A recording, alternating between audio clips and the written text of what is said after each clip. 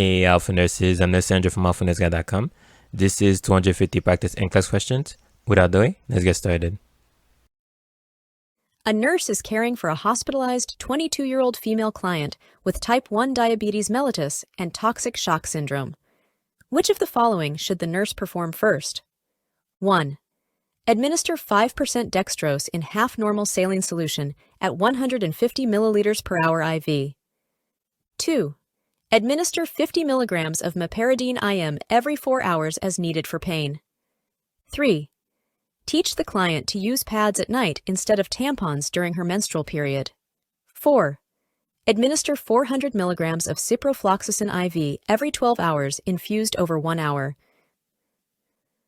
The correct answer is 1. Administer 5% dextrose in half-normal saline solution at 150 milliliters per hour IV.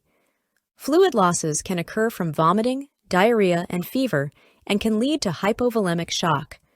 The first nursing action is to treat the hypovolemic shock that accompanies toxic shock, so the IV fluids must be administered immediately. The fluid replacement is critical to avoid circulatory collapse. Pain medication and teaching can be implemented later. Antibiotics will be given because toxic shock syndrome is caused by a staphylococcal infection. However, fluid replacement is initiated first to treat life-threatening hypovolemic shock. A client taking oral contraceptives is placed on a 10-day course of antibiotics for an infection. Which of the following instructions should the nurse include in the teaching plan? 1. Use a barrier method of birth control for the rest of your cycle. 2. You should stop taking the oral contraceptives while taking the antibiotic. 3. Call your healthcare provider for increased hunger or fluid retention. 4. Take the antibiotics 2 hours after the oral contraceptive. The correct answer is 1. Use a barrier method of birth control for the rest of your cycle. Antibiotics may decrease the effectiveness of oral contraceptives. The client should be instructed to continue the contraceptives and use a barrier method as a backup method of birth control until the next menstrual cycle. The client should not stop taking her oral contraceptives, and there is no indication for or benefit to taking the antibiotic 2 hours after the contraceptive. There is no incidence of the adverse effects of increased hunger and fluid retention with the interaction of antibiotic therapy and oral contraceptives. A nurse is assessing a client with vaginal discharge. Which of the following diseases are commonly associated with vaginal discharge? Select all that apply. 1. Candidiasis. 2. Bacterial vaginosis. 3. Gonorrhea. 4. Trichomoniasis. 5. Syphilis. The correct answers are 1. Candidiasis, 2. Bacterial vaginosis, and 4. Trichomoniasis. Candidiasis causes a white discharge that results in redness and itching. Bacterial vaginosis causes a thick, white, adherent discharge. Trichomoniasis causes a diffuse yellow-green discharge and is a sexually transmitted infection. Gonorrhea and syphilis usually do not change vaginal discharge. A nurse is discussing daily activities with a client. Which of the following activities puts the client at risk for altering the normal pH of her vagina? 1. Consuming over 4 cups of coffee per day. 2. Having sexual intercourse during the menstrual cycle. 3. Douching unless instructed to do so by the healthcare provider. 4. Using tampons during the menstrual cycle. The correct answer is 3. Douching unless instructed to do so by the healthcare provider. Douching may disrupt the normal flora of the vaginal lactobacilli and change the pH, which could result in overgrowth of other bacteria. Coffee, intercourse during menses, and tampons are not related to changes in vaginal pH or the incidence of bacterial vaginosis. A nurse is planning care for a client who underwent a percutaneous needle biopsy of the kidney. What should the nurse plan to do immediately after the biopsy? Select all that apply. 1. Assess the biopsy site. 2. Take vital signs every hour. 3. Assess urine for hematuria. 4. Place the client in a prone position. 5. Assess the client for chest pain. The correct answers are 1. Assess the biopsy site, 3. Assess urine for hematuria, and 4. Place the client in a prone position. The nurse should assess the biopsy site for bleeding and hematoma formation. The client should remain prone for 8 to 24 hours after the biopsy. A pressure dressing will aid in blood coagulation. Vital signs assessment should be taken every 5 to 15 minutes for the first hour, and then less often if the client is stable. The urine does not need to be collected and kept on ice. The nurse should collect serial urine specimens to assess for hematuria. A renal biopsy does not put the client at increased risk for chest pain. Before we move on to the next question, the NCLEX Mastery Bundle is available. It includes over 100 animated review videos, hundreds of pages of notes, hundreds of case study questions, and over 1,000 NCLEX questions. Link is in the description, or you can get it at alphanurseguide.com. Back to the questions.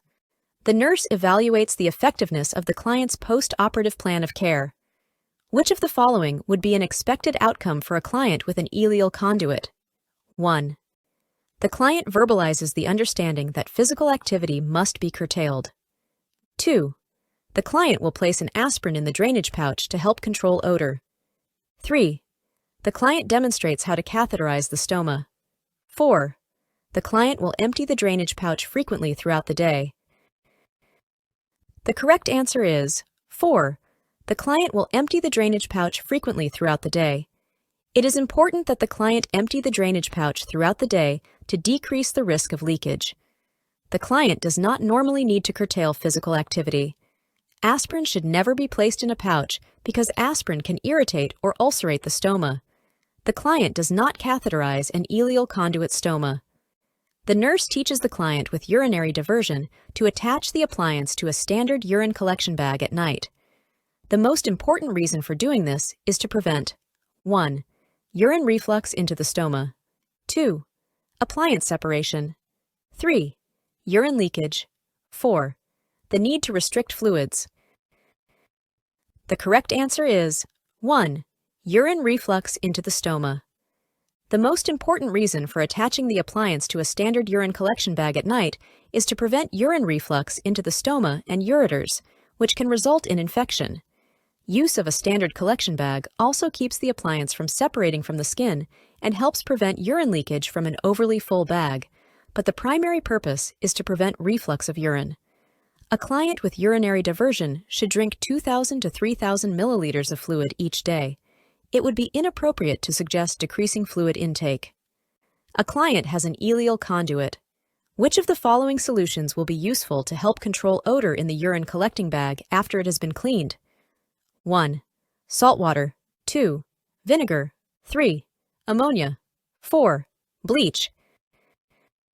The correct answer is 2. Vinegar. A distilled vinegar solution acts as a good deodorizing agent after an appliance has been cleaned well with soap and water. If the client prefers, a commercial deodorizer may be used. Salt solution does not deodorize. Ammonia and bleaching agents may damage the appliance. The client with an ileal conduit will be using a reusable appliance at home. The nurse should teach the client to clean the appliance routinely with which product? 1. Baking soda. 2. Soap. 3. Hydrogen peroxide. 4. Alcohol.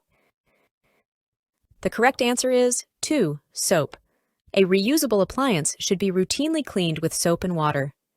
When teaching the client to care for an ileal conduit, the nurse instructs the client to empty the appliance frequently. Which of the following indicates that the client is following instructions? 1. The skin around the stoma is red. 2. The urine is deep yellow. 3. There is no odor present. 4. The seal around the stoma is intact. The correct answer is 4. The seal around the stoma is intact. If the appliance becomes too full, it is likely to pull away from the skin completely or to leak urine onto the skin. Thus, if the seal is intact, the client is emptying the appliance regularly. The skin around the seal should not be red or irritated, which could indicate a leak. There will likely be an odor from the urine. Deep yellow urine indicates that the client should be increasing fluid intake. After surgery for an ileal conduit, the nurse should closely assess the client for the occurrence of which of the following complications related to pelvic surgery? 1. Peritonitis. 2. Thrombophlebitis. 3. Husitis. 4. Inguinal hernia. The correct answer is 2. Thrombophlebitis. After pelvic surgery, there is an increased chance of thrombophlebitis owing to the pelvic manipulation that can interfere with circulation and promote venous stasis. Peritonitis is a potential complication of any abdominal surgery, not just pelvic surgery. Ascites is most frequently an indication of liver disease. Inguinal hernia may be caused by an increase in intra-abdominal pressure or a congenital weakness of the abdominal wall. Ventral hernia occurs at the site of a previous abdominal incision. If the client develops lower abdominal pain after a cystoscopy, the nurse should instruct the client to do which of the following? 1. Apply an ice pack to the pubic area. 2. Massage the abdomen gently. 3. Ambulate as much as possible. 4. Sit in a tub of warm water. The correct answer is 4. Sit in a tub of warm water. Lower abdominal pain after a cystoscopy is frequently caused by bladder spasms. Warm water can help relax muscles. Ice is not effective in relieving spasms. Massage and ambulation may increase bladder irritability. The nurse is preparing to teach a patient with a new diagnosis of osteoporosis about strategies to prevent falls. Which teaching points should the nurse be sure to include? Select all that apply. 1. Wear a hip protector when ambulating. 2. Remove throw rugs and other obstacles at home. 3. Exercise to help build your strength. 4. Expect a few bumps and bruises when you go home. 5. Rest when you are tired. 6. Avoid consuming 3 or more alcoholic drinks per day. The correct answers are 1. Wear a hip protector when ambulating. 2. Remove throw rugs and other obstacles at home. 3. Exercise to help build your strength. And 5. Rest when you are tired. Rationale. The purpose of this teaching is to help the patient prevent falls. The hip protector can prevent hip fractures if the patient falls. Throw rugs and obstacles in the home increase the risk of falls. Patients who are tired are also more likely to fall. Exercise helps to strengthen muscles and improve coordination. Women should not consume more than 1 drink per day, and men should not consume more than 2 drinks per day. A client is asking for information about using an intrauterine device. Which of the following questions asked by the nurse would provide pertinent information on whether or not a client is a candidate for an IUD? 1. Do you smoke? 2. Do you have hypertension? 3. How often do you have sex? 4. Are you in a monogamous relationship? The correct answer is 4. Are you in a monogamous relationship? Due to the increased risk of pelvic inflammatory disease, candidates for the IUD should be in a monogamous relationship. Smoking and hypertension are not contraindications for an IUD. The frequency of sexual relations will not affect IUD use. A female client with which condition would be at increased risk for vulvovaginal candidiasis? Select all that apply. 1. Uncontrolled diabetes. 2. Immunosuppression due to cancer. 3. Human immunodeficiency virus infection. 4. Hypertension. 5. Asthma. The correct answers are 1. Uncontrolled diabetes, 2. Immunosuppression due to cancer, and 3. Human immunodeficiency virus infection. Women with underlying medical conditions, such as uncontrolled diabetes and HIV infection or cancer-causing immunosuppression, correlate with an increasing severity of candidiasis. Hypertension and asthma are not related to immunosuppression or complicated candidiasis. Before we move on to the next question, the NCLEX Mastery Bundle is available. It includes over 100 animated review videos, hundreds of pages of notes, hundreds of case study questions, and over 1,000 NCLEX questions. Link is in the description, or you can get it at alphanurseguide.com. Back to the questions. A client is prescribed oral metronidazole for treatment of bacterial vaginosis.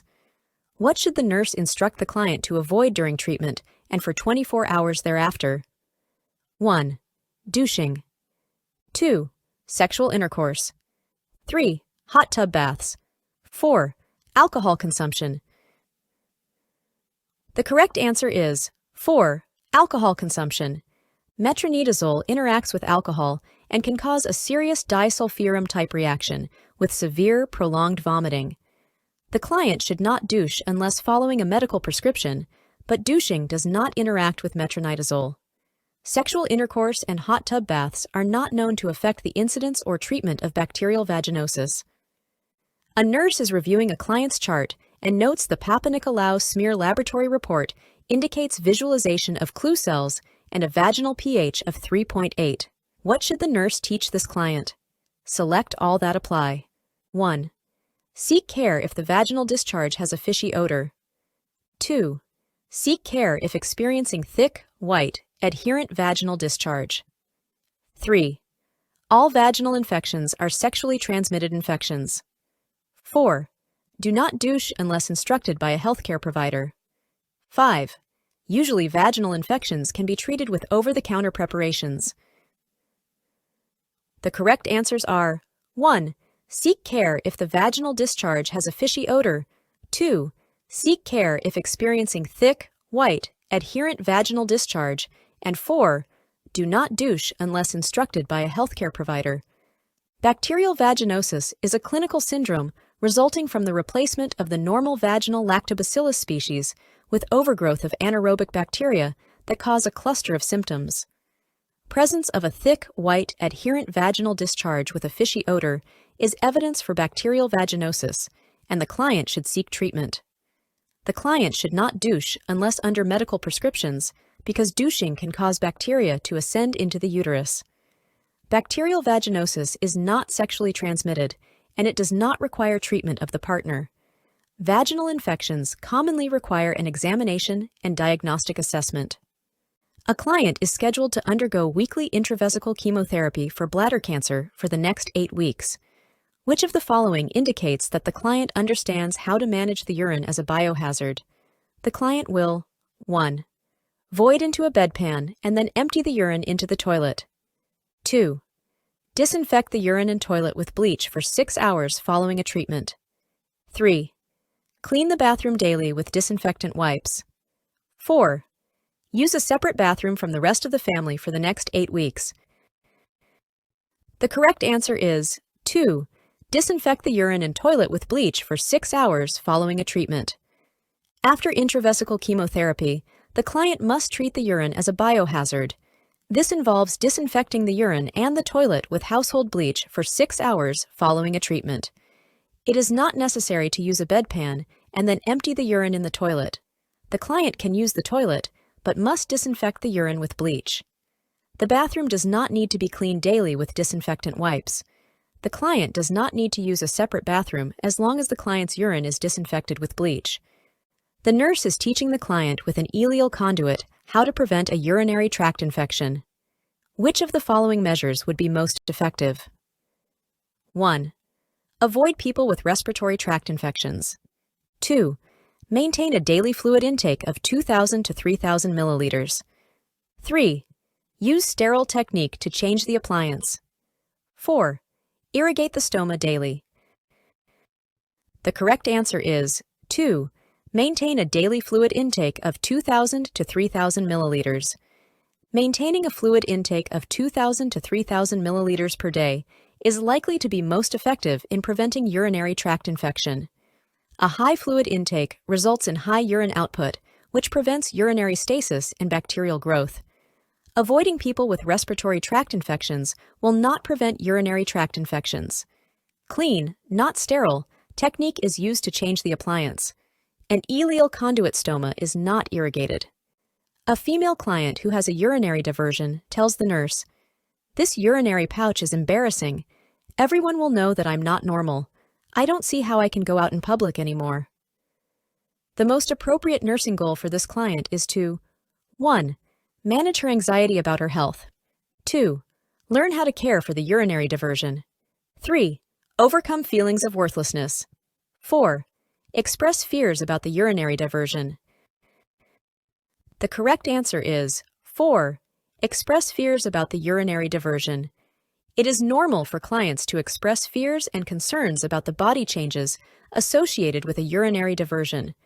Allowing the client time to verbalize concerns in a supportive environment and suggesting that she discuss these concerns with people who have successfully adjusted to ostomy surgery can help her begin coping with these changes in a positive manner. Although the client may be anxious about this situation and may be feeling worthless, the underlying problem is a disturbance in body image. There are no data to indicate that the client does not know how to care for the urinary diversion. The nurse is evaluating the discharge teaching for a client who has an allele conduit. Which of the following statements indicates that the client has correctly understood the teaching? Select all that apply. 1. If I limit my fluid intake, I will not have to empty my ostomy pouch as often. 2. I can place an aspirin tablet in my pouch to decrease odor. 3. I can usually keep my ostomy pouch on for 3 to 7 days before changing it. 4. I must use a skin barrier to protect my skin from urine. 5. I should empty my ostomy pouch of urine when it is full. The correct answers are 3. I can usually keep my ostomy pouch on for 3 to 7 days before changing it, and 4. I must use a skin barrier to protect my skin from urine. The client with an ileal conduit must learn self-care activities related to care of the stoma and ostomy appliances. The client should be taught to increase fluid intake to about 3,000 milliliters per day and should not limit intake. Adequate fluid intake helps to flush mucus from the ileal conduit. The ostomy appliance should be changed approximately every 3 to 7 days and whenever a leak develops. A skin barrier is essential to protecting the skin from the irritation of the urine. Aspirin should not be used as a method of odor control because it can be an irritant to the stoma and lead to ulceration. The ostomy pouch should be emptied when it is 1/3 to 1/2 full to prevent the weight of the urine from pulling the appliance away from the skin. The nurse should teach the client with an ileal conduit to prevent urine leakage when changing the appliance by using which of the following procedures? 1. Insert a gauze wick into the stoma. 2. Close the opening temporarily with a cellophane seal. 3. Suction the stoma before changing the appliance. 4. Avoid oral fluids for several hours before changing the appliance. The correct answer is 1. Insert a gauze wick into the stoma. Inserting a gauze wick into the stoma helps prevent urine leakage when changing the appliance. The stoma should not be sealed or suctioned. Oral fluids do not need to be avoided. The nurse is assessing the urine of a client who has had an ileal conduit and notes that the urine is yellow with a moderate amount of mucus. Based on these data, the nurse should 1. Change the appliance bag. 2. Notify the physician. 3. Obtain a urine specimen for culture. 4. Encourage a high fluid intake. The correct answer is 4. Encourage a high fluid intake. Mucus is secreted by the intestinal segment used to create the conduit and is a normal occurrence. The client should be encouraged to maintain a large fluid intake to help flush the mucus out of the conduit. Because mucus in the urine is expected, it is not necessary to change the appliance bag or to notify the physician. The mucus is not an indication of an infection, so a urine culture is not necessary. A client who has been diagnosed with bladder cancer is scheduled for an ileal conduit. Preoperatively, the nurse reinforces the client's understanding of the surgical procedure by explaining that an ileal conduit 1. Is a temporary procedure that can be reversed later. 2. Diverts urine into the sigmoid colon, where it is expelled through the rectum. 3. Conveys urine from the ureters to a stoma opening on the abdomen. 4. Creates an opening in the bladder that allows urine to drain into an external pouch. The correct answer is 3. Conveys urine from the ureters to a stoma opening on the abdomen. An ileal conduit is a permanent urinary diversion in which a portion of the ileum is surgically resected and one end of the segment is closed. The ureters are surgically attached to this segment of the ileum, and the open end of the ileum is brought to the skin surface on the abdomen to form the stoma.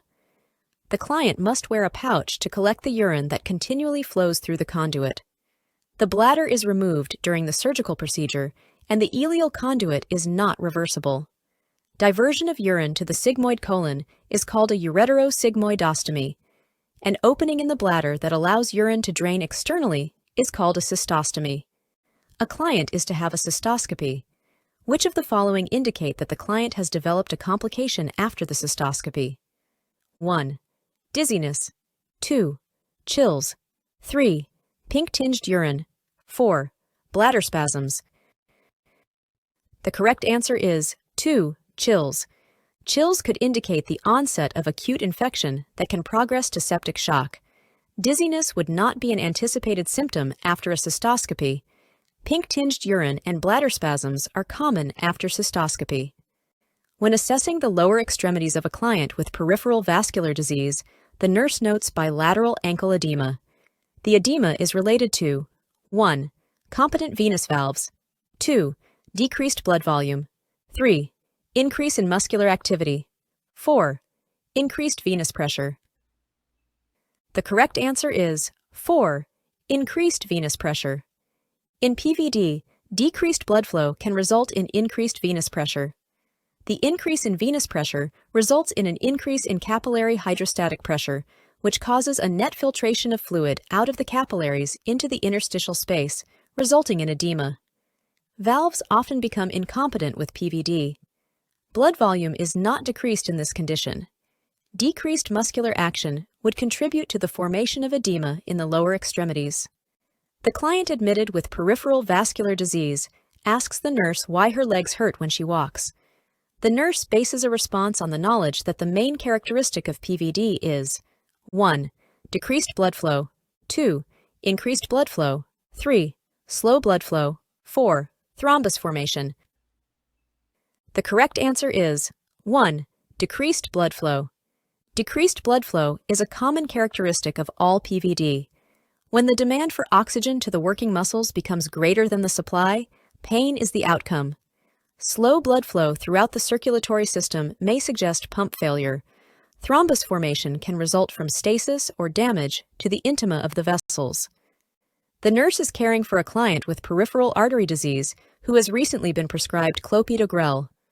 The nurse understands that more teaching is necessary when the client states which of the following: 1.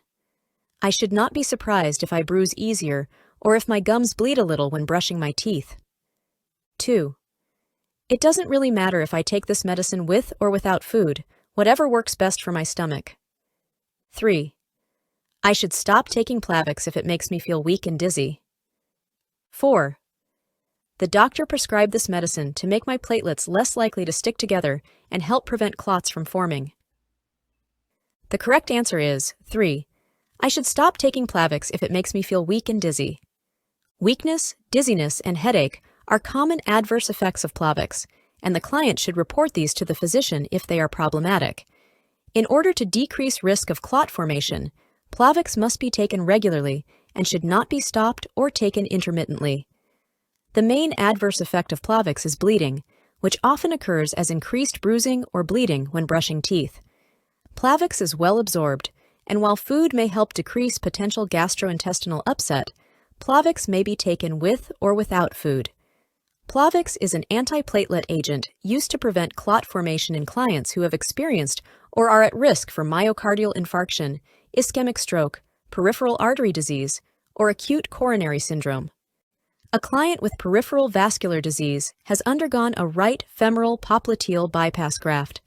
The blood pressure has decreased from 124/80 to 94/62. What should the nurse assess first? 1. IV fluid solution. 2. Pedal pulses. 3. Nasal cannula flow rate. 4. Capillary refill.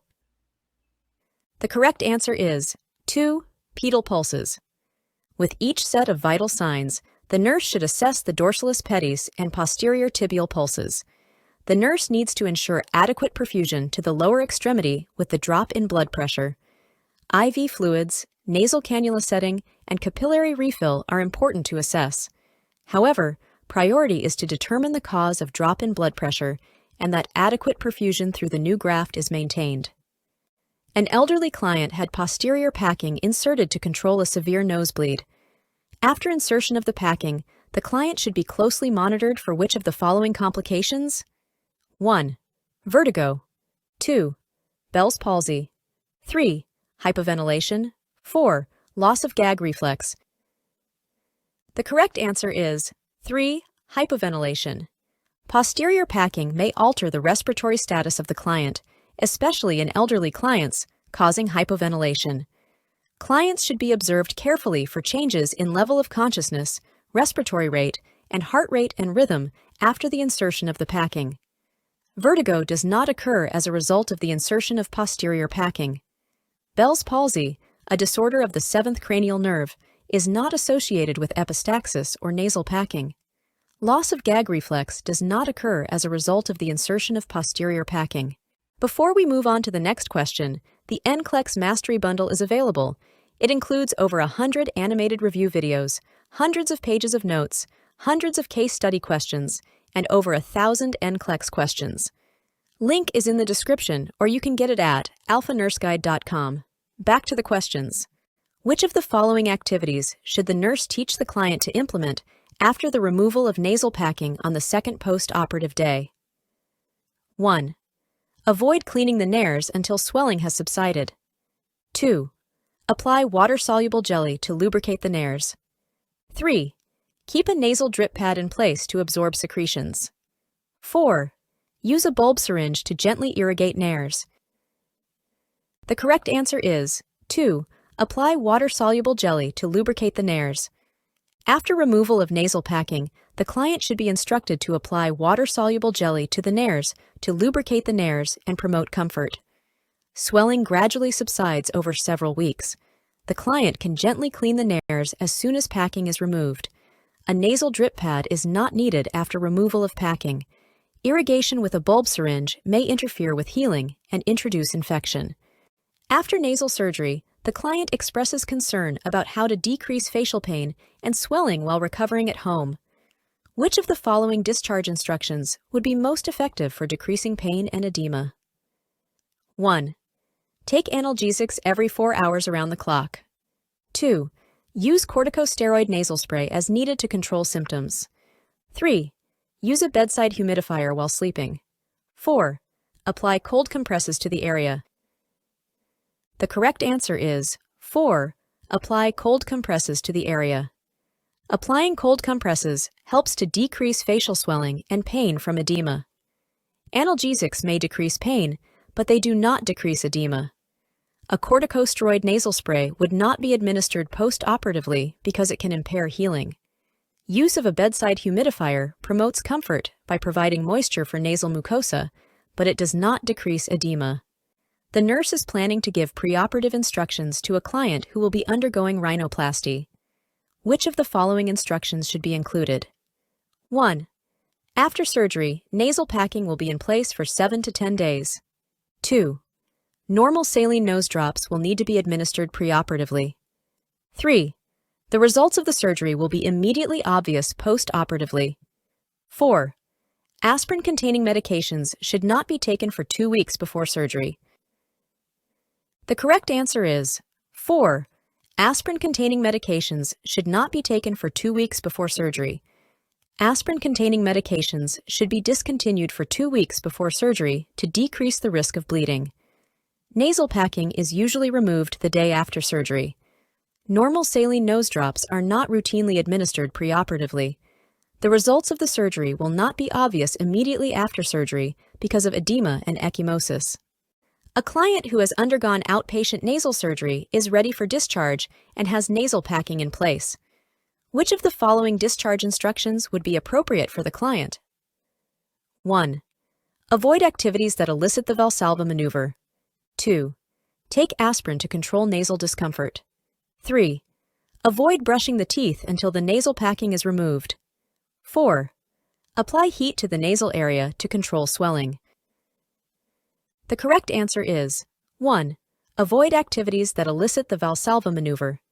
The client should be instructed to avoid any activities that cause Valsalva's maneuver, such as constipation, vigorous coughing, exercise, in order to reduce bleeding and stress on suture lines.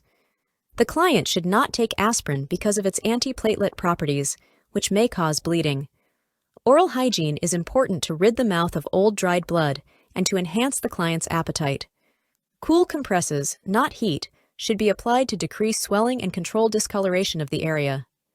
A healthcare provider has just inserted nasal packing for a client with epistaxis. The client is taking ramipril for hypertension. What should the nurse instruct the client to do? 1. Use 81 milligrams of aspirin daily for relief of discomfort. 2. Omit the next dose of ramipril. 3. Remove the packing if there is difficulty swallowing. 4. Avoid rigorous aerobic exercise. The correct answer is 4. Avoid rigorous aerobic exercise. Epistaxis, or nosebleed, is a common, sudden emergency. Commonly, no apparent explanation for the bleeding is known. With significant blood loss, systemic symptoms such as vertigo, increased pulse, shortness of breath, decreased blood pressure, and pallor will occur. Because aerobic exercise may increase blood pressure and increased blood pressure can cause epistaxis, the client with hypertension should avoid it. Aspirin inhibits platelet aggregation, reducing the ability of the blood to clot. The client should continue to take his anti-hypertension medication, ramipril. Posterior nasal packing should be left in place for 1 to 3 days. Guaifenesin 300 milligrams 4 times a day has been prescribed as an expectorant. The dosage strength of the liquid is 200 milligrams per 5 milliliter. How many milliliters should the nurse administer for each dose? Blank milliliters. The correct answer is 7.5 milliliters. To solve this problem, you set up the formula as 200 milligrams over 5 milliliters equals to 300 milligrams over x. You cross-multiply 200 times x and 300 times 5. You get 200x equals to 1,500. You divide 200 on both sides, and you get x equals to 7.5 milliliters. This is the amount that the nurse should administer for each dose. The nurse should include which of the following instructions in the teaching plan for a client with chronic sinusitis? 1. Avoid the use of caffeinated beverages. 2. Perform postural drainage every day. 3. Take hot showers twice daily. 4. Report a temperature of 102 degrees Fahrenheit, 38.9 degrees Celsius or higher. The correct answer is 3. Take hot showers twice daily. The client with chronic sinusitis should be instructed to take hot showers in the morning and evening to promote drainage of secretions. There is no need to limit caffeine intake. Performing postural drainage will inhibit removal of secretions, not promote it. Clients should elevate the head of the bed to promote drainage. Clients should report all temperatures higher than 100.4 degrees Fahrenheit or 38 degrees Celsius because a temperature that high can indicate infection. A 39-year-old female client has been experiencing intermittent vaginal bleeding for several months. Her physician tells her that she has uterine fibroids and recommends an abdominal hysterectomy. When the client expresses fear about the surgery, the nurse should 1. Reassure the client of her physician's competence. 2. Give the client opportunities to express her fears. 3. Teach the client that fear impedes recovery. 4. Change the topic of conversation. The correct answer is 2.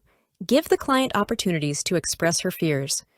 The best approach for a client who is fearful about having surgery is to allow the client opportunities to express her fears.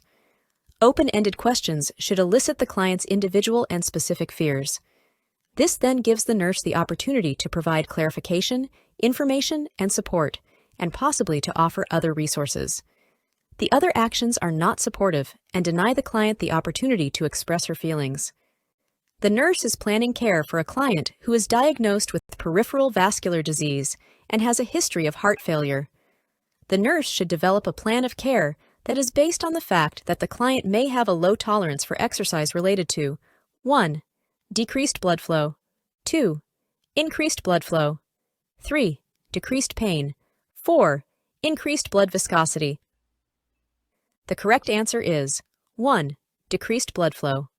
A client with PVD and heart failure will experience decreased blood flow. In this situation, low exercise tolerance may be related to less blood being ejected from the left ventricle into the systemic circulation. Decreased blood supply to the tissues results in pain. Increased blood viscosity may be a component, but it is of much less importance than the disease processes. A client is receiving cilostazol for peripheral arterial disease, causing intermittent claudication. The nurse determines this medication is effective when the client reports which of the following? 1. I am having fewer aches and pains. 2. I do not have headaches anymore. 3. I am able to walk further without leg pain. 4. My toes are turning grayish-black in color. The correct answer is 3. I am able to walk further without leg pain. Cilostazol is indicated for management of intermittent claudication. Symptoms usually improve within 2 to 4 weeks of therapy. Intermittent claudication prevents clients from walking for long periods of time. Cilostazol inhibits platelet aggregation induced by various stimuli and improving blood flow to the muscles and allowing the client to walk long distances without pain. Peripheral arterial disease causes pain mainly of the leg muscles. Aches and pains does not specify exactly where the pain is occurring. Headaches may occur as a side effect of this drug, and the client should report this information to the healthcare provider. Peripheral arterial disease causes decreased blood supply to the peripheral tissues and may cause gangrene of the toes. The drug is effective when the toes are warm to the touch and the color of the toes is similar to the color of the body. An overweight client taking warfarin has dry skin due to decreased arterial blood flow. What should the nurse instruct the client to do? Select all that apply. 1. Apply lanolin or petroleum jelly to intact skin. 2. Follow a reduced-calorie, reduced-fat diet. 3. Inspect the involved areas daily for new ulcerations. 4. Instruct the client to limit activities of daily living. 5. Use an electric razor to shave. The correct answers are 1. Apply lanolin or petroleum jelly to intact skin. 2. Follow a reduced-calorie, reduced-fat diet. 3. Inspect the involved areas daily for new ulcerations. And 5. Use an electric razor to shave. Maintaining skin integrity is important in preventing chronic ulcers and infections. The client should be taught to inspect the skin on a daily basis. The client should reduce weight to promote circulation. A diet lower in calories and fat is appropriate. Because the client is receiving Coumadin, the client is at risk for bleeding from cuts. To decrease the risk of cuts, the nurse should suggest that the client use an electric razor. The client with decreased arterial blood flow should be encouraged to participate in ADLs. In fact, the client should be encouraged to consult an exercise physiologist for an exercise program that enhances the aerobic capacity of the body. The nurse is assessing a 48-year-old client with a history of smoking during a routine clinic visit.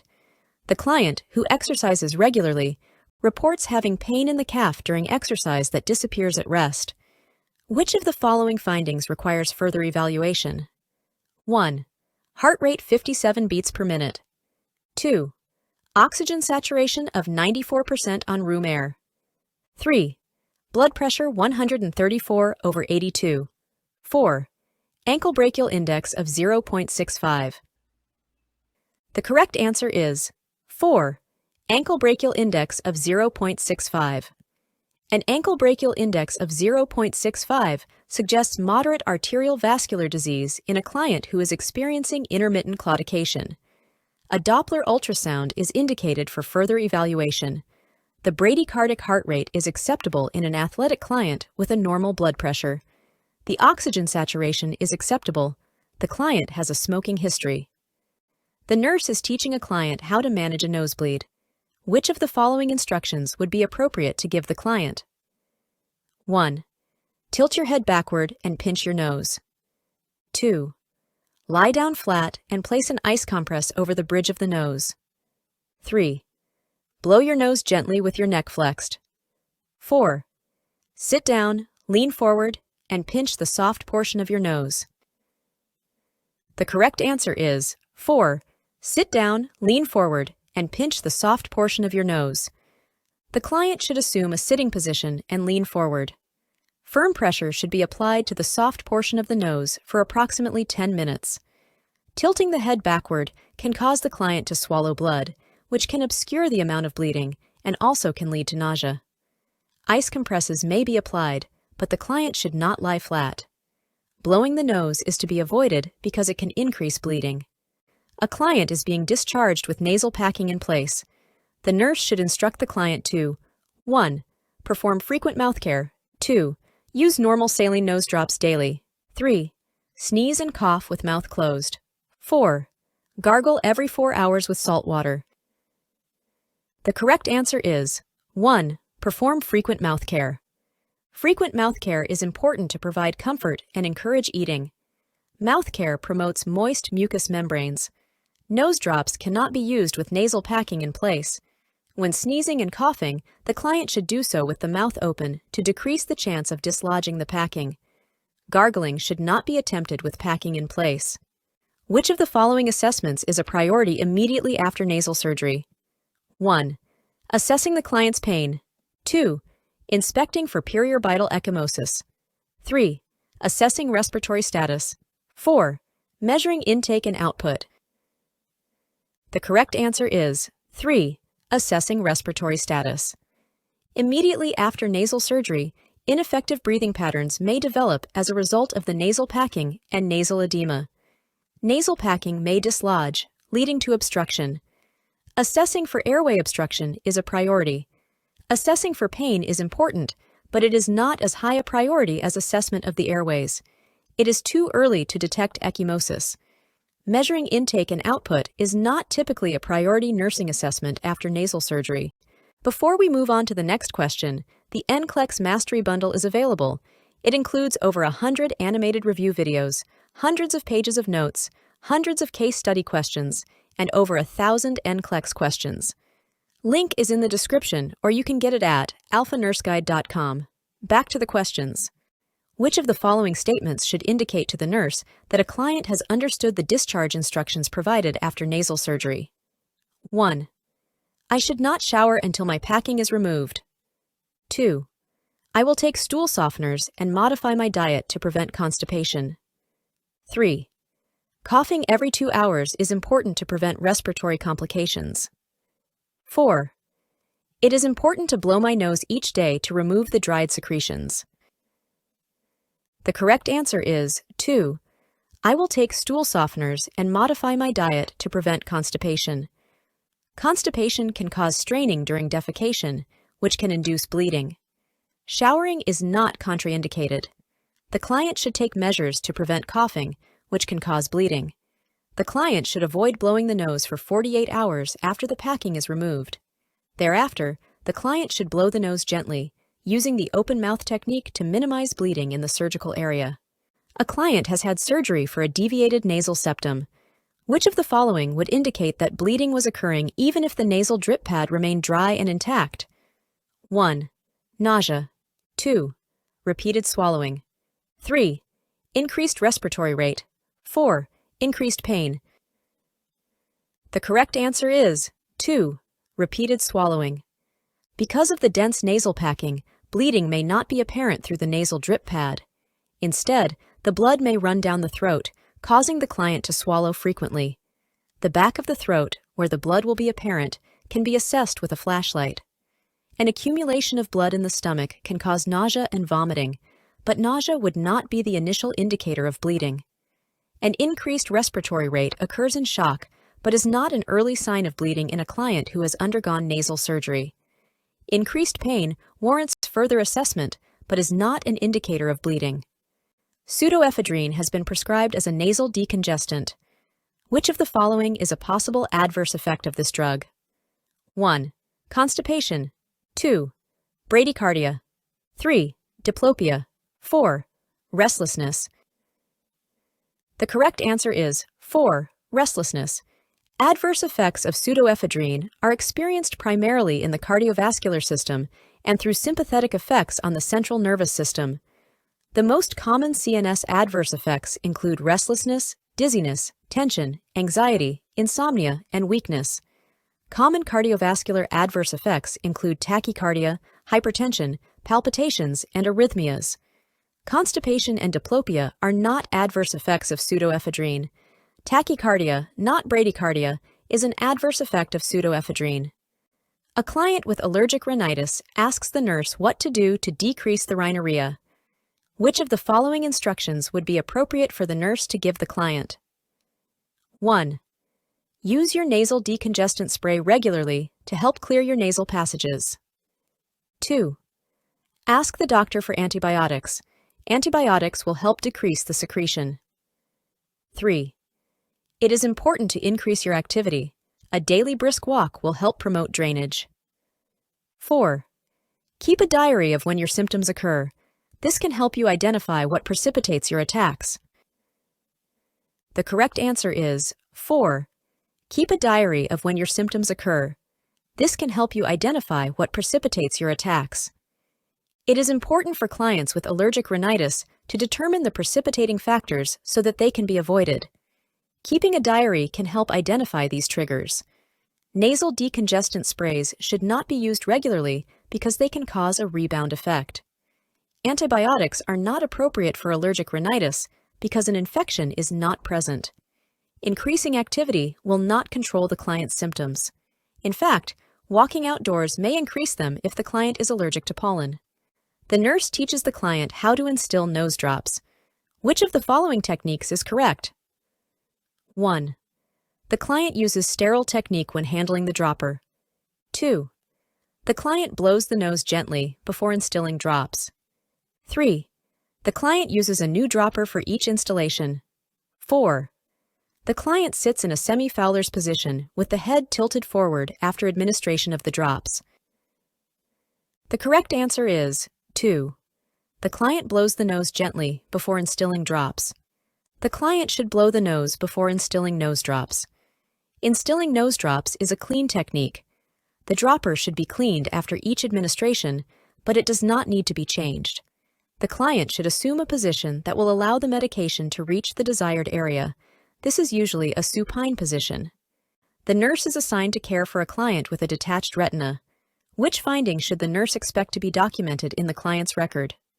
1. Blurred vision. 2. Pain in the affected eye. 3. A yellow discoloration of the sclera. 4. A sense of a curtain falling across the field of vision. The correct answer is 4. A sense of a curtain falling across the field of vision. A characteristic clinical manifestation of retinal detachment described by clients is the feeling that a shadow or curtain is falling across the field of vision. There is no pain associated with detachment of the retina. A retinal detachment is an ophthalmic emergency, and even more so if visual acuity is still normal. Options 1 and 3 are not specifically associated with a detached retina. For a patient who has multiple risk factors for primary open-angle glaucoma, which sign or symptom should be investigated as an early sign of POAG? 1. Loss of central visual field. 2. Seeing halos around lights. 3. Mild eye aching. 4. Loss of peripheral vision. The correct answer is 3. Mild eye aching. POAG develops slowly, and irreversible damage to the optic nerve can occur before any signs or symptoms are manifested. However, mild eye aching or headaches should be investigated as possible early signs of POAG. Loss of peripheral vision, seeing halos, and loss of central vision are late signs. A patient has a hordeolum on the right upper eyelid. Which intervention would the nurse recommend first? 1. Apply warm compresses 4 times per day. 2. Gently perform hygienic eyelid scrubs. 3. Obtain a prescription for antibiotic drops. 4. Contact the ophthalmologist. The correct answer is 1. Apply warm compresses 4 times per day. Warm compresses usually provide relief. If the problem persists, eyelid scrubs and antibiotic drops would be appropriate. The ophthalmologist could be consulted, but other providers such as the family physician or the nurse practitioner could give a prescription for antibiotics. The clinic nurse is preparing to test the visual acuity of a client using a Snellen chart. Which of the following identifies the accurate procedure for this visual acuity test? 1. Both eyes are assessed together, followed by the assessment of the right and then the left eye. 2. The right eye is tested, followed by the left eye, and then both eyes are tested. 3. The client is asked to stand at 40 feet from the chart and is asked to read the largest line on the chart. 4. The client is asked to stand at 40 feet from the chart and to read the line that can be read 200 feet away by an individual with unimpaired vision. The correct answer is 2. The right eye is tested, followed by the left eye, and then both eyes are tested. Visual acuity is assessed in one eye at a time and then in both eyes together with the client comfortably standing or sitting. The right eye is tested with the left eye covered, then the left eye is tested with the right eye covered. Both eyes then are tested together. Visual acuity is measured with or without corrective lenses, and the client stands at a distance of 20 feet from the chart. A visual acuity test is only one part of a comprehensive ophthalmologic examination. The goal of the visual acuity test is to determine clarity or sharpness of vision. The nurse is reviewing prescriptions for several patients who have disorders of the eye. Which medication prescription is the most important to discuss with the healthcare provider? 1. Timolol for open-angle glaucoma. 2. Chromalin sodium for allergic conjunctivitis. 3. Atropine for acute angle closure glaucoma. 4. Ranibizumab for wet age-related macular degeneration. The correct answer is 3. Atropine for acute angle closure glaucoma. Atropine should not be used for acute angle closure glaucoma. Atropine causes dilation of the pupil, which impedes outflow of aqueous humor and increases intraocular pressure. This action could precipitate or worsen the condition. The nurse has just received a change of shift report about these pediatric patients. Which patient will the nurse assess first? 1. A 1-year-old patient with hemophilia B who was admitted because of decreased responsiveness. 2.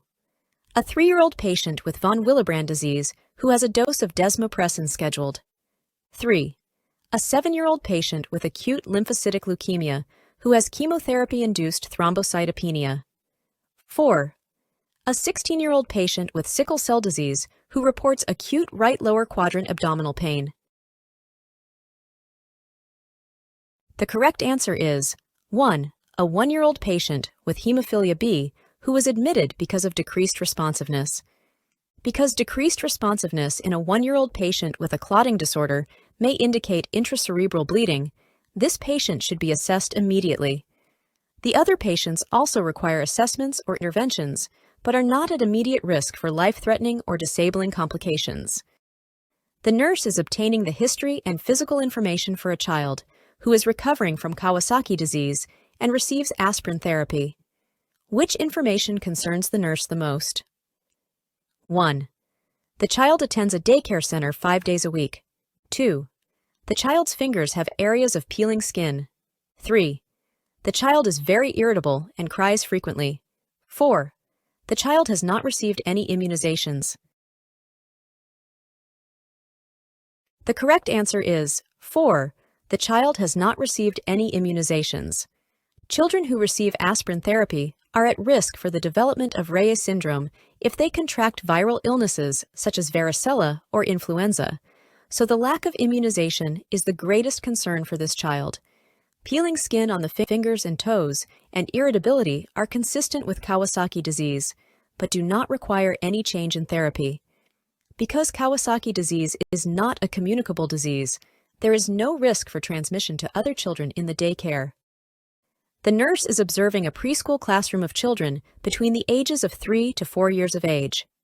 When planning actions to ensure that each child meets normal developmental goals, which child will require the most immediate intervention? 1. A 3-year-old boy who needs help dressing. 2. A 4-year-old girl who has an imaginary friend. 3. A 4-year-old girl who engages only in parallel play. 4. A 3-year-old boy who draws stick figures. The correct answer is 3. A 4-year-old girl who engages only in parallel play. At 4 years of age, children engage in pretend play. Parallel play is seen in younger children between the ages of 2 and 3 years when they play side by side with limited interaction. The other behaviors are developmentally appropriate. The nurse will plan interventions to ensure that all the children meet developmental goals, but the 4-year-old child engaging only in parallel play will require the most immediate intervention. The nurse is assisting with the delivery of a 31-week gestational age premature newborn who requires intubation for respiratory distress syndrome. Which medication does the nurse anticipate will be needed first for this infant? 1. Theophylline. 2. Surfactant. 3. Dexamethasone. 4. Albuterol. The correct answer is 2. Surfactant. Research indicates that the administration of synthetic surfactant improves respiratory status and decreases the incidence of pneumothorax in premature infants with RDS. The other medications may be used if respiratory distress persists, but the first medication administered will be the surfactant. The nurse has obtained this assessment information about a 3-year-old patient who has just returned to the pediatric unit after having a tonsillectomy. Which finding requires the most immediate follow-up? 1. Frequent swallowing. 2. Hypotonic bowel sounds. 3. Reports of a sore throat. 4. Heart rate of 112 beats per minute. The correct answer is 1. Frequent swallowing. Frequent swallowing after a tonsillectomy may indicate bleeding. The nurse should inspect the back of the throat for evidence of bleeding.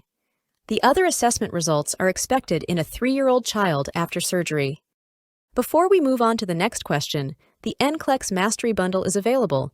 It includes over 100 animated review videos, hundreds of pages of notes, hundreds of case study questions, and over 1,000 NCLEX questions. Link is in the description, or you can get it at alphanurseguide.com. Back to the questions.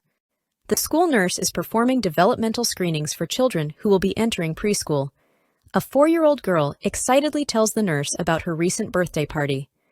As she relates the details of the event, she frequently stutters. Which action by the nurse is most appropriate at this time? 1. Refer the child to an audiologist. 2. Obtain a detailed birth history from the parents. 3. Document the findings on the child's school record. 4. Refer the child to a speech pathologist. The correct answer is 3. Document the findings on the child's school record. Stuttering during the preschool years is a normal variation, particularly when excited or upset. The cause is attributed to preschool children increased cognitive abilities and imagination such that their speech cannot keep up with their thoughts. Documenting this on the child's record is important for continued observation to determine if it extends beyond the preschool years. While working in the pediatric clinic, the nurse receives a telephone call from the parent of a 13-year-old child who is receiving chemotherapy for leukemia. The patient's sibling has chickenpox. Which action will the nurse anticipate taking next? 1. Administer varicella-zoster immune globulin to the patient. 2. Teach the parent about the correct use of acyclovir. 3. Educate the parent about contact and airborne precautions. 4. Prepare to admit the patient to a private room in the hospital. The correct answer is 1. Administer varicella-zoster immune globulin to the patient. The administration of varicella-zoster immune globulin can prevent the development of varicella in immunosuppressed patients and will typically be prescribed. Acyclovir therapy and hospitalization may be required if the child develops a varicella-zoster virus infection. Contact and airborne precautions will be implemented to prevent the spread of infection to other children if the child is hospitalized with varicella. The nurse is obtaining the pulse of a client who had a femoral popliteal bypass surgery 6 hours ago. Which assessment provides the most accurate information about the client's post-operative status? 1. 2. 3. 4. The correct answer is option 4.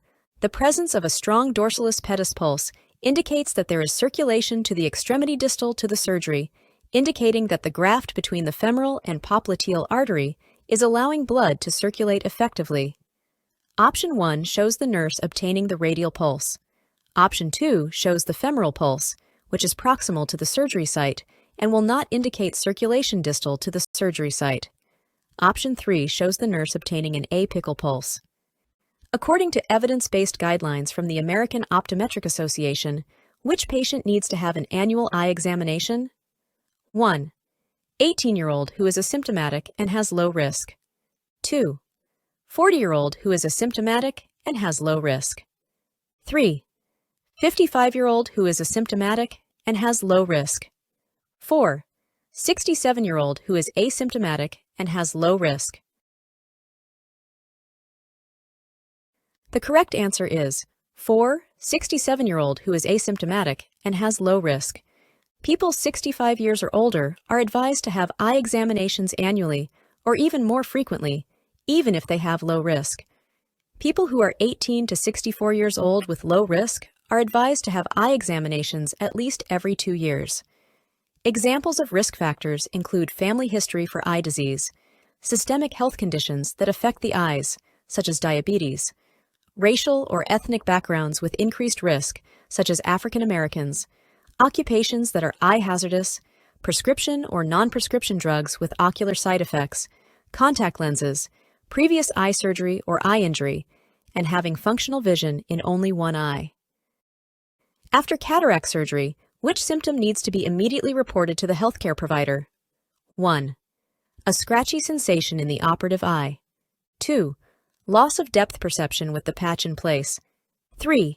Poor vision 6 to 8 hours after patch removal. 4. Pain not relieved by prescribed medication. The correct answer is 4. Pain not relieved by prescribed medication. Pain may signal hemorrhage, infection, or increased ocular pressure. A scratchy sensation and loss of depth perception with the patch in place are common. Adequate vision may not return for 24 hours. Which finding should be immediately reported to the healthcare provider? 1. A change in color vision. 2. Crusty yellow drainage on the eyelashes. 3. Increased lacrimation. 4. A curtain-like shadow across the visual field. The correct answer is 4. A curtain-like shadow across the visual field. A curtain-like shadow is a symptom of retinal detachment, which is an emergency situation. A change in color vision is a symptom of a cataract. Crusty drainage is associated with conjunctivitis. Increased lacrimation is associated with many eye irritants, such as allergies, contact lenses, or foreign bodies. A patient calls the clinic and reports redness of the sclera, itching of the eyes, and increased lacrimation for several hours. What should the nurse direct the caller to do first? 1. Please call your healthcare provider. 2. Apply a cool compress to your eyes. 3. If you are wearing contact lenses, remove them. 4. Take an over-the-counter antihistamine. The correct answer is 3. If you are wearing contact lenses, remove them. If the patient is wearing contact lenses, the lenses may be causing the symptoms, and removing them will prevent further eye irritation or damage. Policies on giving telephone advice vary among institutions, and knowledge of the facility policy is essential. The other options may be appropriate, but additional information is needed before suggesting anything else. According to evidence-based guidelines from the American Optometric Association, which modifiable risk factor is the most important to emphasize during patient teaching to reduce the risk for age-related macular degeneration? 1. Initiate smoking cessation. 2. Take vitamin D and E supplements. 3. Eat dark green, leafy vegetables. 4. Wear protective eyewear as needed. The correct answer is 1. Initiate smoking cessation. According to the American Optometric Association, smoking cessation is the most important modifiable factor for decreasing risk for age-related macular degeneration. Consumption of dark green vegetables and use of vitamin supplements are recommended, but the evidence is less compelling. Use of protective eyewear is recommended to prevent eye injuries during active sports or hazardous occupations, but this preventative measure is not related to age-related macular degeneration. The staff nurse is working with a student nurse to provide care for a 10-year-old patient with severe abdominal, hip, and knee pain caused by a sickle cell crisis. Which action taken by the student requires the staff nurse to intervene immediately? 1. Administering oral pain medication as needed. 2. Positioning cold packs on the child's knees. 3. Encouraging increased fluid intake. 4. Monitoring vital signs every 2 hours. The correct answer is 2. Positioning cold packs on the child's knees. Sickle cell crisis may include vaso-occlusive crisis, splenic sequestration, and aplastic crisis. The symptoms experienced by this child are indicative of both vaso-occlusive crisis and splenic sequestration. Placing cold packs on the knees of a child with vaso-occlusive crisis results in vasoconstriction, placing the child at risk for thrombosis formation. Encouraging increased fluid intake is advised to prevent thrombosis formation. Monitoring vital signs is a method to assess for life-threatening complications associated with both vaso-occlusive crisis and splenic sequestration. Vaso-occlusive crisis is associated with severe pain, and pain medication is recommended. After receiving the change of shift report, which patient should the nurse assess first? 1. An 18-month-old patient with coarctation of the aorta who has decreased pedal pulses. 2. A 3-year-old patient with rheumatic fever who reports severe knee pain. 3. A 5-year-old patient with endocarditis who has crackles audible throughout both lungs. 4. An 8-year-old patient with Kawasaki disease who has a temperature of 102.2 degrees Fahrenheit. The correct answer is 3. A 5-year-old patient with endocarditis who has crackles audible throughout both lungs. Crackles throughout both lungs indicate that the child has severe left ventricular failure as a complication of endocarditis. Hypoxemia is likely, so the child needs rapid assessment of oxygen saturation, initiation of supplemental oxygen delivery, and administration of medications such as diuretics. The other children should also be assessed as quickly as possible, but they are not experiencing life-threatening complications of their medical diagnoses. The nurse obtains this information when assessing a 3-year-old patient with uncorrected tetralogy of Fallot who is crying. Which finding requires immediate action? 1. The apical pulse rate is 118 beats per minute. 2. A loud systolic murmur is heard in the pulmonic area. 3. There is marked clubbing of the child's nail beds. 4. The lips and oral mucosa are dusky in color. The correct answer is 4. The lips and oral mucosa are dusky in color. Circumoral cyanosis indicates a drop in the partial pressure of oxygen that may precipitate seizures and loss of consciousness. The nurse should rapidly place the child in a knee-chest position, administer oxygen, and take steps to calm the child. The other assessment data are expected in a child with congenital heart defects, such as tetralogy of Fallot. The nurse is providing nursing care for a newborn infant with respiratory distress syndrome who is receiving nasal continuous positive airway pressure ventilation. Which assessment finding is most important to report to the healthcare provider? 1. Apical pulse rate of 156 beats per minute. 2. Crackles audible in both lungs. 3. Tracheal deviation to the right. 4. Oxygen saturation of 93%. The correct answer is 3. Tracheal deviation to the right. Tracheal deviation suggests tension pneumothorax, a possible complication of positive pressure ventilation. The nurse will need to communicate rapidly with the HCP and assist with actions such as chest tube insertion. The heart rate, crackles, and oxygen saturation will be reported to the HCP but are expected in RDS and do not require immediate intervention. An adolescent with cystic fibrosis is admitted to the pediatric unit with increased shortness of breath and pneumonia. Which nursing activity is most important to include in the patient's care? 1. Allowing the adolescent to decide if aerosolized medications are needed. 2. Scheduling postural drainage and a chest physiotherapy every 4 hours. 3. Placing the adolescent in a room with another adolescent with CF. 4. Encouraging oral fluid intake of 2,400 milliliters per day. The correct answer is 2. Scheduling postural drainage and a chest physiotherapy every 4 hours.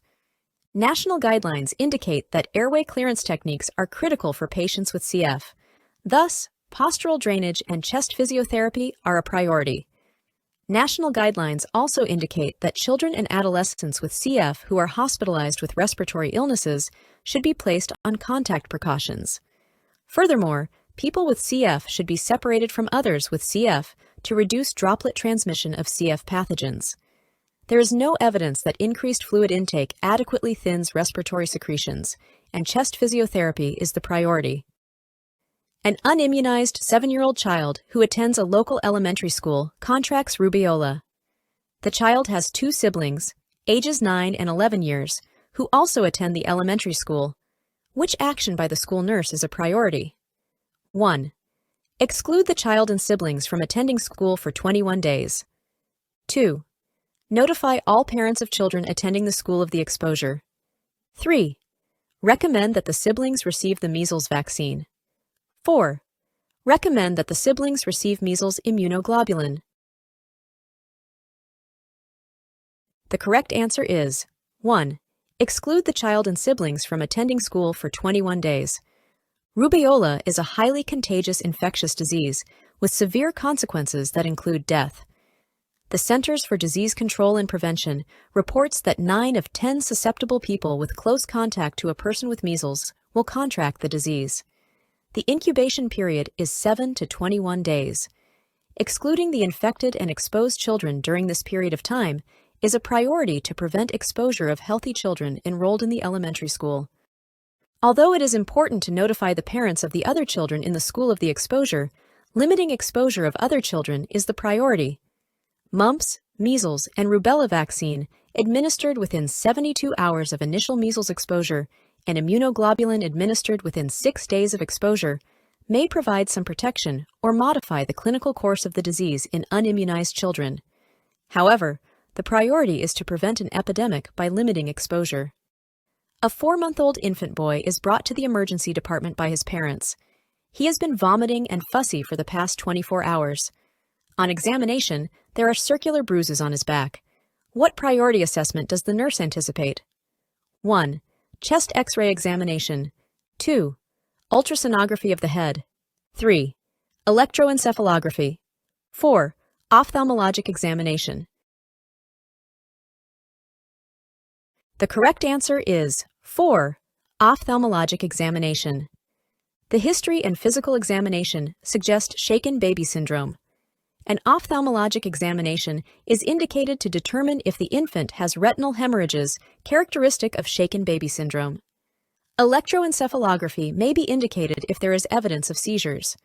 Magnetic resonance imaging or computed tomography of the head can detect subdural hematomas. There is no evidence that would support the need for a chest X-ray examination. Before we move on to the next question, the NCLEX Mastery Bundle is available.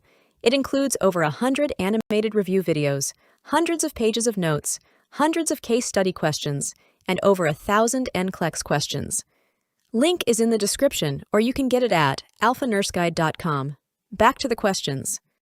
When assessing a client who is receiving tricyclic antidepressant therapy, which of the following should alert the nurse to the possibility that the client is experiencing anticholinergic effects? 1. Tremors and cardiac arrhythmias. 2. Sedation and delirium. 3. Respiratory depression and convulsions. 4. Urine retention and blurred vision. The correct answer is 4. Urine retention and blurred vision. Rationale. Anticholinergic effects, which result from blockage of the parasympathetic nervous system, include urine retention, blurred vision, dry mouth, and constipation. Tremors and cardiac arrhythmias are possible side effects, but they are caused by increased norepinephrine availability. Sedation and delirium are not anticholinergic effects. Sedation may be a therapeutic effect because many clients with depression experience agitation and insomnia. Delirium, typically not a side effect, would indicate toxicity, especially in elderly clients. Respiratory depression, convulsions, ataxia, agitation, stupor, and coma indicate tricyclic antidepressant toxicity. When preparing a teaching plan for a client about imipramine, tofranil, which of the following substances should the nurse tell the client to avoid while taking the medication? 1. Caffeinated coffee. 2. Sunscreen. 3. Alcohol. 4. Artificial tears. The correct answer is 3. Alcohol. Rationale. Imipramine, A tricyclic antidepressant in combination with alcohol will produce additive central nervous system depression. Although caffeinated coffee is safe to use when the client is taking imipramine, it is not recommended for a client with depression who may be experiencing sleep disturbances. Imipramine may cause photosensitivity, so the client would be instructed to use sunscreen and protective clothing when exposed to the sun. Reduced lacrimation may occur as a side effect of imipramine. Therefore, the use of artificial tears may be recommended. Which of the following behaviors exhibited by a client with depression should lead the nurse to determine that the client is ready for discharge? 1. Interactions with staff and peers. 2. Sleeping for 4 hours in the afternoon and 4 hours at night. 3. Verbalization of feeling in control of self and situations. 4. Statements of dissatisfaction over not being able to perform at work. The correct answer is 3. Verbalization of feeling in control of self and situations. Rationale. The client who verbalizes feeling in control of self and situations no longer feels powerless to affect an outcome, but realizes that one's actions can have an impact on self and situations. It is common for the client with depression to feel powerless to affect an outcome and to feel a lack of control over a situation. Although interacting with staff and peers is a positive action, the client could be conversing in a negative or non-therapeutic manner. Sleeping 4 hours in the afternoon and 4 hours at night is evidence of symptomatology and does not indicate improvement or recovery. Verbalizing dissatisfaction over not being able to perform at work indicates that the client is most likely focusing on shortcomings and powerlessness. A female client with severe depression and weight loss has not eaten since admission to the hospital 2 days ago. Which of the following approaches should the nurse include when developing this client's plan of care to ensure that she eats? 1. Serving the client her meal trays in her room. 2. Sitting with the client and spoon feeding if required. 3. Calling the family to bring the client food from home. 4. Explaining the importance of nutrition in recovery. The correct answer is 2. Sitting with the client and spoon feeding if required. Rationale. A depressed client commonly is not interested in eating because of the psychopathology of the disorder. Therefore, the nurse must take responsibility to ensure that the client eats, including spoon feeding the client if necessary. Serving the client her tray in her room does not ensure that she will eat. Calling the family to bring the client food from home usually is allowed, but it is still the nurse's responsibility to ensure that the client eats. Explaining the importance of nutrition in recovery is not helpful. The client may intellectually know that eating is important, but may not be interested in eating or want to eat. When teaching the client with atypical depression about foods to avoid while taking phenelzine, which of the following should the nurse include? 1. Roasted chicken. 2. Salami. 3. Fresh fish. 4. Hamburger. The correct answer is 2. Salami. Rationale. Phenelzine is a monoamine oxidase inhibitor. MAOIs block the enzyme monoamine oxidase, which is involved in the decomposition and inactivation of norepinephrine, serotonin, dopamine, and tyramine. Foods high in tyramine. Those that are fermented, pickled, aged, or smoked must be avoided because when they are ingested in combination with MAOIs, a hypertensive crisis occurs. Some examples include salami, bologna, dried fish, sour cream, yogurt, aged cheese, bananas, pickled herring, caffeinated beverages, chocolate, licorice, beer, red wine, and alcohol-free beer. The client who has been taking venlafaxine Effexor 25 milligrams PO 3 times a day for the past 2 days states, "This medicine isn't doing me any good. I'm still so depressed." Which of the following responses by the nurse is most appropriate? 1. Perhaps we'll need to increase your dose. 2. Let's wait a few days and see how you feel. 3. It takes about 2 to 4 weeks to receive the full effects. 4. It's too soon to tell if your medication will help you. The correct answer is 3. It takes about 2 to 4 weeks to receive the full effects. Rationale. The client needs to be informed of the time lag involved with antidepressant therapy. Although improvement in the client's symptoms will occur gradually over the course of 1 to 2 weeks, typically it takes 2 to 4 weeks to get the full effects of the medication. This information will help the client be compliant with medication and will also help in decreasing any anxiety the client has about not feeling better. The client's dose may not need to be increased. It is too early to determine the full effectiveness of the drug. Additionally, such a statement may increase the client's anxiety and diminish self-worth. Telling the client to wait a few days discounts the client's feelings and is inappropriate. Although it is too soon to tell whether the medication will be effective, telling this to the client may cause the client undue distress. This statement is somewhat negative because it is possible that the medication will not be effective, possibly further compounding the client's anxiety about not feeling better. The client with recurring depression will be discharged from the psychiatric unit. Which suggestion to the family is best to help them prepare for the client's return home? 1. Discourage visitors while the client is at home. 2. Provide for a schedule of activities outside the home. 3. Involve the client in usual at-home activities. 4. Encourage the client to sleep as much as possible. The correct answer is 3. Involve the client in usual at-home activities. Rationale. It is best to involve the client in usual at-home activities as much as the client can tolerate them. Discouraging visitors may not be in the client's best interest because visits with supportive significant others will help reinforce supportive relationships, which are important to the client's self-worth and self-esteem. Providing for a schedule of activities outside the home may be overwhelming for the client initially. Involving the client in planning for outside activities would be appropriate. Encouraging the client to sleep as much as possible is non-therapeutic and promotes withdrawal from others. A male client who is very depressed exhibits psychomotor retardation, a flat affect, and apathy. The nurse observes the client to be in need of grooming and hygiene. Which of the following nursing actions is most appropriate? 1. Explaining the importance of hygiene to the client. 2. Asking the client if he is ready to shower. 3. Waiting until the client's family can participate in the client's care. 4. Stating to the client that it's time for him to take a shower. The correct answer is 4. Stating to the client that it's time for him to take a shower. Rationale. The client with depression is preoccupied, has decreased energy, and cannot make decisions, even simple ones. Therefore, the nurse presents the situation, it's time for a shower, and assists the client with personal hygiene to preserve his dignity and self-esteem.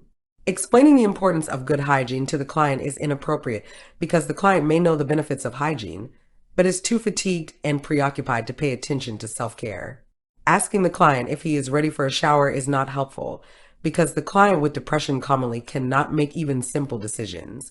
This action also reinforces the client's feeling about not caring about showering. Waiting for the family to visit to help with the client's hygiene is inappropriate and irresponsible on the part of the nurse. The nurse is responsible for making basic decisions for the client until the client can make decisions for himself. A 62-year-old female client with severe depression and psychotic symptoms is scheduled for electroconvulsive therapy tomorrow morning. The client's daughter asks the nurse, "How painful will the treatment be for mom?" The nurse should respond by saying which of the following? 1. Your mother will be given something for pain before the treatment. 2. The primary healthcare provider will make sure your mother doesn't suffer needlessly. 3. Your mother will be asleep during the treatment and will not be in pain. 4. Your mother will be able to talk to us and tell us if she's in pain.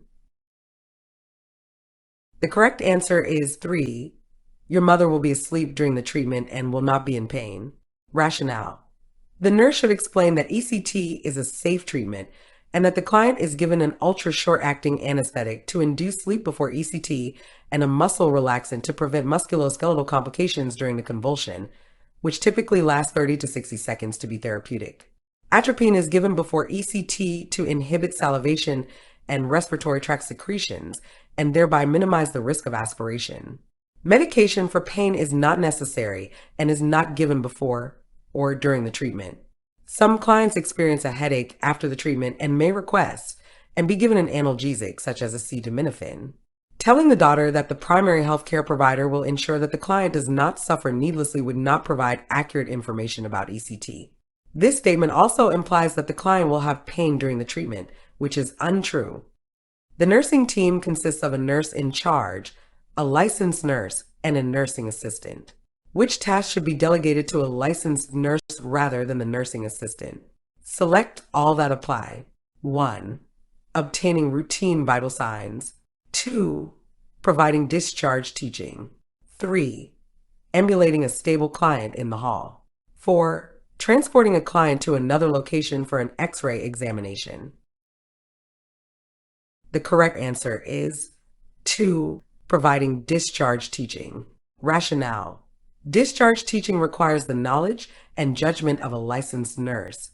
It requires synthesizing and summarizing information, as well as coordinating a variety of community healthcare services to meet client needs.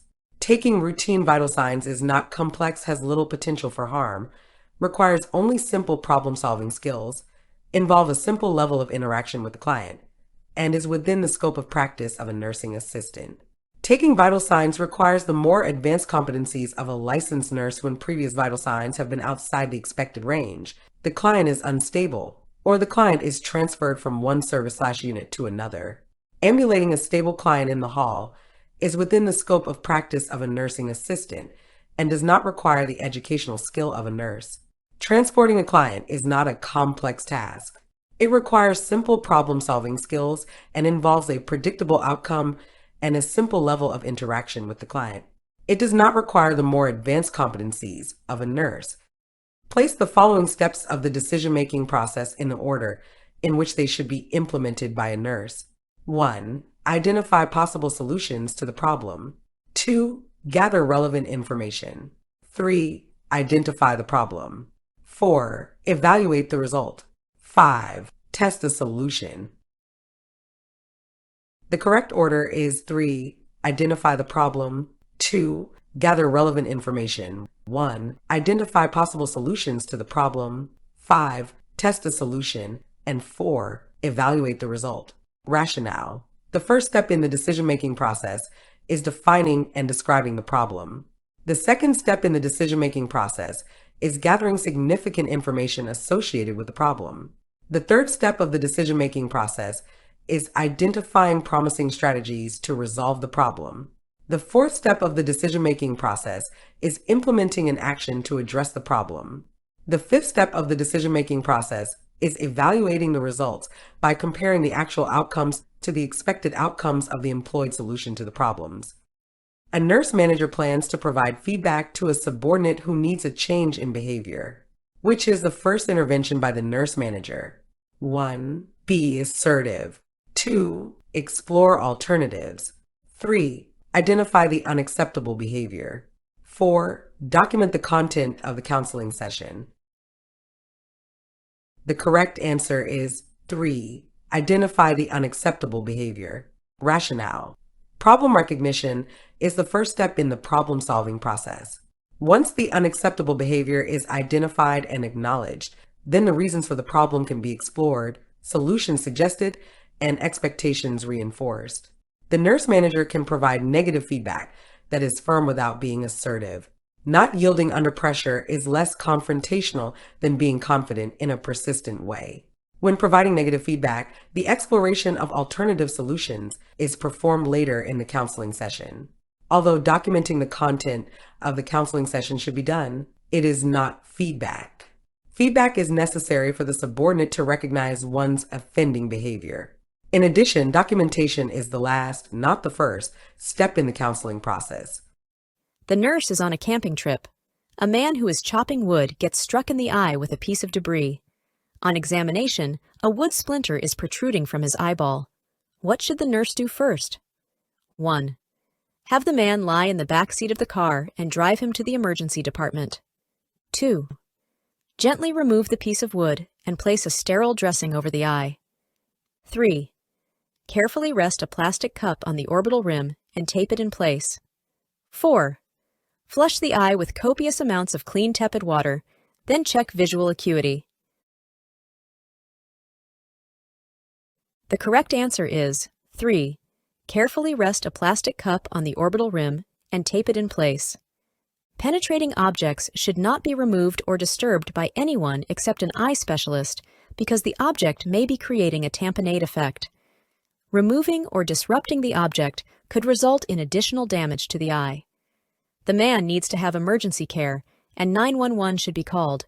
But if there are no emergency services available, the man should sit in the back seat of the car with a seatbelt in place for transport to the nearest facility. If an eye has been cut or punctured, the bottom of a paper cup taped to the bones surrounding the eye can serve as a shield until you get medical attention. After a penetrating eye injury has been assessed and treated by an ophthalmologist, there is a possibility that based on the ophthalmologist recommendations, foreign body removal, flushing, and dressing application could be accomplished in the emergency department. However, penetrating objects frequently require surgical removal. Antibiotics and a tetanus immunization are administered before the patient is transferred to the operating room. The client with depression who is taking imipramine, tofranil, states to the nurse, "My doctor wants me to have an electrocardiogram in 2 weeks, but my heart is fine." Which response by the nurse is most appropriate? 1. It's routine practice to have ECGs periodically because there is a slight chance that the drug may affect the heart. 2. It's probably a precautionary measure because I'm not aware that you have a cardiac condition. 3. Try not to worry too much about this. Your doctor is just being very thorough in monitoring your condition. 4. You had an ECG before you were prescribed imipramine, and the procedure will be the same. The correct answer is 1. It's routine practice to have ECGs periodically because there is a slight chance that the drug may affect the heart. Rationale. Telling the client that ECGs are done routinely for all clients taking imipramine, a tricyclic antidepressant, is an honest and direct response. Additionally, it provides some reassurance for the client. Commonly, a client with depression will ruminate, leading to needless increased anxiety. Tricyclic antidepressants may cause tachycardia, ECG changes, and cardiotoxicity. Telling the client that it's probably a precautionary measure because the nurse is not aware of a cardiac condition instills doubt and may cause undue anxiety for the client. Telling the client not to worry because the doctor is very thorough dismisses the client's concern and does not give the client adequate information. Explaining that the client had an ECG before initiating therapy with imipramine and that the procedure will be the same does not answer the client's question. Which of the following outcomes should the nurse include in the initial plan of care for a client who is exhibiting psychomotor retardation, withdrawal, minimal eye contact, and unresponsiveness to the nurse's questions? 1. The client will initiate interactions with peers. 2. The client will participate in milieu activities. 3. The client will discuss adaptive coping techniques. 4. The client will interact with the nurse. The correct answer is 4. The client will interact with the nurse. Rationale. In the initial plan of care, the most appropriate outcome would be that the client will interact with the nurse. First, the client would begin interacting with one individual, the nurse. The nurse would gradually assist the client to engage in interactions with other clients in one-on-one contacts, progressing toward informal group gatherings and eventually taking part in structured group activities. The client needs to experience success according to the client's level of tolerance. Initiating interactions with peers occurs when the client can gain a measure of confidence and self-esteem instead of feeling intimidated or unduly anxious. Discussing adaptive coping techniques is an outcome the client may be able to reach when symptoms are not as severe and the client can concentrate on improving coping skills. Before we move on to the next question, the NCLEX Mastery Bundle is available. It includes over 100 animated review videos, hundreds of pages of notes, hundreds of case study questions, and over 1,000 NCLEX questions. Link is in the description, or you can get it at alphanurseguide.com. Back to the questions. After administering a prescribed medication to a client who becomes restless at night and has difficulty falling asleep, which of the following nursing actions is most appropriate? 1.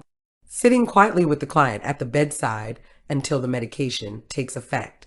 2. Engaging the client in interaction until the client falls asleep. 3. Reading to the client with the lights turned down low.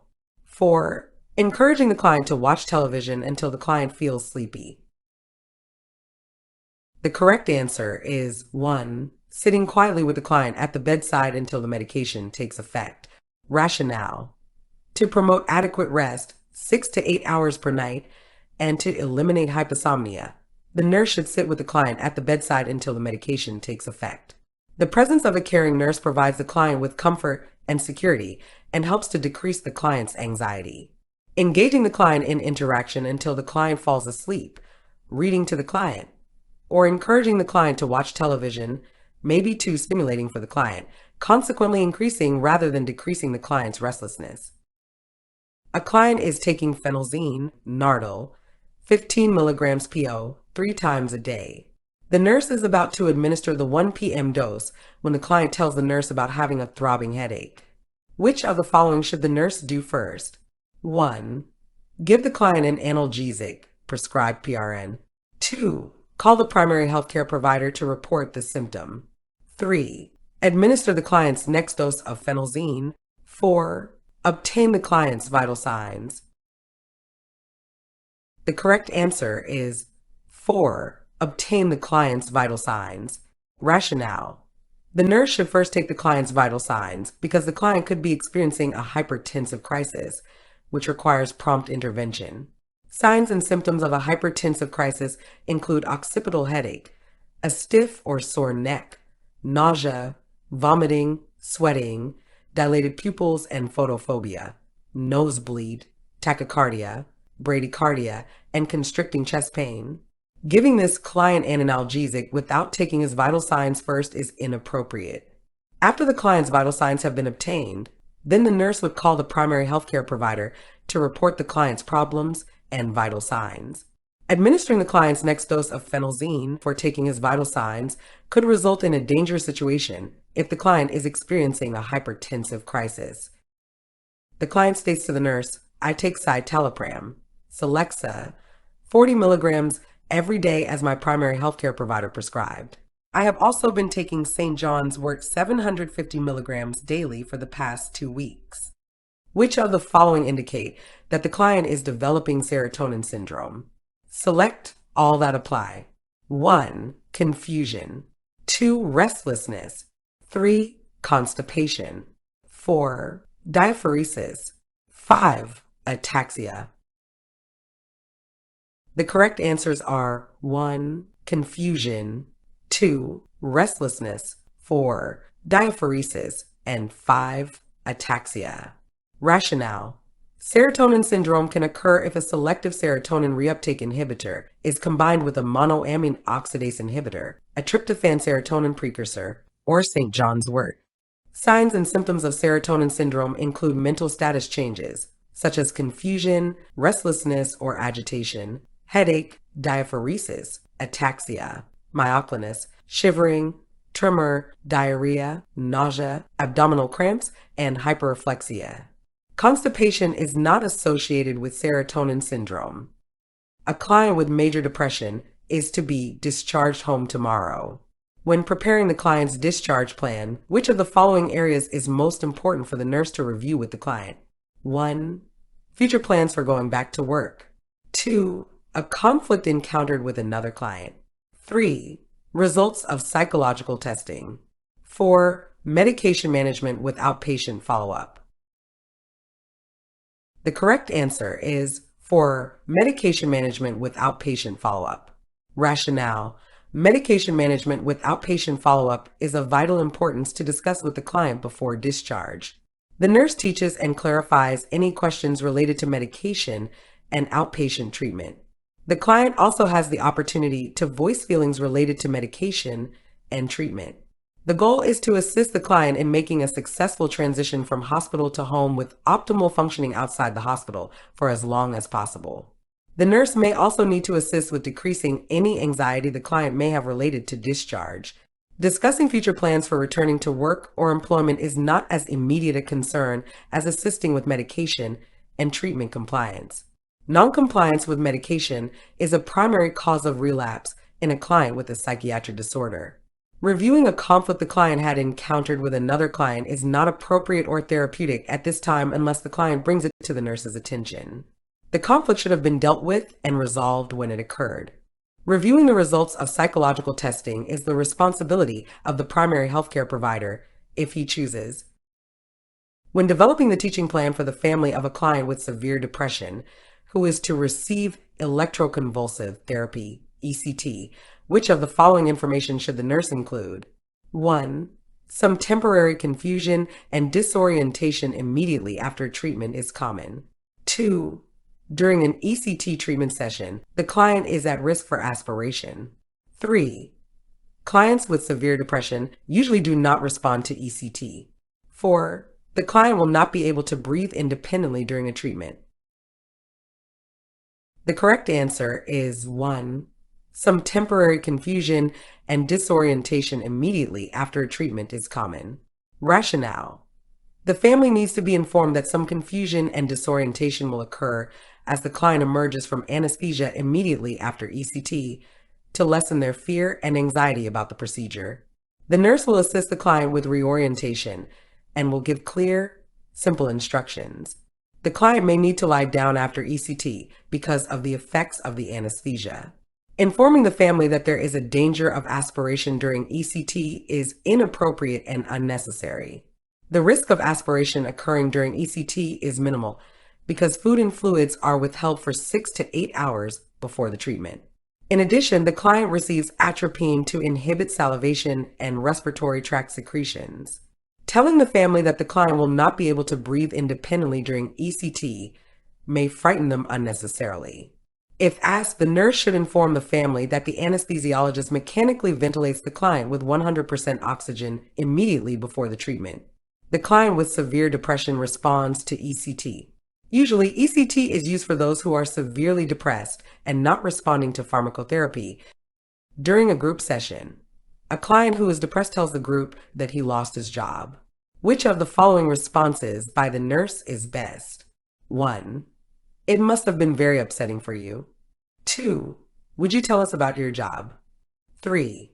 You'll find another job when you're better. 4. You were probably too depressed to work. The correct answer is 1. It must have been very upsetting for you. Rationale. By stating, it must have been very upsetting for you, the nurse conveys empathy to the client by recognizing the underlying meaning of a painful occurrence. The nurse's statement invites the client to verbalize feelings and thoughts and lets the client know that the nurse is listening to and respects the client. Telling the client to talk about the job disregards the client's feelings and is non-therapeutic for the depressed client because of underlying feelings of worthlessness and guilt that are commonly present. Telling the client that he will find another job when he is better or that he was probably too depressed to work is inappropriate because it disregards the client's feelings and may promote additional feelings of failure and inadequacy in the client. Which of the following statements by a client taking trazodone deserel, as prescribed by the primary healthcare provider, indicates to the nurse that further teaching about the medication is needed? 1.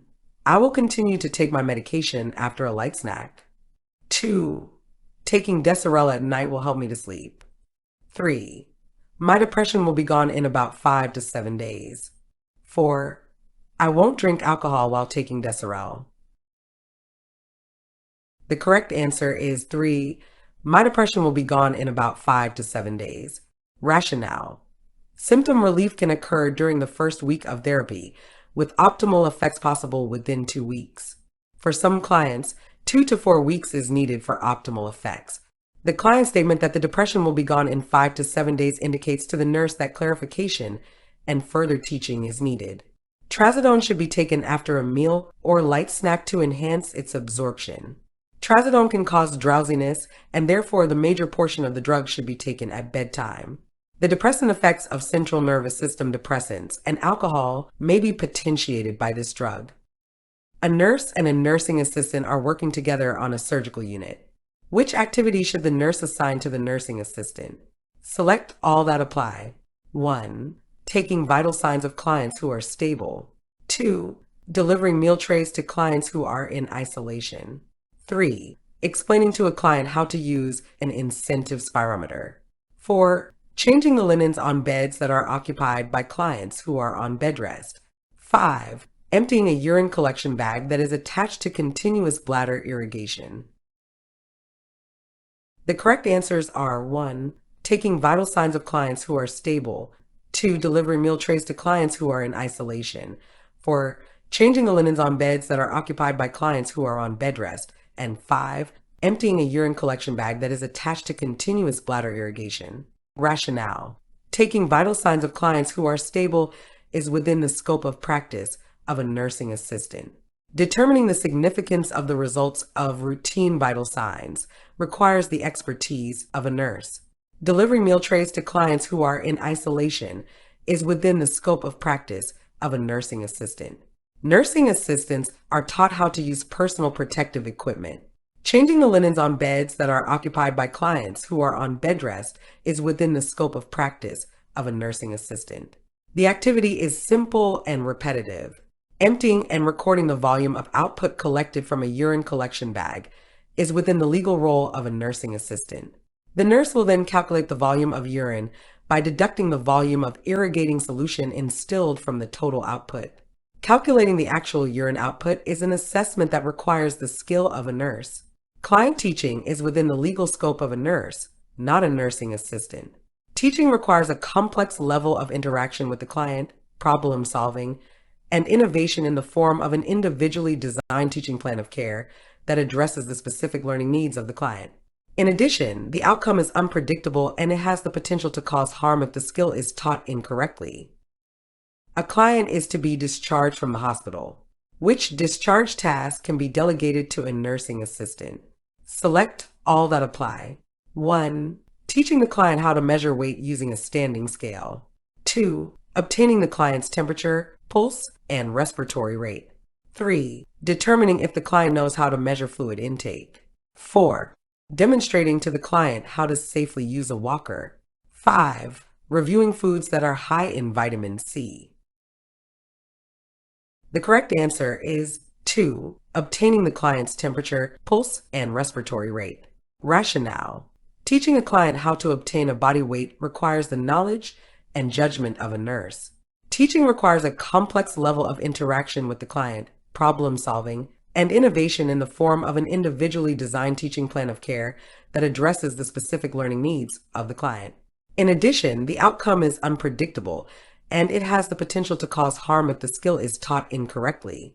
Obtaining vital signs can be delegated to a nursing assistant because it is not a complex task. It requires simple problem-solving skills and a simple level of interaction with the client. Although this task has the potential to cause harm if the critical elements of the skill are not implemented appropriately, it is within the scope of practice of a nursing assistant. It does not require the more advanced competencies of a nurse. Assessing a client's level of understanding is a complex task that requires knowledge and judgment and is within the scope of practice of a nurse. This task requires a complex level of interaction with the client, problem solving, and innovation in the form of an individually designed teaching plan of care that addresses the specific learning needs of the client. Teaching a client how to use a walker requires the knowledge and judgment of a nurse. Reviewing foods that are high in vitamin C requires the knowledge and judgment of a nurse. A nurse manager is experiencing staff resistance when implementing change. Which is the most important action by the nurse manager to overcome resistance to change? 1. Identify the reason for the resistance. 2. Restate the purpose of the change concisely. 3. Modify the goals to appeal to more key people. 4. Emphasize the positive consequences of the planned change. The correct answer is 1. Identify the reason for the resistance. Rationale. Option 1 is essential to overcome resistance to change. There are many different reasons people resist change. Each person will respond to different strategies. There are 4 different types of interventions to overcome resistance: providing information, disproving currently held beliefs, maintaining psychological safety, and administrating an order or command. Although it is important to state the purpose of the change clearly and concisely, another option is a more important action that can be implemented by the nurse manager to overcome resistance to change. Modifying a goal compromises the integrity of the planned change. All ramifications associated with the change should be explored before beginning, and all contingencies planned for so that modifying a goal will be unnecessary. Although emphasizing the positive consequences of the plan change might be done, another option is a more important action that can be implemented by the nurse manager to overcome resistance to change. The client diagnosed with a full thickness burn over 38% of the body is admitted to the burn unit 4 hours after the fire. The HCP writes an order for Ringer's lactate, 450 milliliter per hour. Which interventions should the nurse implement? Select all that apply. 1. Question the HCP's orders. 2. Administer the IV fluid as prescribed. 3. Infuse the IV fluid via a pump. 4. Do not administer more than 200 milliliter an hour. 5. Verify the order with another nurse in the burn unit. The correct answers are 2. Administer the IV fluid as prescribed, and 3. Infuse the IV fluid via a pump. There are formulas that are used to determine the client's fluid volume resuscitation. The formulas specify the total amount of fluid that must be infused in 24 hours, 50% in the first 8 hours, followed by the other 50% over the next 16 hours. This is a large amount of fluid, but its administration is not uncommon in clients diagnosed with full thickness, burns over more than 20% of their total body surface. The IV fluids must be infused on a pump to ensure the client receives the correct amount for fluid resuscitation. For option 1, the nurse should administer this IV fluid as ordered. For option 4, this is not an unusual amount of fluid to be infused. There is no absolute amount of fluid that a client may require during fluid resuscitation. For option 5, there is no reason to verify this order with another nurse in the burn unit. The client diagnosed with a partial thickness burn is prescribed mafenide acetate. Which intervention should the emergency department nurse implement when applying this medication? 1. Do not administer if the serum sodium level is decreased. 2. Assess the client's urine for any increased concentration. 3. Determine the amount of burned skin using the rule of 9. 4. Pre-medicate the client prior to administering the medication. The correct answer is 4. Pre-medicate the client prior to administering the medication. Mafenide acetate is a topical antimicrobial. The medication causes pain or a burning sensation following its application. Therefore, the client should be pre-medicated. The serum sodium level is not affected by mafenide acetate, a topical antimicrobial. It is affected when administering silver nitrate, a topical antimicrobial that is also used to treat burns. Urine concentration may be affected by silver sulfadiazine, a topical antimicrobial that is used to treat burns, but mafenide acetate does not affect urine concentration. This should have been done prior to the emergency department's physician prescribing this medication. Therefore, this would not be an appropriate intervention. The client is taking acetylsalicylic acid 4 to 5 times a day for severe osteoarthritic pain. Which teaching interventions should the nurse discuss with the client? Select all that apply. 1. Do not drink any type of alcoholic beverages. 2. Keep the acetylsalicylic acid bottle out of the reach of children. 3. Inform the dentist about taking high doses of acetylsalicylic acid. 4. Maintain a serum salicylate level between 15 and 30 milligrams per deciliter. 5. Explain that ringing in the ears is a common side effect. The correct answers are 1. Do not drink any type of alcoholic beverages. 2. Keep the acetylsalicylic acid bottle out of the reach of children. 3. Inform the dentist about taking high doses of acetylsalicylic acid. And 4. Maintain a serum salicylate level between 15 and 30 milligrams per deciliter. Alcohol displaces warfarin from protein binding sites and will increase the client's bleeding. Therefore, the nurse should instruct the client not to drink alcohol.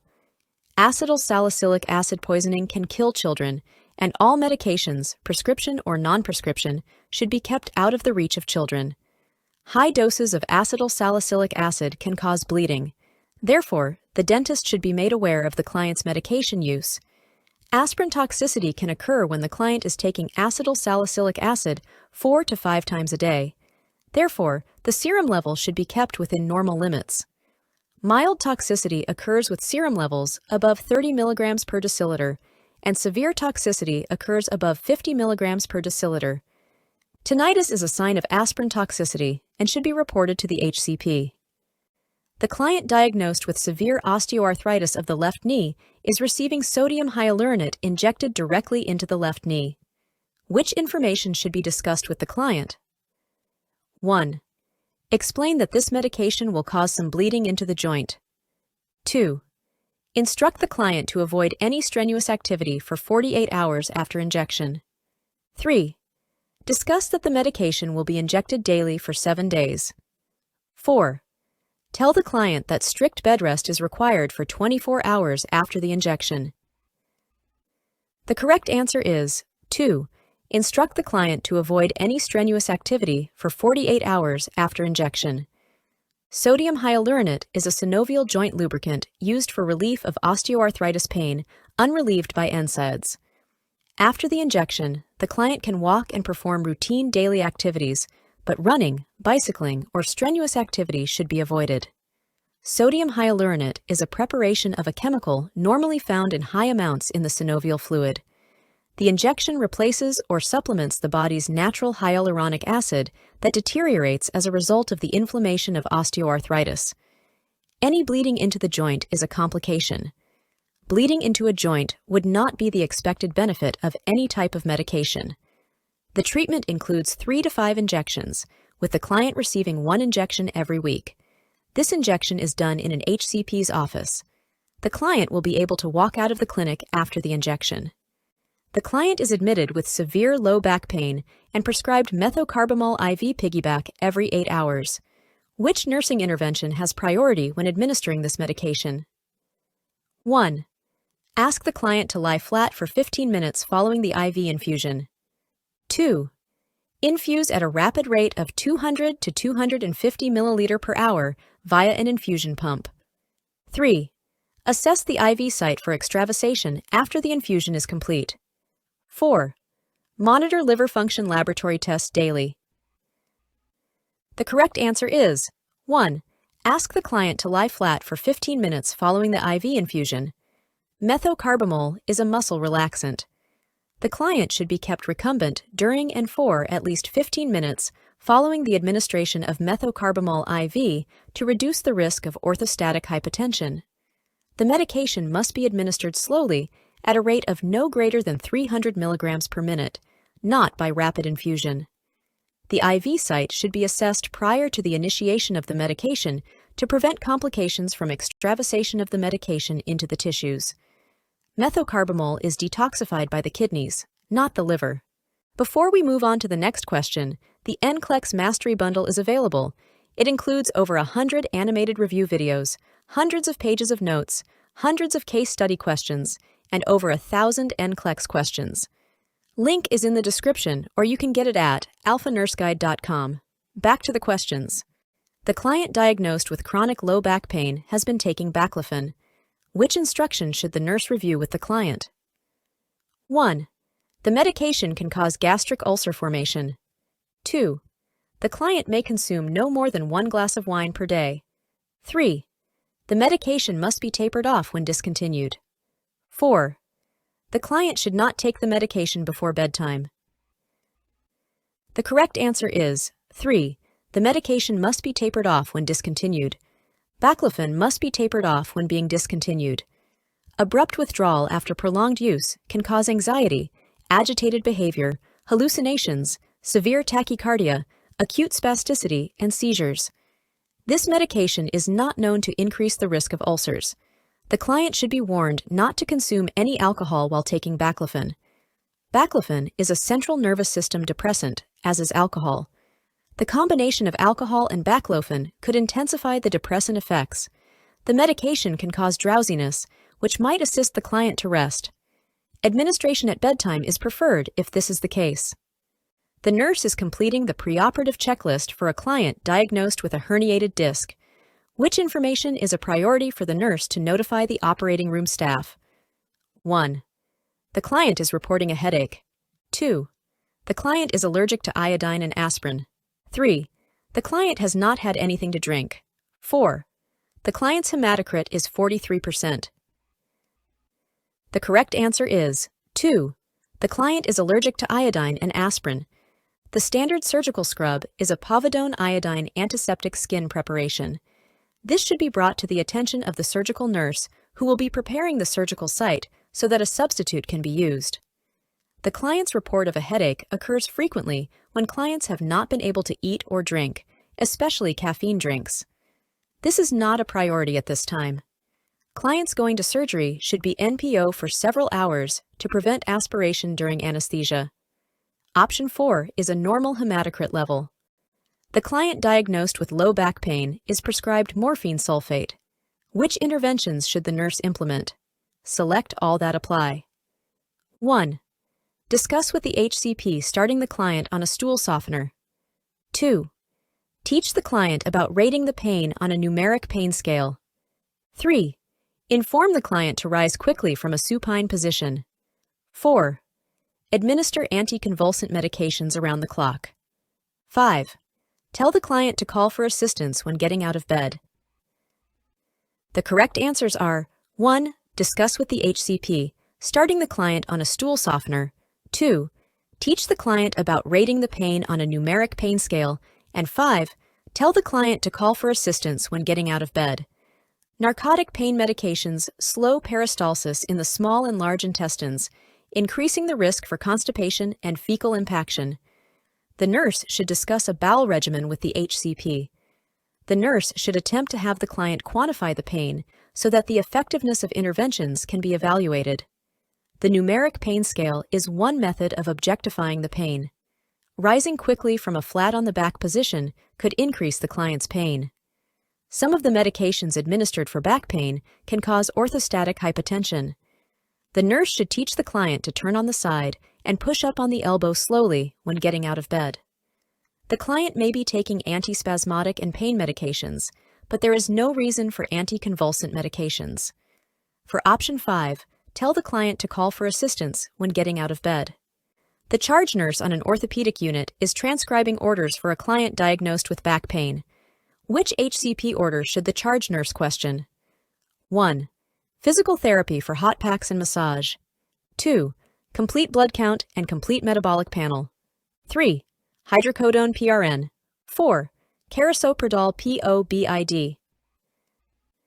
The correct answer is 3. Hydrocodone PRN. Hydrocodone is an opioid analgesic. This medication order is incomplete. The nurse should contact the HCP for a time limitation. Physical therapy for heat and massage is standard therapy for back pain. There is no reason to question this order. For option 2, many medications can affect the kidneys or the liver and the blood counts. Baseline data should be obtained. There is no reason to question this order. Carisoprodol is a muscle relaxant and comes in one strength, so this order is complete. There is no reason to question this order. The nurse is admitting a client with a diagnosis of rule-out Hodgkin's lymphoma. Which assessment data support this diagnosis? 1. Night sweats and fever without chills. 2. Edematous lymph nodes in the groin. 3. Malaise and complaints of an upset stomach. 4. Pain in the neck area after a fatty meal. The correct answer is 1. Night sweats and fever without chills. Clients with Hodgkin's disease experience drenching diaphoresis, especially at night, fever without chills, and unintentional weight loss. Early-stage disease is indicated by a painless enlargement of a lymph node on one side of the neck. Pruritus is also a common symptom. Malaise and stomach complaints are not associated with Hodgkin's disease. Pain in the neck area at the site of the cancer occurs in some clients after the ingestion of alcohol. The cause for this is unknown. The client diagnosed with non-Hodgkin's lymphoma is scheduled for a lymphangiogram. Which information should the nurse teach? 1. The scan will identify any malignancy in the vascular system. 2. Radiopaque dye will be injected between the toes. 3. The test will be done similar to a cardiac angiogram. 4.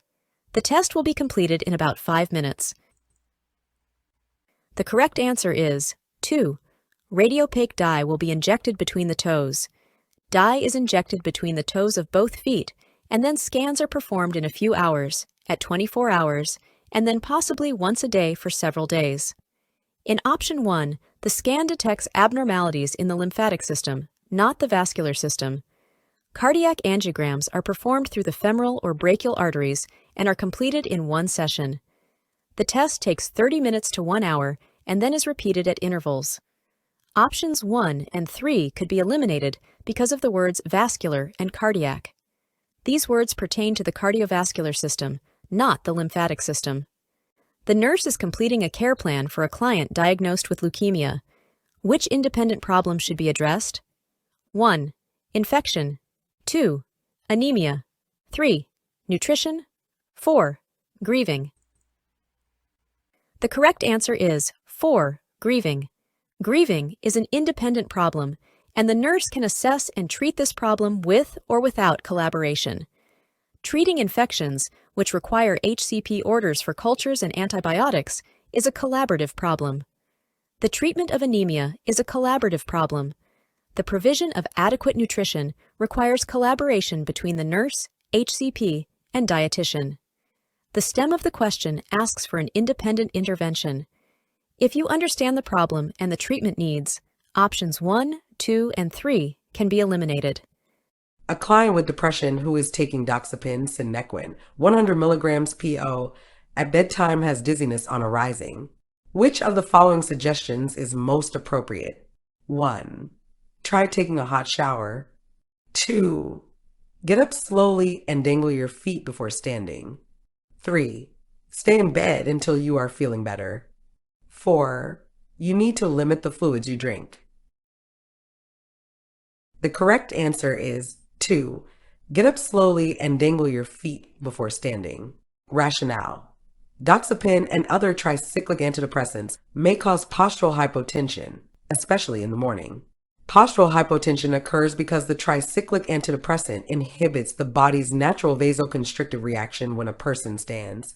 The nurse regularly monitors the client's vital signs, both lying and standing. The nurse should instruct the client to rise slowly and dangle his feet before standing. Advising the client to take a hot shower is detrimental to the client's safety. Heat causes vasodilation, which could further exacerbate the dizziness, placing the client at risk for falls and subsequent injury.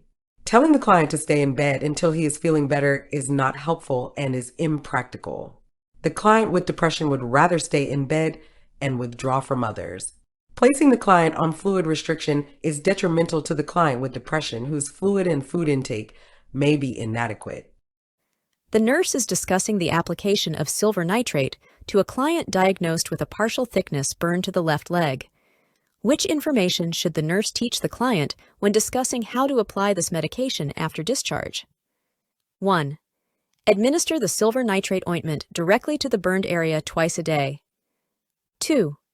Notify the HCP if a black discoloration occurs on the burned area. 3. Apply the silver nitrate solution to the wound dressing every 2 hours. 4. Do not allow anyone except the HCP to change the wound dressing. The correct answer is 3. Apply the silver nitrate solution to the wound dressing every 2 hours. Silver nitrate is a topical antimicrobial. Silver nitrate is used as a 0.5% solution in distilled water and should be applied to the bulky gauze dressing every 2 hours, and the dressing should be changed twice a day. Option 1 is the incorrect way to apply silver nitrate. Silver nitrate solution causes a black discoloration on all skin surfaces and dressings with which it comes into contact. Therefore, the client would not need to notify the HCP. The bulky wound dressing must be changed twice a day. Therefore, the nurse must teach the client to change the dressing. A dressing change does not have to be done only by the HCP. At 9 o'clock, the charge nurse observes the primary nurse crushing an enteric-coated aspirin in the medication room. Which action should the charge nurse implement? 1. Take no action because this is an acceptable standard of practice. 2. Correct the primary nurse's behavior in the medication room. 3. Explain that enteric-coated medication should not be crushed. 4. Complete an adverse occurrence report on the primary nurse. The correct answer is 3. Explain that enteric-coated medication should not be crushed. The charge nurse should explain to the primary nurse that enteric-coated aspirin should not be crushed because the coating ensures the aspirin will dissolve only in the small intestine where the coating dissolves. The aspirin will be absorbed in the stomach if the coating is crushed. Enteric-coated aspirin should not be crushed. The charge nurse should not correct the primary nurse in front of other staff, and at 9 o'clock, there would be other nurses in the medication room. Because the client did not receive the crushed enteric-coated aspirin, no adverse occurrence report needs to be completed. This form is completed if the client's condition has been compromised in some way. The nurse is preparing to administer the following medications. Which medication should the nurse question administering? 1. Ibuprofen to a client receiving furosemide. 2. Nabumetone to a client receiving digoxin. 3. Acetyl salicylic acid to a client receiving warfarin. 4. Ketorolac intramuscularly to a client on morphine. The correct answer is 3. Acetyl salicylic acid to a client receiving warfarin. Acetyl salicylic acid is a mild analgesic, but it is also an antiplatelet. Acetyl salicylic acid displaces warfarin from protein-binding sites and will increase the client's bleeding. Therefore, the nurse should question administering the acetyl salicylic acid. Ibuprofen is an NSAID. NSAIDs do not interfere with the effectiveness of loop diuretics. Therefore, the nurse would not question administering the ibuprofen. Nabumetone is a cyclooxygenase 2 inhibitor. Cyclooxygenase 2 inhibitors do not interfere with the effectiveness of cardiac glycosides. Therefore, the nurse would not question administering the nabumetone. Ketorolac is an NSAIDs. Ketorolac is often administered around the clock to a client in pain, along with a narcotic analgesic. Ketorolac decreases the inflammation to help decrease the pain. The client diagnosed with osteoarthritis is prescribed celecoxib. Which statement by the client warrants intervention by the nurse? 1.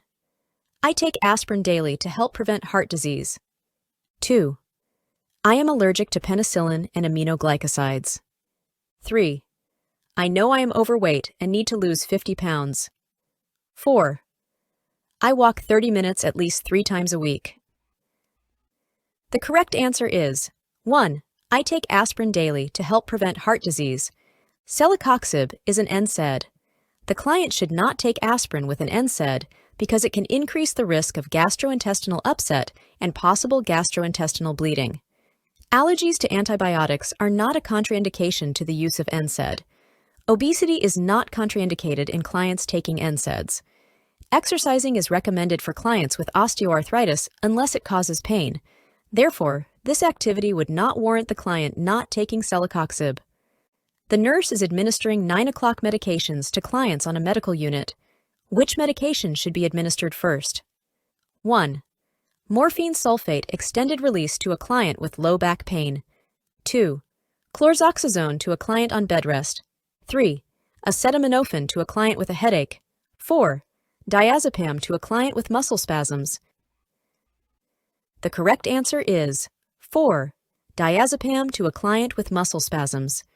Diazepam is a benzodiazepine. A client having muscle spasms is a priority for the nurse. Muscle spasms can be extremely painful. This medication should be administered first. Morphine sulfate extended release is an opioid analgesic and is a sustained-release tablet. This medication is to provide relief of chronic pain over the course of the day. It does not need to be the first medication administered. Chlorzoxazone is a muscle relaxant. The client prescribed bed rest usually takes a muscle relaxant as a routine medication. It does not need to be administered first. Acetaminophen is an analgesic.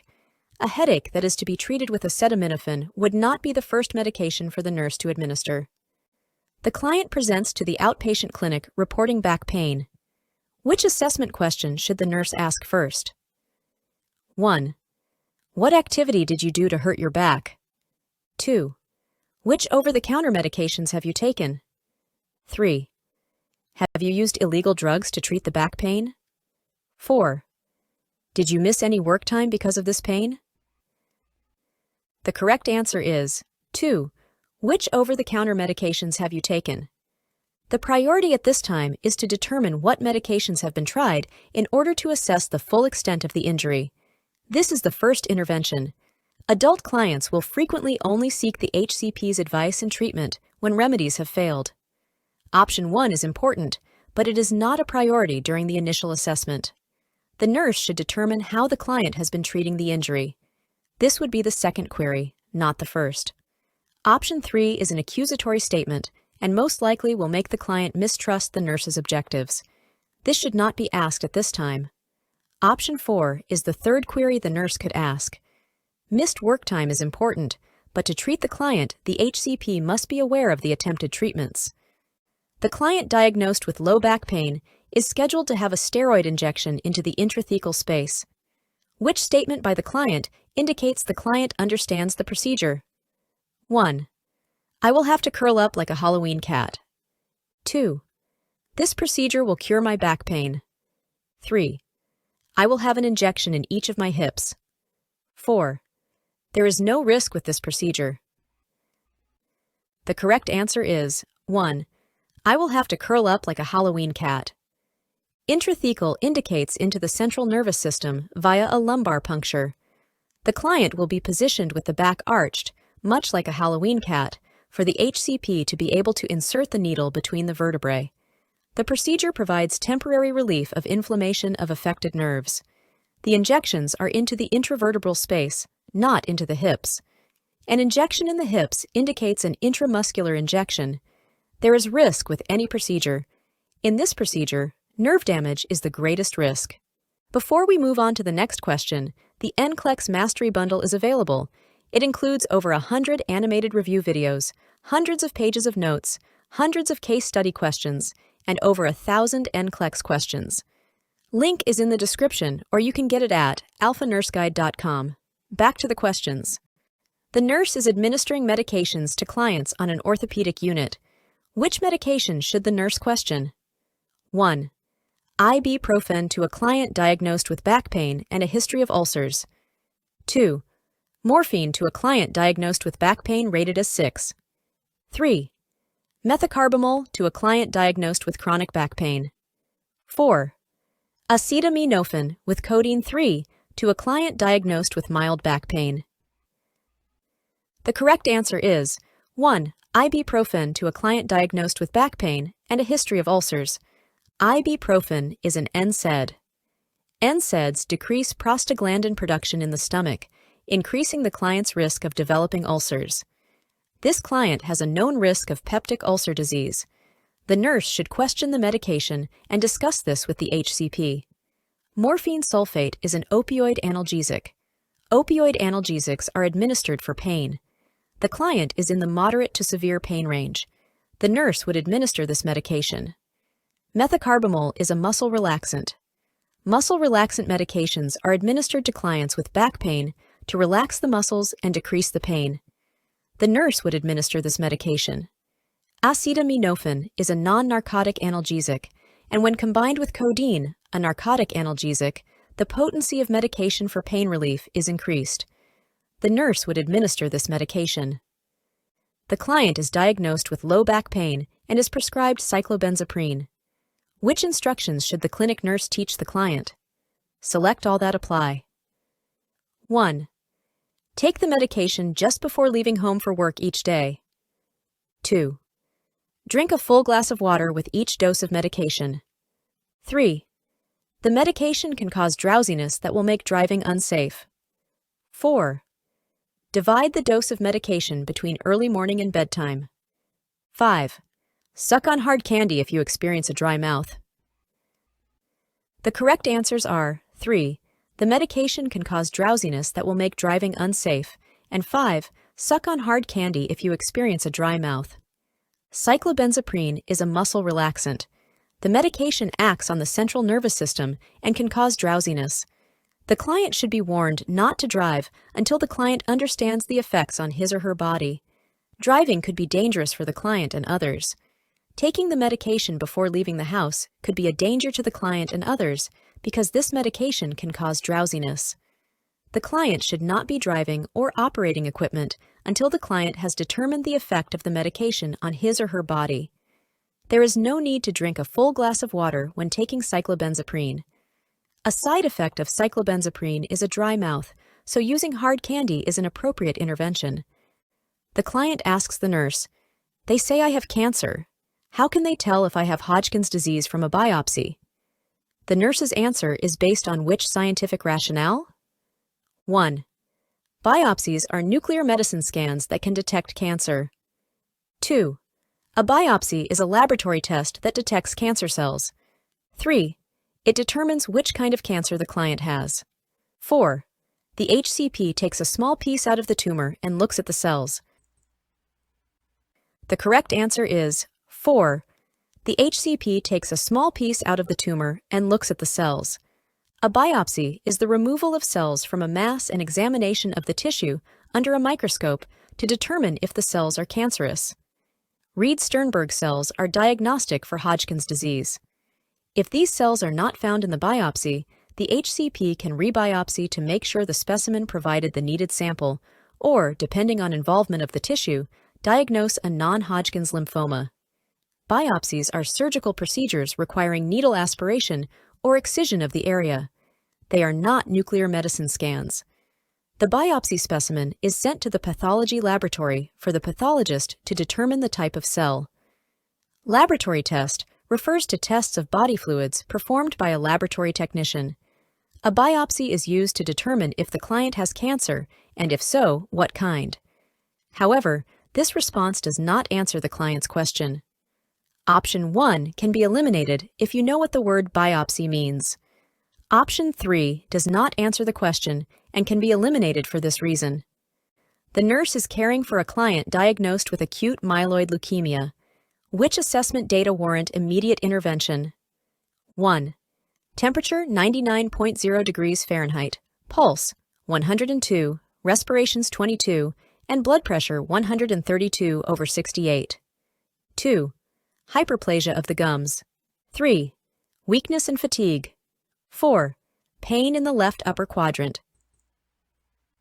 The correct answer is 4. Pain in the left upper quadrant. Pain is expected, but it is a priority, and pain control measures should be implemented. The vital signs in option 1 are not alarming. The vital signs are slightly elevated and indicate monitoring at intervals, but they do not indicate an immediate need. Hyperplasia of the gums is a symptom of myeloid leukemia, but it is not an emergency. Weakness and fatigue are symptoms of the disease and are expected. If all the answer options contain expected events, you must decide which is priority, and pain is a priority need. The charge nurse and the licensed practical nurse are caring for clients on an oncology floor. Which client should not be assigned to the LPN? 1. The client newly diagnosed with chronic lymphocytic leukemia. 2.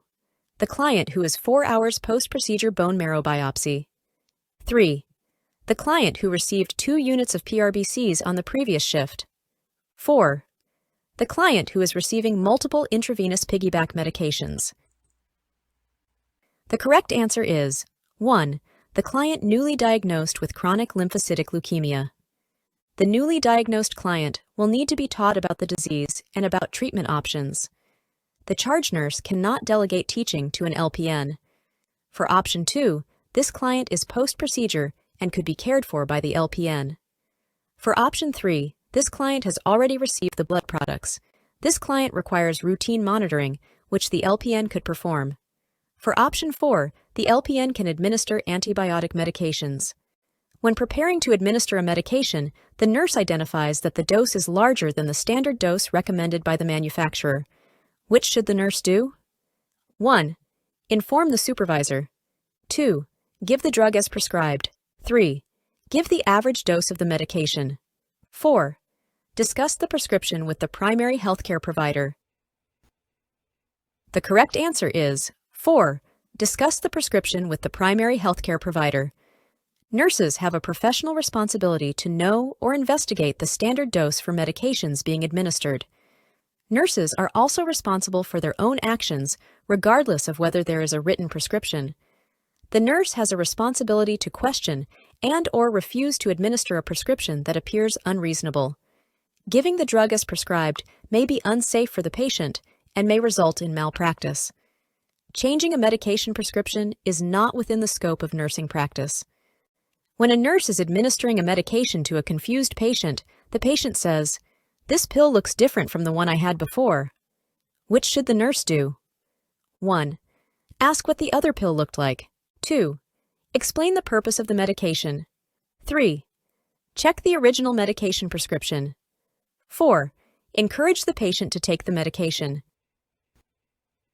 The correct answer is 3. Check the original medication prescription. Option 3 is the safest intervention because it goes to the original source of the prescription. Option 2 ignores the patient's concern. Option 1 is unsafe because the patient is confused and the information obtained may be inaccurate.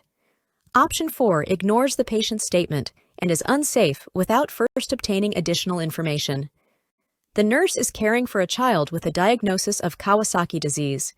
The mother of the child asks the nurse about the disorder. Which statement most accurately describes Kawasaki disease? 1. It is an acquired cell-mediated immunodeficiency disorder. 2.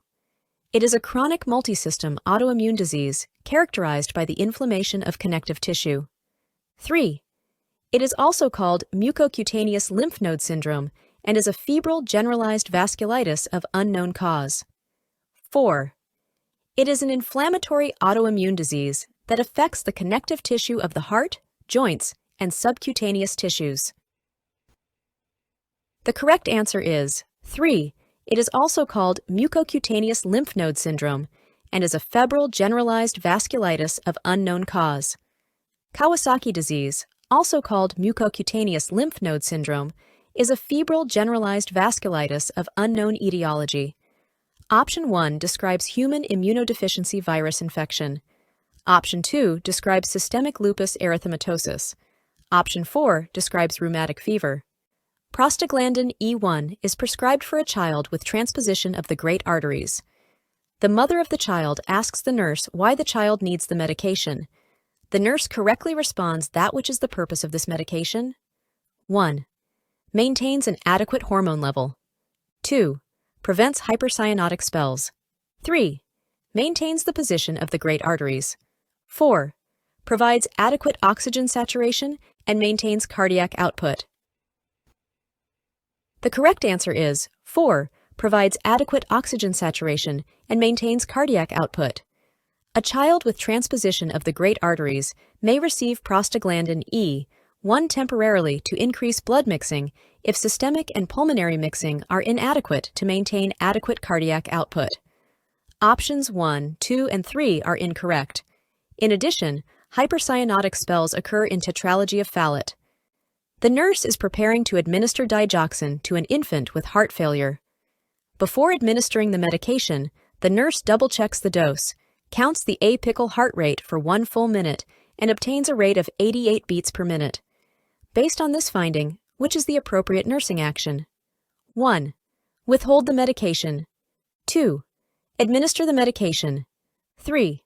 Double-check the apical heart rate and administer the medication. 4. Check the blood pressure and respiration and administer the medication. The correct answer is 1. Withhold the medication. Digoxin is effective within a narrow therapeutic range. Safety in dosing is achieved by double-checking the dose and counting the apical heart rate for 1 full minute. If the heart rate is less than 100 beats per minute in an infant, the nurse should withhold the dose and notify the healthcare provider. The remaining options are incorrect actions. The nurse provides home care instructions to the parents of a child with heart failure regarding the procedure for the administration of digoxin. Which statement by a parent indicates the need for further teaching? 1. I will not mix the medication with food. 2. If more than 1 dose is missed, I will call the healthcare provider. 3. I will take my child's pulse before administering the medication. 4. If my child vomits after medication administration, I will repeat the dose. The correct answer is 4. If my child vomits after medication administration, I will repeat the dose. The parents need to be instructed that if the child vomits after the digoxin is administered, they are not to repeat the dose. Options 1, 2, and 3 are accurate instructions regarding the administration of this medication. Additionally, the parents should be instructed that if a dose is missed and it is not noticed until 4 hours later, the dose should not be administered. The nurse caring for an infant with congenital heart disease is monitoring the infant closely for signs of heart failure. The nurse should observe for which early sign of heart failure? 1. Pallor. 2. Cough. 3. Tachycardia. 4. Slow and shallow breathing. The correct answer is 3. Tachycardia. The early signs of rheumatic fever include tachycardia, tachypnea, profuse scalp sweating, fatigue, irritability, sudden weight gain, and respiratory distress. A cough may occur with HF as a result of mucosal swelling and irritation, but it is not an early sign. Pallor may be noted in the infant with heart failure, but it is also not an early sign. Acetyl-salicylic acid is prescribed for a child with rheumatic fever.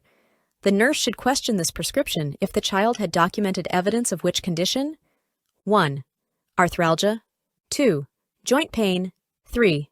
Facial edema. 4. A viral infection. The correct answer is 4. A viral infection.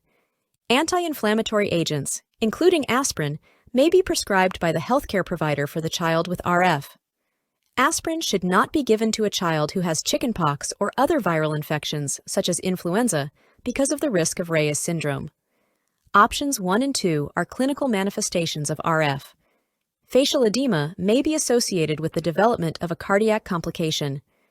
The nurse has reinforced home care instructions to the mother of a child who is being discharged after cardiac surgery.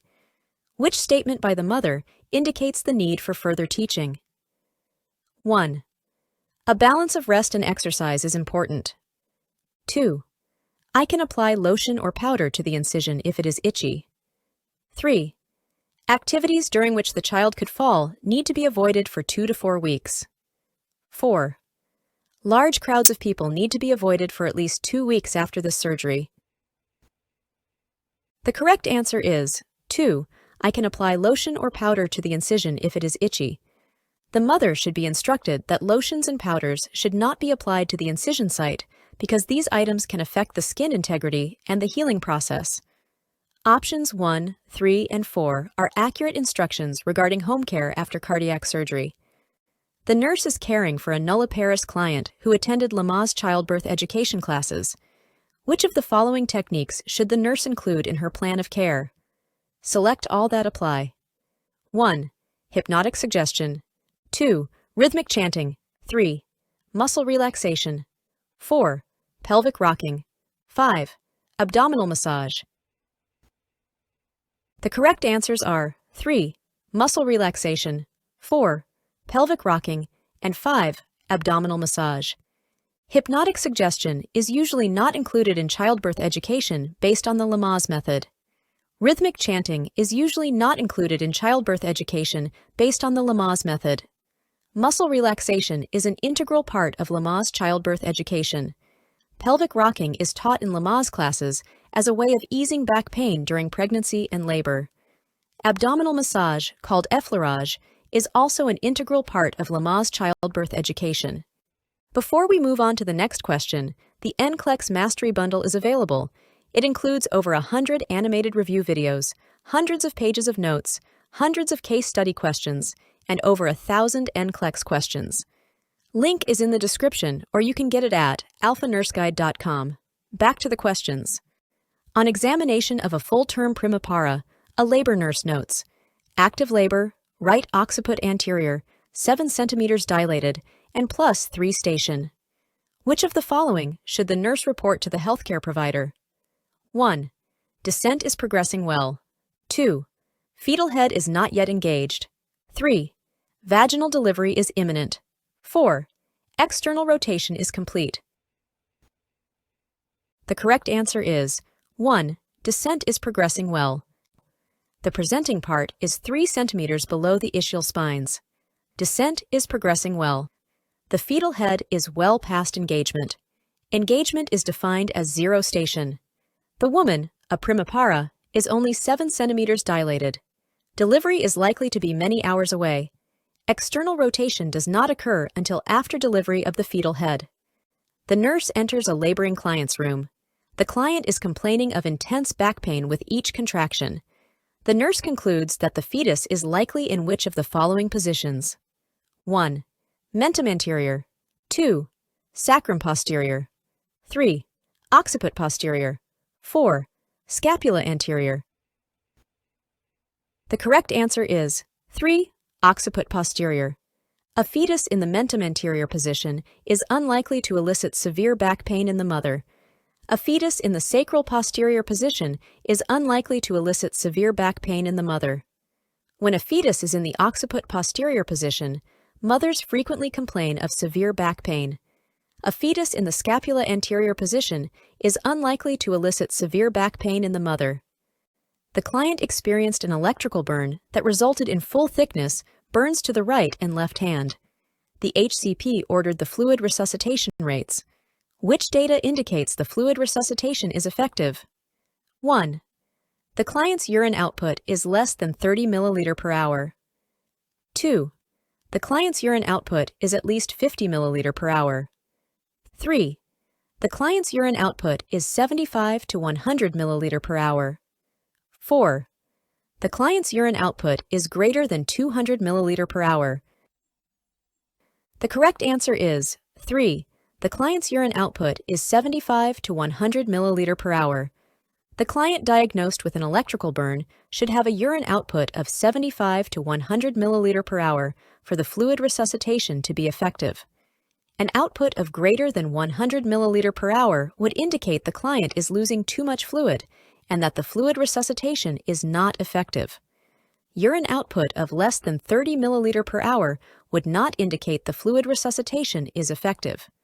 For option 2, this would indicate effective fluid resuscitation for a client diagnosed with a thermal burn, but not for a client diagnosed with an electrical burn. A nurse administers an incorrect dose of medication to a patient. Which is the primary purpose of documenting this event in an incident report? 1. Record the event for future litigation. 2. Provide a basis for designing new policies. 3. Prevent similar situations from happening again. 4. Ensure accountability for the cause of the accident.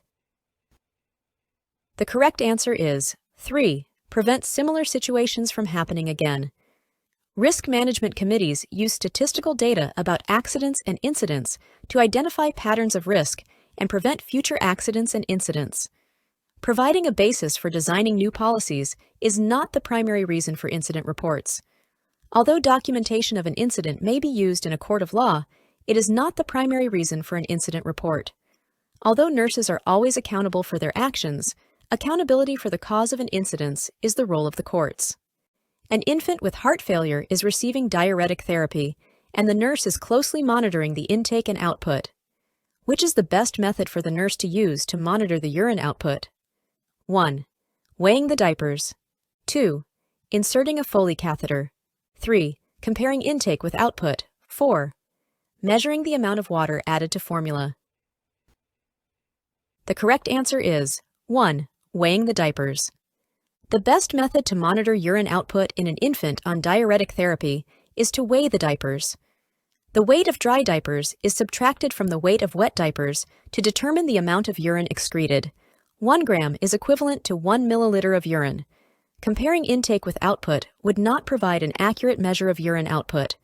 Measuring the amount of water added to formula is unrelated to the amount of output. Although Foley catheter drainage is most accurate in determining output, it is not the best method and places the infant at risk for infection. The nurse is caring for a child with a suspected diagnosis of rheumatic fever. The nurse reviews the laboratory results.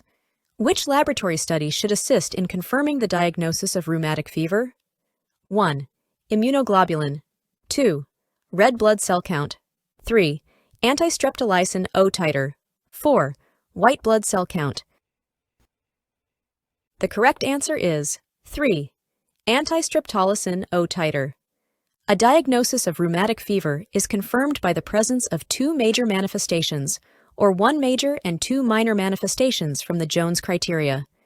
In addition, Evidence of a recent streptococcal infection is confirmed by a positive anti-streptolysin, O titer, streptozyme, or an anti-DNase B assay.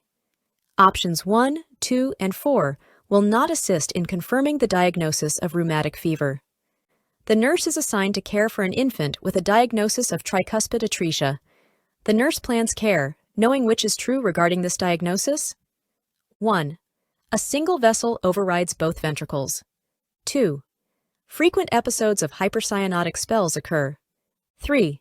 There is no communication from the right atrium to the right ventricle. 4. There is no communication from the systemic and pulmonary circulations. The correct answer is 3. There is no communication from the right atrium to the right ventricle. In tricuspid atresia, there is no communication from the right atrium to the right ventricle. Option 1 describes truncus arteriosus. Option 4 describes transposition of the great arteries. In Option 2, frequent episodes of hypercyanotic spells occur in tetralogy of Fallot. A healthcare provider has prescribed oxygen as needed for a 10-month-old infant with heart failure. In which situation should the nurse administer the oxygen to the child? 1. When the child is sleeping. 2. When changing the child's diapers. 3. When the mother is holding the child. 4. When drawing blood for electrolyte levels. The correct answer is 4. When drawing blood for electrolyte levels. Oxygen administration may be prescribed for the infant with HF for stressful periods, especially during bouts of crying or invasive procedures. Drawing blood is an invasive procedure that would likely cause the child to cry. The nurse monitors the daily weight of an infant with heart failure, which finding alerts the nurse to suspect fluid accumulation and thus the need to notify the charge nurse. 1. Bradypnea. 2. Diaphoresis. 3. Decreased blood pressure. 4. A weight gain of 1 pound in 1 day. The correct answer is 4. A weight gain of 1 pound in 1 day. A weight gain of 0.5 kilogram or 1 pound in 1 day is a result of the accumulation of fluid. The nurse should monitor the urine output, monitor for evidence of facial or peripheral edema, check the lung sounds, and report the weight gain. Tachypnea and an increased blood pressure would occur with fluid accumulation. Diaphoresis is a sign of HF, but it is not specific to fluid accumulation, and it usually occurs with exertional activities. The nurse assists with admitting a child with a diagnosis of acute stage Kawasaki disease. When obtaining the child's medical history, which manifestation is likely to be noted? 1. Cracked lips. 2. A normal appearance. 3. Conjunctival hyperemia. 4. Desquamation of the skin. The correct answer is 3. Conjunctival hyperemia. During the acute stage of Kawasaki disease, the child presents with fever, conjunctival hyperemia, a red throat, swollen hands, a rash, and enlargement of the cervical lymph nodes. During the subacute stage, cracking lips and fissures, desquamation of the skin on the tips of the fingers and toes, joint pain, cardiac manifestations, and thrombocytosis occur. During the convalescent stage, the child appears normal, but signs of inflammation may be present. The nurse is told that a child with rheumatic fever will be arriving to the nursing unit for admission. Which question should the nurse ask the family to elicit information specific to the development of RF? 1. Has the child complained of back pain? 2. Has the child complained of headaches? 3. Has the child had any nausea or vomiting? 4. Did the child have a sore throat or a fever within the past 2 months? The correct answer is 4. Did the child have a sore throat or a fever within the past 2 months? Rheumatic fever characteristically presents 2 to 6 weeks after an untreated or partially treated Group A beta hemolytic streptococcal infection of the upper respiratory tract. Initially, the nurse determines if the child has had a sore throat or an unexplained fever within the past 2 months. Options 1, 2, and 3 are unrelated to RF. The nurse reviews the record of a child who was just seen by a healthcare provider. The HCP has documented a diagnosis of suspected aortic stenosis. Which specific sign-symptom of aortic stenosis should the nurse anticipate? 1. Pallor. 2. Hyperactivity. 3. Exercise intolerance. 4. Gastrointestinal disturbances. The correct answer is 3. Exercise intolerance. The child with aortic stenosis shows signs of exercise intolerance, chest pain, and dizziness when standing for long periods. Pallor may be noted, but it is not specific to this type of disorder alone. Options 2 and 4 are not related to this disorder. 1 hour ago, a multipara was examined with the following results: 8 centimeters, 50% effaced, and plus 1 station. She is now pushing with contractions, and the fetal head is seen at the vaginal introitus. The nurse concludes that the client is now 1. 9 centimeters dilated, 70% effaced, and plus 2 station. 2. 9 centimeters dilated, 80% effaced, and plus 3 station. 3. 10 centimeters dilated, 90% effaced, and plus 4 station. 4. 10 centimeters dilated, 100% effaced, and plus 5 station.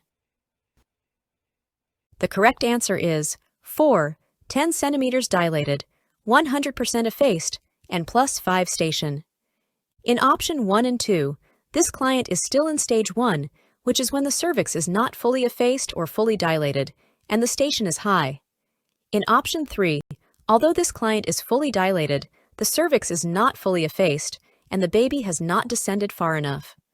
In option 4, the cervix is fully dilated and fully effaced, and the baby is low enough to be seen through the vaginal introitus. When performing Leopold maneuvers, the nurse notes that the fetus is in the left occiput anterior position, which is the best position for the nurse to place a fetoscope to hear the fetal heartbeat. 1. Left upper quadrant. 2. Right upper quadrant. 3. Left lower quadrant. 4. Right lower quadrant. The correct answer is 3. Left lower quadrant. The left upper quadrant would be the appropriate place to place a fetoscope to hear the fetal heartbeat if the baby were in the left sacrum anterior position, not the left occiput anterior position. The right upper quadrant would be appropriate if the baby were in the right sacrum anterior position. The fetoscope should be placed in the left lower quadrant for a fetus positioned in the left occiput anterior position as described in the question. The right lower quadrant would be appropriate if the baby were in the right occiput anterior position. During a vaginal examination, the nurse palpates fetal buttocks that are facing the left posterior and are 1 centimeter above the ischial spines. Which of the following is consistent with this assessment? 1. LOA -1 station. 2. LSP -1 station. 3. LMP +1 station. 4. LSA +1 station. The correct answer is 2. LSP -1 station.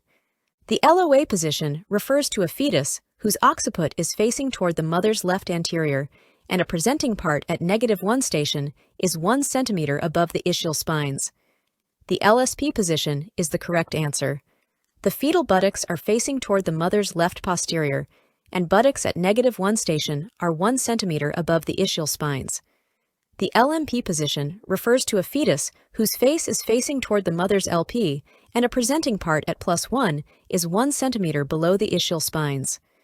The LSA position refers to a fetus whose buttocks are facing toward the mother's LA, and a presenting part at +1 station is 1 centimeter below the ischial spines. Before we move on to the next question, the NCLEX Mastery Bundle is available. It includes over 100 animated review videos, hundreds of pages of notes, hundreds of case study questions, and over 1,000 NCLEX questions. Link is in the description, or you can get it at alphanurseguide.com. Back to the questions.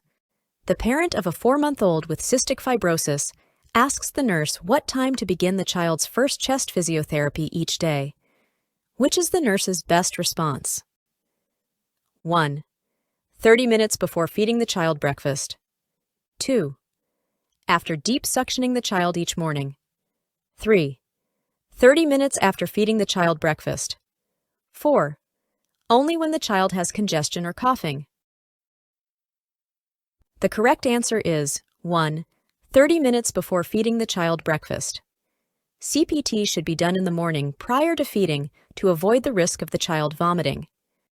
How does the nurse interpret the laboratory analysis of a stool sample containing excessive amounts of azoturia and steatorrhea in a child with cystic fibrosis? The values indicate the child is 1. Not compliant with taking her vitamins. 2. Not compliant with taking her enzymes. 3. Eating too many foods high in fat. 4.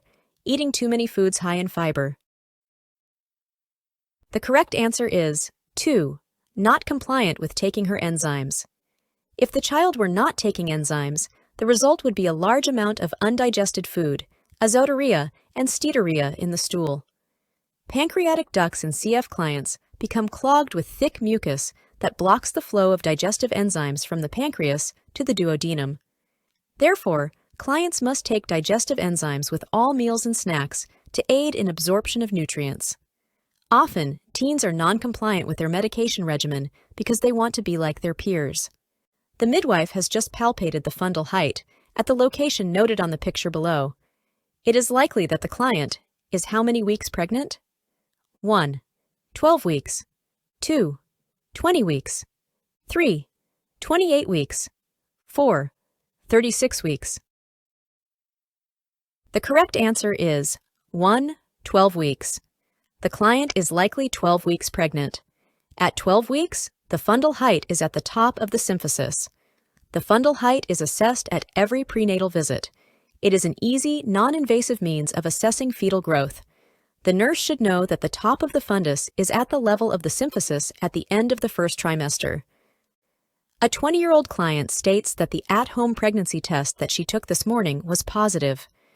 Which of the following comments by the nurse is appropriate at this time? 1. Congratulations, you and your family must be so happy. 2. Have you told the baby's father yet? 3. How do you feel about the results? 4. Please tell me when your last menstrual period was. The correct answer is 3. How do you feel about the results? Some pregnant women are happy about their pregnancy, some are sad, and still others are frightened. At the initial interview, it is essential that the nurse not assume that the woman will respond in any particular way. The nurse must ask open-ended questions to elicit the woman's feelings about the pregnancy. A client enters the prenatal clinic. She states that she believes she is pregnant. Which of the following hormone elevations will indicate a high probability that the client is pregnant? 1. Chorionic gonadotropin. 2. Oxytocin. 3. Prolactin. 4. Luteinizing hormone. The correct answer is 1. Chorionic gonadotropin. Human chorionic gonadotropin is produced by the fertilized egg. Its presence in the bloodstream signals the body to keep the corpus luteum alive. Until the placenta takes over the function of producing progesterone and estrogen, the corpus luteum produces the hormones that are essential to the maintenance of the pregnancy. Oxytocin is the hormone of labor. It is not measured as a sign of pregnancy. Prolactin is the hormone that stimulates lactogenesis immediately after delivery. It is not measured as a sign of pregnancy. Luteinizing hormone is the hormone that stimulates ovulation. It is not measured as a sign of pregnancy. The nurse plans to provide anticipatory guidance to a 10 weeks pregnant client who is being seen in the prenatal clinic. Which of the following information should be a priority for the nurse to provide? 1. Pain management during labor. 2. Methods to relieve backaches. 3. Breastfeeding positions. 4. Characteristics of the newborn. The correct answer is 2. Methods to relieve backaches. This 10-week pregnant client will be entering the second trimester in a couple of weeks. As the uterine body grows, the client is likely to experience backaches. It is appropriate for the nurse to provide information about this possibility and ways to relieve them. A client enters the prenatal clinic. She states that she missed her period yesterday and used a home pregnancy test this morning. She states that the results were negative, but I still think I am pregnant. Which of the following statements would be appropriate for the nurse to make at this time? 1. Your period is probably just irregular. 2. We could do a blood test to check. 3. Home pregnancy test results are very accurate. 4. You should repeat the test in 1 week. The correct answer is 2. We could do a blood test to check. Because quantitative pregnancy tests measure the exact quantity of human chorionic gonadotropin in the bloodstream, they are more accurate than urine tests that simply measure whether or not the hormone is present in the urine. Similar to the urine tests on the market, qualitative serum tests detect whether or not the hormone is present, but they are still considered to be more accurate than urine tests. A woman whose prenatal weight was 105 pounds, weighs 109 pounds, at her 12-week visit. Which of the following comments by the nurse is appropriate at this time? 1. We expect you to gain about 1 pound per week, so your weight is a little low at this time. 2. Most women gain no weight during the first trimester, so I would suggest you eat fewer desserts for the next few weeks. 3. You entered the pregnancy well underweight, so we should check your diet to make sure you are getting the nutrients you need. 4. Your weight gain is exactly what we would expect it to be at this time. The correct answer is 4. Your weight gain is exactly what we would expect it to be at this time. For women who enter the pregnancy with a normal weight for height, the expected weight gain is 3 to 5 pounds for the entire first trimester and approximately 0.8 to 1 pound per week from weeks 13 to 40. The nurse is assessing the laboratory report of a 40-week gestation client. Which of the following values would the nurse expect to find elevated above pre-pregnancy levels? Select all that apply. 1. Glucose. 2. Fibrinogen. 3. Hematocrit. 4. Bilirubin. 5. White blood cells. The correct answers are 2. Fibrinogen and 5. White blood cells. Fibrinogen levels will be elevated slightly in a 40-week pregnant woman because coagulation factors like fibrinogen increase to help prevent excessive blood loss during delivery. A 40-week pregnant woman's white blood cell count will be elevated above normal as a means of protecting her body from infection. The client with a seizure disorder is prescribed fosphenytoin. Which interventions should the nurse discuss with the client? Select all that apply. 1. Instruct the client to wear a medic alert bracelet and carry identification. 2. Tell the client to not self-medicate with over-the-counter medications. 3. Encourage the client to decrease drinking of any type of alcohol.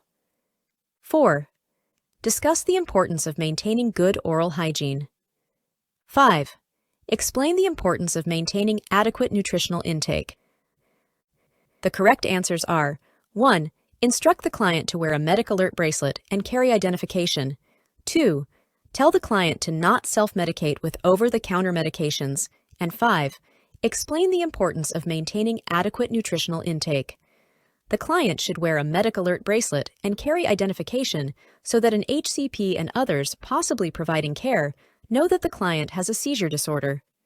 The client should not take any OTC medications without first consulting with the HCP or pharmacist because many medications interact with fosphenytoin, an anticonvulsant. The medication may cause anorexia, nausea, and vomiting. Therefore, the client should maintain an adequate nutritional intake. Which data should the nurse assess for the client with a seizure disorder who is taking Valproate? 1. Creatinine and blood urea nitrogen levels. 2. White blood cell count. 3. Liver enzymes. 4. Red blood cell count. The correct answer is 3. Liver enzymes. Hepatotoxicity is one of the possible adverse reactions to Valproate, an anticonvulsant. Therefore, the liver enzymes should be monitored. The client with a seizure disorder is prescribed phenytoin. Which statement indicates the client understands the medication teaching? 1. If my urine turns a reddish-brown color, I should call my doctor. 2. I should take my medication on an empty stomach. 3. I will use a soft bristled toothbrush to brush my teeth. 4. I may get a sore throat when taking this medication. The correct answer is 3. I will use a soft bristled toothbrush to brush my teeth. The client should use a soft bristled toothbrush to prevent gum irritation and bleeding. Gingival hyperplasia is a side effect of this medication. When a nurse attempts to administer a medication to a patient, the patient refuses to take the medication because it causes diarrhea. The nurse provides teaching about the medication, but the patient continues adamantly to refuse the medication. Which should the nurse do first? 1. Document the patient's refusal to take the medication. 2. Discuss with a family member the need for the patient to take the medication. 3. Explain again to the patient the consequences of refusing to take the medication. 4. Notify the primary healthcare provider of the patient's refusal to take the medication. The correct answer is 1. Document the patient's refusal to take the medication. Withholding the medication and documenting the patient's refusal are the appropriate interventions. Patients have a right to refuse care. Discussing the situation with a family member without the patient's consent is a violation of confidentiality. The patient has been taught about the medication and adamantly refuses the medication. Further teaching at this time may be viewed by the patient as badgering. Notifying the primary healthcare provider eventually should be done, but it is not the priority at this time. Which would the nurse explain to parents about the inheritance of cystic fibrosis? 1. CF is an autosomal dominant trait passed on from the child's mother. 2. CF is an autosomal dominant trait passed on from the child's father. 3. The child of parents who are both carriers of the gene for CF has a 50% chance of acquiring CF. 4. The child of a mother who has CF and a father who is a carrier of the gene for CF has a 50% chance of acquiring CF. The correct answer is 4. The child of a mother who has CF and a father who is a carrier of the gene for CF has a 50% chance of acquiring CF. If the child is born to a parent with CF and the other parent is a carrier, the child has a 50% chance of acquiring the disease and a 50% chance of being a carrier of the disease. When assessing the psychological adjustment of an 8-week gravida, which of the following would the nurse expect to see signs of? 1. Ambivalence. 2. Depression. 3. Anxiety. 4. Ecstasy. The correct answer is 1. Ambivalence. It is common for women to be ambivalent about their pregnancy during the first trimester. Even women who stop taking birth control pills to become pregnant are often startled and ambivalent when they actually get pregnant. This is not pathological. The women usually slowly accept the pregnancy, and by 20 weeks gestation are happy and enthusiastic about the prospect of becoming a mother. Before we move on to the next question, the NCLEX Mastery Bundle is available. It includes over 100 animated review videos, hundreds of pages of notes, hundreds of case study questions, and over 1,000 NCLEX questions. Link is in the description, or you can get it at alphanurseguide.com. Back to the questions. A client is in the 10th week of her pregnancy. Which of the following symptoms would the nurse expect the client to exhibit? Select all that apply. 1. Backache. 2.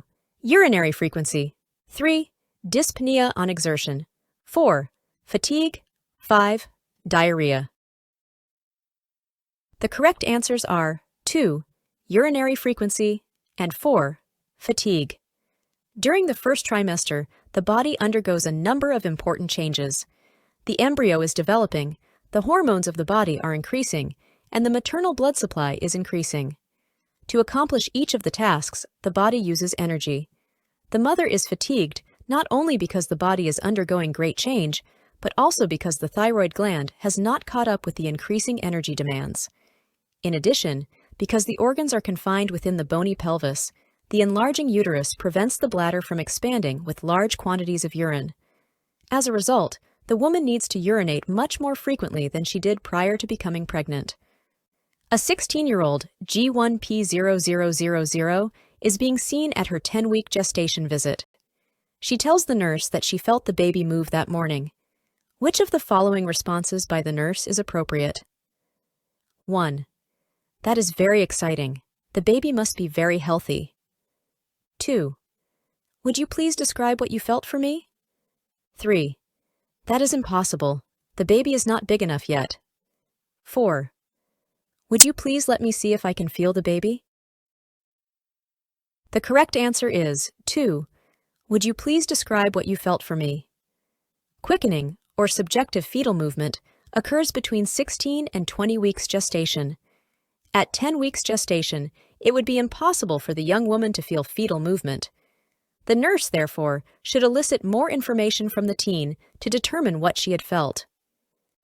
A client asks the nurse what was meant when the physician told her she had a positive Chadwick sign. Which of the following information about the finding would be appropriate for the nurse to convey at this time? 1. It is a purplish stretch mark on your abdomen. 2. It means that you are having heart palpitations. 3.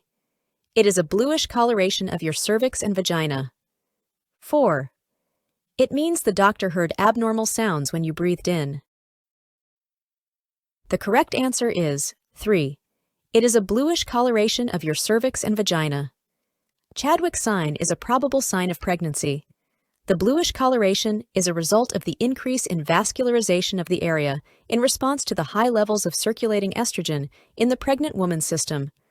A gravida G1 P0000 is having her first prenatal physical examination. Which of the following assessments should the nurse inform the client that she will have that day? Select all that apply. 1. Pap smear. 2. Mammogram. 3.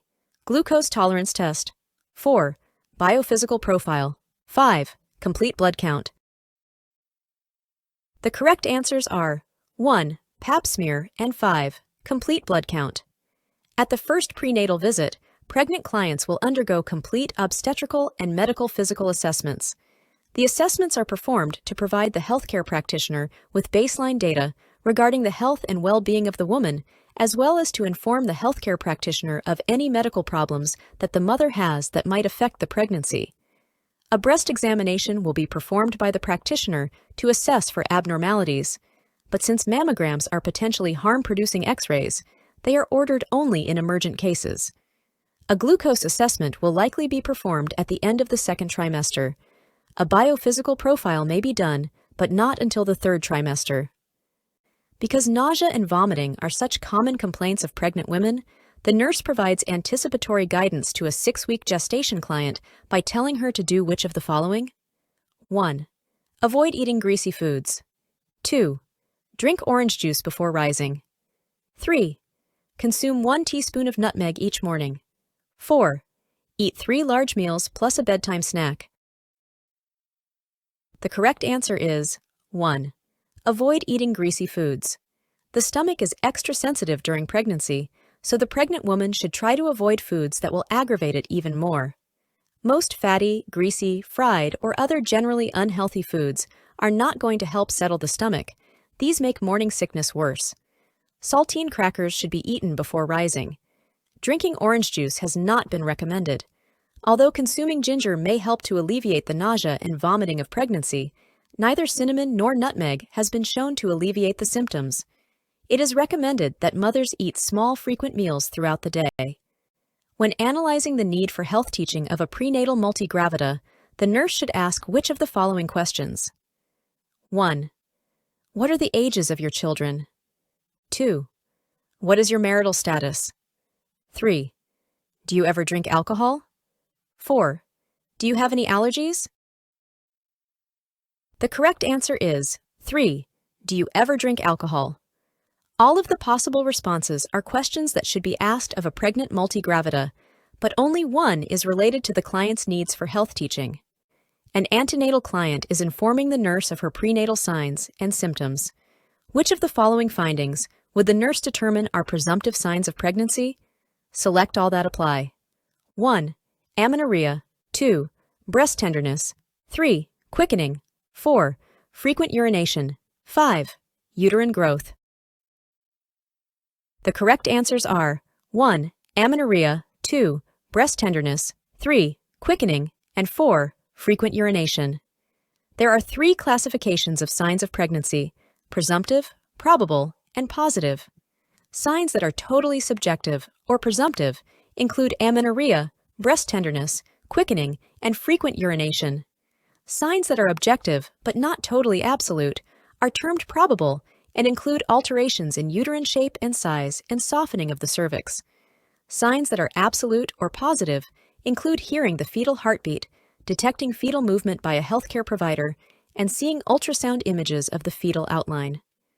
The nurse is preparing to administer the following anticonvulsant medications. Which medication should the nurse question administering? 1. Carbamazepine to the client, who has a carbamazepine serum level of 8 micrograms per milliliter. 2. Clonazepam to the client, who has a clonazepam serum level of 60 nanograms per milliliter. 3. Phenytoin to the client, who has a phenytoin serum level of 26 micrograms per milliliter. 4. Ethosuximide to the client, who has an ethosuximide serum level of 45 micrograms per milliliter. The correct answer is 3. Phenytoin to the client, who has a phenytoin serum level of 26 micrograms per milliliter. The therapeutic serum level of phenytoin, an anticonvulsant, is 10 to 20 micrograms per milliliter. Because the client's level is above that range, the nurse should question administering this medication. The client with a seizure disorder who is taking carbamazepine tells the clinic nurse, "I am taking evening primrose oil for my premenstrual cramps, and it is really working." Which statement is the nurse's best response? 1. You should inform your HCP about taking this herb. 2. It is very dangerous to take both the herb and carbamazepine. 3. Herbs are natural substances, and I am glad it is helping your PMS. 4. Are you sure you should be taking herbs along with carbamazepine? The correct answer is 1. You should inform your HCP about taking this herb. Evening primrose oil may lower the seizure threshold, and the dose of carbamazepine, an anticonvulsant, may need to be modified. Therefore, the client should notify the HCP. The client has increased intracranial pressure, and the HCP orders a bolus of 0.5 grams per kilograms IV of 25% osmotic diuretic solution. The client weighs 165 pounds. How much medication should the nurse administer to the client? The correct answer is 37.5 grams. To determine this, first find the client's weight in kilograms. 165 pounds divided by 2.2, which equals to 75 kilograms. Then, multiply 0.5 grams by weight in kilograms. 0.5 multiplied by 75 kilograms, which equals to 37.5 grams. A charge nurse is making assignments for a group of children on a pediatric unit. The nurse should most avoid assigning the same nurse to care for a 2-year-old with respiratory syncytial virus and 1. An 18-month-old with RSV. 2. A 9-year-old 8 hours post-appendectomy. 3. A 1-year-old with a heart defect. 4. A 6-year-old with sickle cell crisis. The correct answer is 3. RSV may be spread through both direct and indirect contact. While contact and standard precautions should be employed, a measure to further decrease the risk of nosocomial infections is to avoid assigning the same nurse caring for an RSV client to a client at risk for infection. A private room is preferred, but if this is not an option, the nurse should understand that children 2 years of age and younger are most at risk for RSV, especially if they have other chronic problems, such as a heart defect. From an infection control perspective, pairing 2 clients with RSV is ideal. RSV infections are less likely to pose a serious problem in older children. The nurse observes an 18-month-old who has been admitted with a respiratory tract infection. See the figure below. The nurse should first 1. Position the child supine. 2. Call the rapid response team. 3. Offer the child a carbonated drink. 4. Place the child in a croup tent. The correct answer is 4. The child is in respiratory distress and is sitting in a position to relieve the airway obstruction. The nurse should provide a humidified environment with a croup tent with cool mist to facilitate breathing and liquefy secretions. The child should remain sitting to facilitate breathing. The nurse should allow the child to determine the most comfortable position. After the child is breathing normally, the nurse can offer fluids. The primary care provider also may prescribe intravenous fluids. The nurse can call the rapid response team if the respiratory distress is not relieved by using a croup tent or changes in other vital signs indicate further distress. An infant is being treated at home for bronchiolitis. Which of the following should the nurse teach the parent about home care? Select all that apply. 1. Offering small amounts of fluids frequently. 2. Allowing the infant to sleep prone. 3. Calling the clinic if the infant vomits. 4. Writing down how much the infant drinks.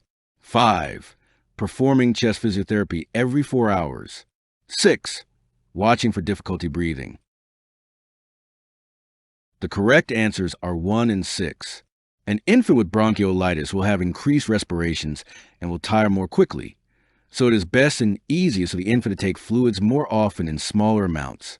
The parents also will be instructed to watch for signs of increased difficulty breathing, which signal possible complications. Healthy infants, and even those with bronchiolitis, should sleep in the supine position.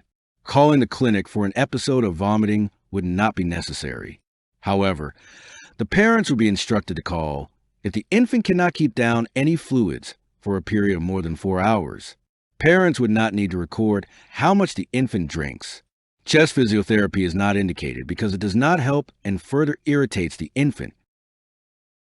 A father brings his 3-month-old infant to the clinic, reporting that the infant has a cold, is having trouble breathing, and just doesn't seem to be acting right. Which of the following actions should the nurse do first? 1. Check the infant's heart rate. 2. Weigh the infant. 3. Assess the infant's oxygen saturation. 4. Obtain more information from the father. The correct answer is 3. In an infant with these symptoms, the first action by the nurse would be to obtain an oxygen saturation reading to determine how well the infant is oxygenating, which is valuable information for an infant having trouble breathing. Because the father probably could provide no other information, checking the heart rate would be the second action done by the nurse. Then the nurse would obtain the infant's weight. A 21-month-old child admitted with a diagnosis of croup now has a respiratory rate of 48 breaths per minute, a heart rate of 120 beats per minute, and a temperature of 100.8 degrees Fahrenheit rectally. The nurse is having difficulty calming the child. Which of the following should the nurse do next? 1. Administer acetaminophen. 2. Notify the primary care provider immediately. 3. Allow the toddler to continue to cry. 4. Offer clear fluids every few minutes. The correct answer is 2. The nurse may be having difficulty calming the child because the child is experiencing increasing respiratory distress. The normal respiratory rate for a 21-month-old is 25 to 30 breaths per minute. The child's respiratory rate is 48 breaths per minute. Therefore, the primary care provider needs to be notified immediately. Typically, acetaminophen is not given to a child unless the temperature is 101 degrees Fahrenheit or higher. Letting the toddler cry is inappropriate with croup because crying increases respiratory distress. Offering fluids every few minutes to a toddler experiencing increasing respiratory distress would do little, if anything, to calm the child. Also, the child would have difficulty coordinating breathing and swallowing, possibly increasing the risk of aspiration. Before we move on to the next question, the NCLEX Mastery Bundle is available. It includes over 100 animated review videos, hundreds of pages of notes, hundreds of case study questions, and over 1,000 NCLEX questions. Link is in the description, or you can get it at alphanurseguide.com. Back to the questions. A 3-year-old is brought into the emergency department in her mother's arms. The child's mouth is open and she is drooling and lethargic. Her mother states that she became ill suddenly within the past 2 hours. What should the nurse do first? 1. Draw blood cultures for a complete blood count. 2. Start an intravenous line. 3. Inspect the child's throat with a tongue blade. 4. Maintain the child in an undisturbed upright position. The correct answer is 4. This child is in severe respiratory distress with potential for complete airway obstruction. The nurse should refrain from disturbing the child at this time to avoid irritating the epiglottis and causing it to completely obstruct the child's airway. The child may be intubated or undergo a tracheotomy. However, initially, the child should be kept as calm as possible with as little disruption as possible. Any attempt to restrain the child, draw blood, insert an IV, or examine her throat could result in total airway obstruction. When teaching the parents of an infant how to perform back slaps to dislodge a foreign body, which of the following should the nurse tell the parents to use to deliver the blows? 1. palm of the hand. 2, heel of the hand. 3, fingertips. 4, entire hand.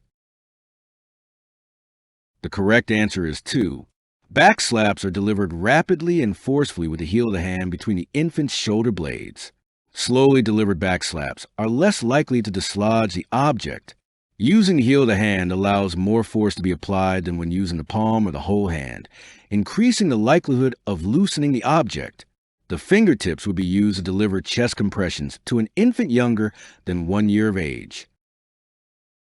When preparing to deliver back slaps to an infant who is choking on a foreign body, in which of the following positions should the nurse position the infant? 1, head down and lower than the trunk. 2, head up and raise above the trunk. 3, head to one side and even with the trunk lower than the head. 4, head parallel to the nurse and supported at the buttocks. The correct answer is 1. To deliver back slaps, the nurse should place the infant face down, straddled over the nurse's arm, with the head lower than the trunk and the head supported. This position, together with the back slaps, facilitates dislodgement and removal of a foreign object and minimizes aspiration if vomiting occurs. Placing the infant with the head up and raised above the trunk would not aid in dislodging and removing the foreign object.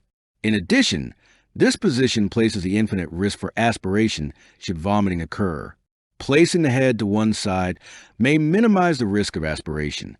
However, it would not help with removal of an object that is dislodged by the back slaps. Placing the infant with the head parallel to the nurse and supported at the buttocks is more appropriate for burping the infant. When performing cardiopulmonary resuscitation, CPR, which of the following indicates that external chest compressions are effective? 1, mottling of the skin. 2, pupillary dilation. 3, palpable pulse. 4, cool, dry skin. The correct answer is 3. With CPR, effectiveness of external chest compressions is indicated by palpable peripheral pulses, the disappearance of mottling and cyanosis, the return of pupils to normal size, and warm, dry skin. To determine whether the victim of cardiopulmonary arrest has resumed spontaneous breathing and circulation, chest compressions must be stopped for 5 seconds at the end of the first minute and every few minutes thereafter. The nurse begins CPR on a 5-year-old unresponsive client. When the emergency response team arrives, the child continues to have no respiratory effort, but has a heart rate of 50 with cyanotic legs. The team should next: 1, discontinue compressions but continue administering breaths with a bag mask device. 2, establish an intravenous line with a large bore needle while preparing the defibrillator. 3, begin 2-person CPR at a ratio of 2 breaths to 15 compressions. 4, begin 2-person CPR at a ratio of 2 breaths to 30 compressions. The correct answer is 3. CPR is done on children for a heart rate of less than 60 with signs of poor perfusion. Rescuers should use a 15 to 2 compression to ventilation ratio for 2 rescuer CPR for a child. Breaths without compressions are indicated only for respiratory arrest where the heart rate remains above 60. The AED/defibrillator should be used as soon as it is ready, but rescuers should not discontinue compressions until the device is ready for use. The ratio for 2-person CPR in adults is 30 to 2. On finding a child who is not breathing, the nurse has someone activate the emergency medical system and then does which of the following first? 1, clear the airway. 2, begin mouth-to-mouth resuscitation. 3, initiate oxygen therapy. 4, start chest compressions. The correct answer is 4. When breathlessness is determined, the priority nursing action is checking a pulse and beginning compressions. After 30 compressions, the nurse opens the airway and gives 2 breaths. Oxygen therapy will not be initiated at this time because the child is not breathing. Also, administering oxygen therapy would interfere with providing mouth-to-mouth resuscitation. When developing the ongoing plan of care for the parents whose infant died of sudden infant death syndrome, the nurse should plan to accomplish which of the following on the second home visit? 1, allow the parents to express their feelings. 2, have the parents gain an understanding of the disease. 3, Assess the impact of the infant's death on their other children. 4. Deal with issues such as having other children. The correct answer is 1. The goal of the second home visit is to help the parents express their feelings more openly. Many parents are reluctant to express their grief and need help. The goal of the first visit is to help the parents understand the disease and what happened. The first visit also provides time to help the parents understand that they are not to blame. Although it is important to assess the impact of SIDS on siblings, this is not the primary goal for the second visit. However, the nurse must be flexible in case problems involving this area arise. Typically, parents are unable to deal with decisions, such as having other children during the second visit, because they are grieving for the child that they lost. This topic may be discussed later in the course of care. The nurse is preparing to administer the last dose of ceftriaxone before discharge to a 1-year-old, but finds the IV has occluded. The nurse should 1. Restart the IV. 2. Administer the medication intramuscularly. 3. Arrange for early discharge. 4. Contact the prescriber to request a prescription change. The correct answer is 4. Restarting an IV for 1 dose of a medication may not be in the infant's best interest when the medication can be given in an alternate form. The prescriber should be contacted to determine IM or PO options. Rocefin may be given IM, but changing the route of medication administration requires a prescription. Failing to complete an entire course of antibiotics contributes to the emergence of antibiotic resistance and would rarely be the best option. A teaching care plan to prevent the transmission of respiratory syncytial virus should include which of the following? Select all that apply. 1. The virus can be spread by direct contact. 2. The virus can be spread by indirect contact. 3. Palivizumab is recommended to prevent RSV for all toddlers in daycare. 4. The virus is typically contagious for 3 weeks. 5. Older children seldom spread RSV. 6. Frequent hand washing helps reduce the spread of RSV. The correct answers are 1, 2, and 6. RSV can be spread through direct contact, such as kissing the face of an infected person, and it can be spread through indirect contact by touching surfaces covered with infected secretions. Hand washing is one of the best ways to reduce the risk of disease transmission. Palivizumab can prevent severe RSV infections, but is only recommended for the most at-risk infants and children. RSV is typically contagious for 3 to 8 days. RSV frequently manifests in older children as cold-like symptoms. Infected school-age children frequently spread the virus to other family members. In preparation for discharge, the nurse teaches a mother of an infant diagnosed with bronchiolitis about the condition and its treatment. Which of the following statements by the mother indicates successful teaching? 1. I need be sure to take my child's temperature every day. 2. I hope I don't get a cold for my child. 3. Next time my child gets a cold, I need to listen to the chest. 4. I need to wash my hands more often. The correct answer is 4. Hand washing is the best way to prevent respiratory illnesses and the spread of disease. Bronchiolitis, a viral infection primarily affecting the bronchioles, causes swelling and mucus accumulation of the lumina and subsequent hyperinflation of the lung with air trapping. It is transmitted primarily by direct contact with respiratory secretions as a result of eye-to-hand or nose-to-hand contact, or from contaminated fomites. Therefore, hand washing minimizes the risk for transmission. Taking the child's temperature is not appropriate in most cases. As long as the child is getting better, taking the temperature will not be helpful. The mother's statement that she hopes she doesn't get a cold from her child does not indicate understanding of what to do after discharge. For most parents, listening to the child's chest would not be helpful because the parents would not know what they were listening for. Rather, watching for an increased respiratory rate, fever, or evidence of poor eating or drinking will be more helpful in alerting the parent to potential illness. While the nurse is working in a homeless shelter, assessment of a 6-month-old infant reveals a respiratory rate of 52 breaths per minute, retractions, and wheezing. The mother states that her infant was doing fine until yesterday. Which of the following actions would be most appropriate? 1. Administer a nebulizer treatment. 2. Send the infant for a chest radiograph. 3. Refer the infant to the emergency department. 4. Provide teaching about cold care to the mother. The correct answer is 3. Based on the assessment findings of increased respiratory rate, retractions, and wheezing, this infant needs further evaluation, which could be obtained in an emergency department. Without a definitive diagnosis, administering a nebulizer treatment would be outside the nurse's scope of practice unless there was a prescription for such a treatment. Sending the infant for a radiograph may not be in the nurse's scope of practice. The findings need to be reported to a primary care provider who can then determine whether or not a chest radiograph is warranted. The infant is exhibiting signs and symptoms of respiratory distress and is too ill to send out with just instructions on cold care for the mother. A child has viral pharyngitis. The nurse should advise the parents to do which of the following? Select all that apply. 1. Use a cool mist vaporizer. 2. Offer a soft to liquid diet. 3. Administer amoxicillin. 4. Administer acetaminophen. 5. Place the child on secretion precautions. The correct answers are 1, 2, and 4. Viral pharyngitis is treated with symptomatic supportive therapy. Treatment includes use of a cool mist vaporizer, feeding a soft or liquid diet, and administration of acetaminophen for comfort.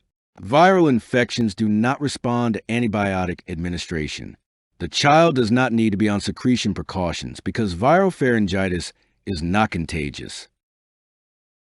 The father of a 16-month-old child calls the clinic because the child has a low-grade fever, cold symptoms, and a hoarse cough. Which of the following should the nurse suggest that the father do? 1. Offer extra fluids frequently. 2. Bring the child to the clinic immediately. 3. Count the child's respiratory rate. 4. Use a hot air vaporizer. The correct answer is 1. The toddler is exhibiting cold symptoms. A hoarse cough may be part of the upper respiratory tract infection.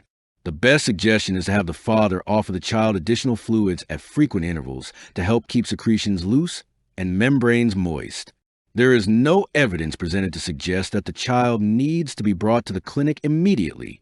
Although having the father count the child's respiratory rate may provide some additional information, it may lead the father to suspect that something is seriously wrong, possibly leading to undue anxiety.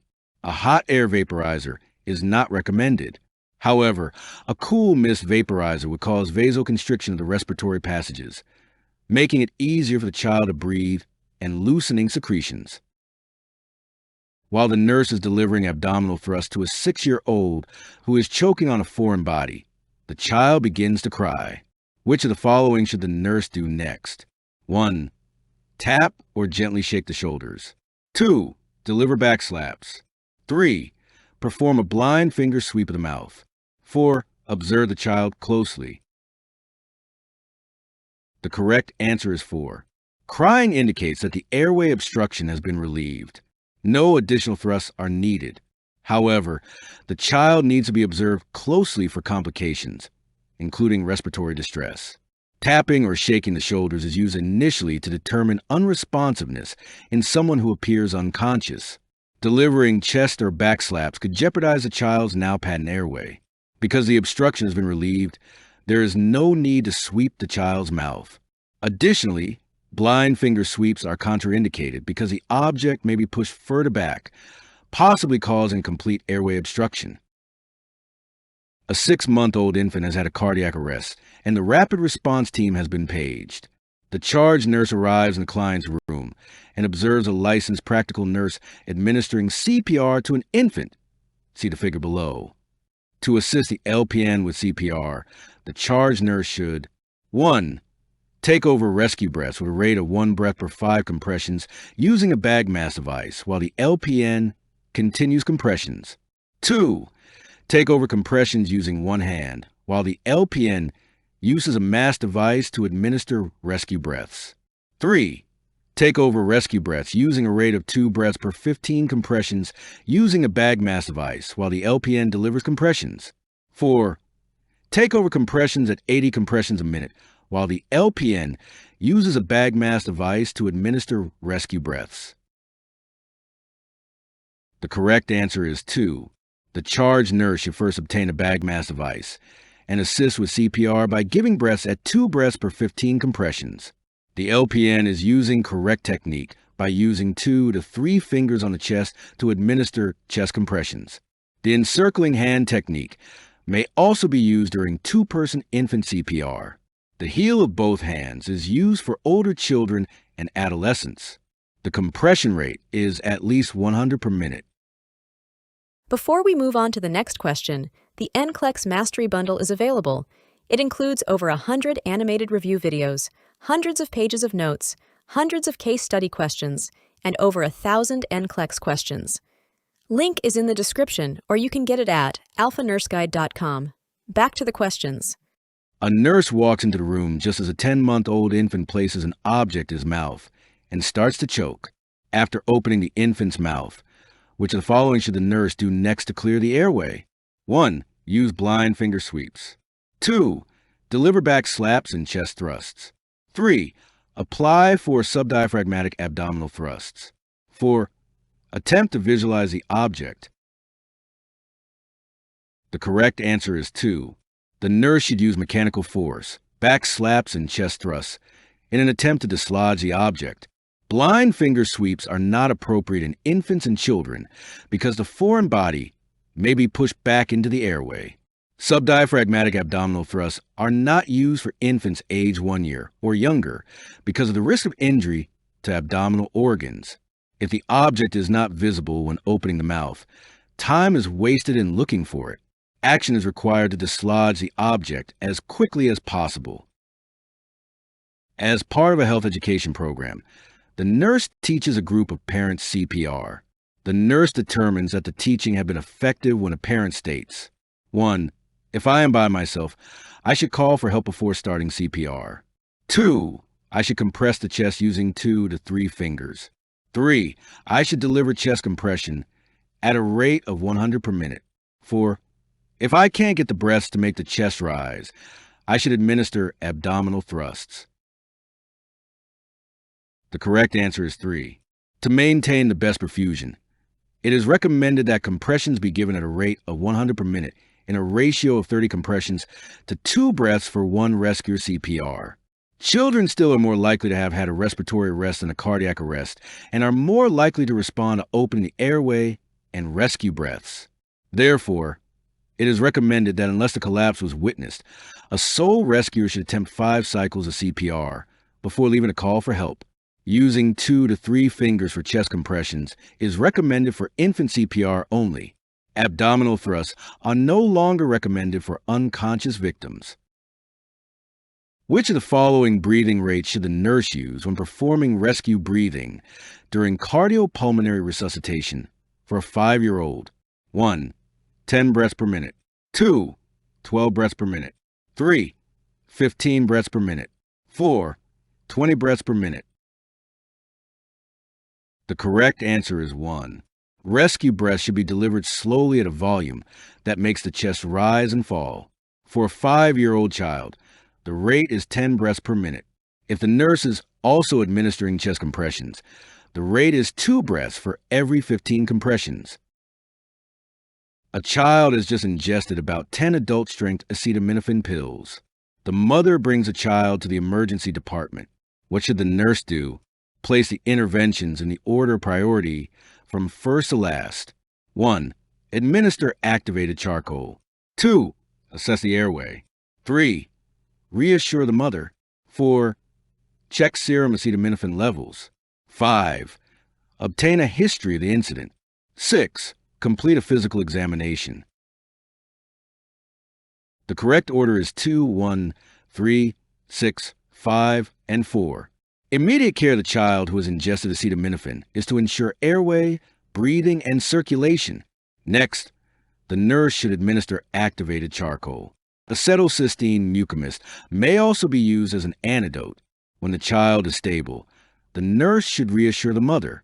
Next, the nurse should perform a physical exam to assess the child for other health problems, and then obtain further information about how the child obtained the aspirin.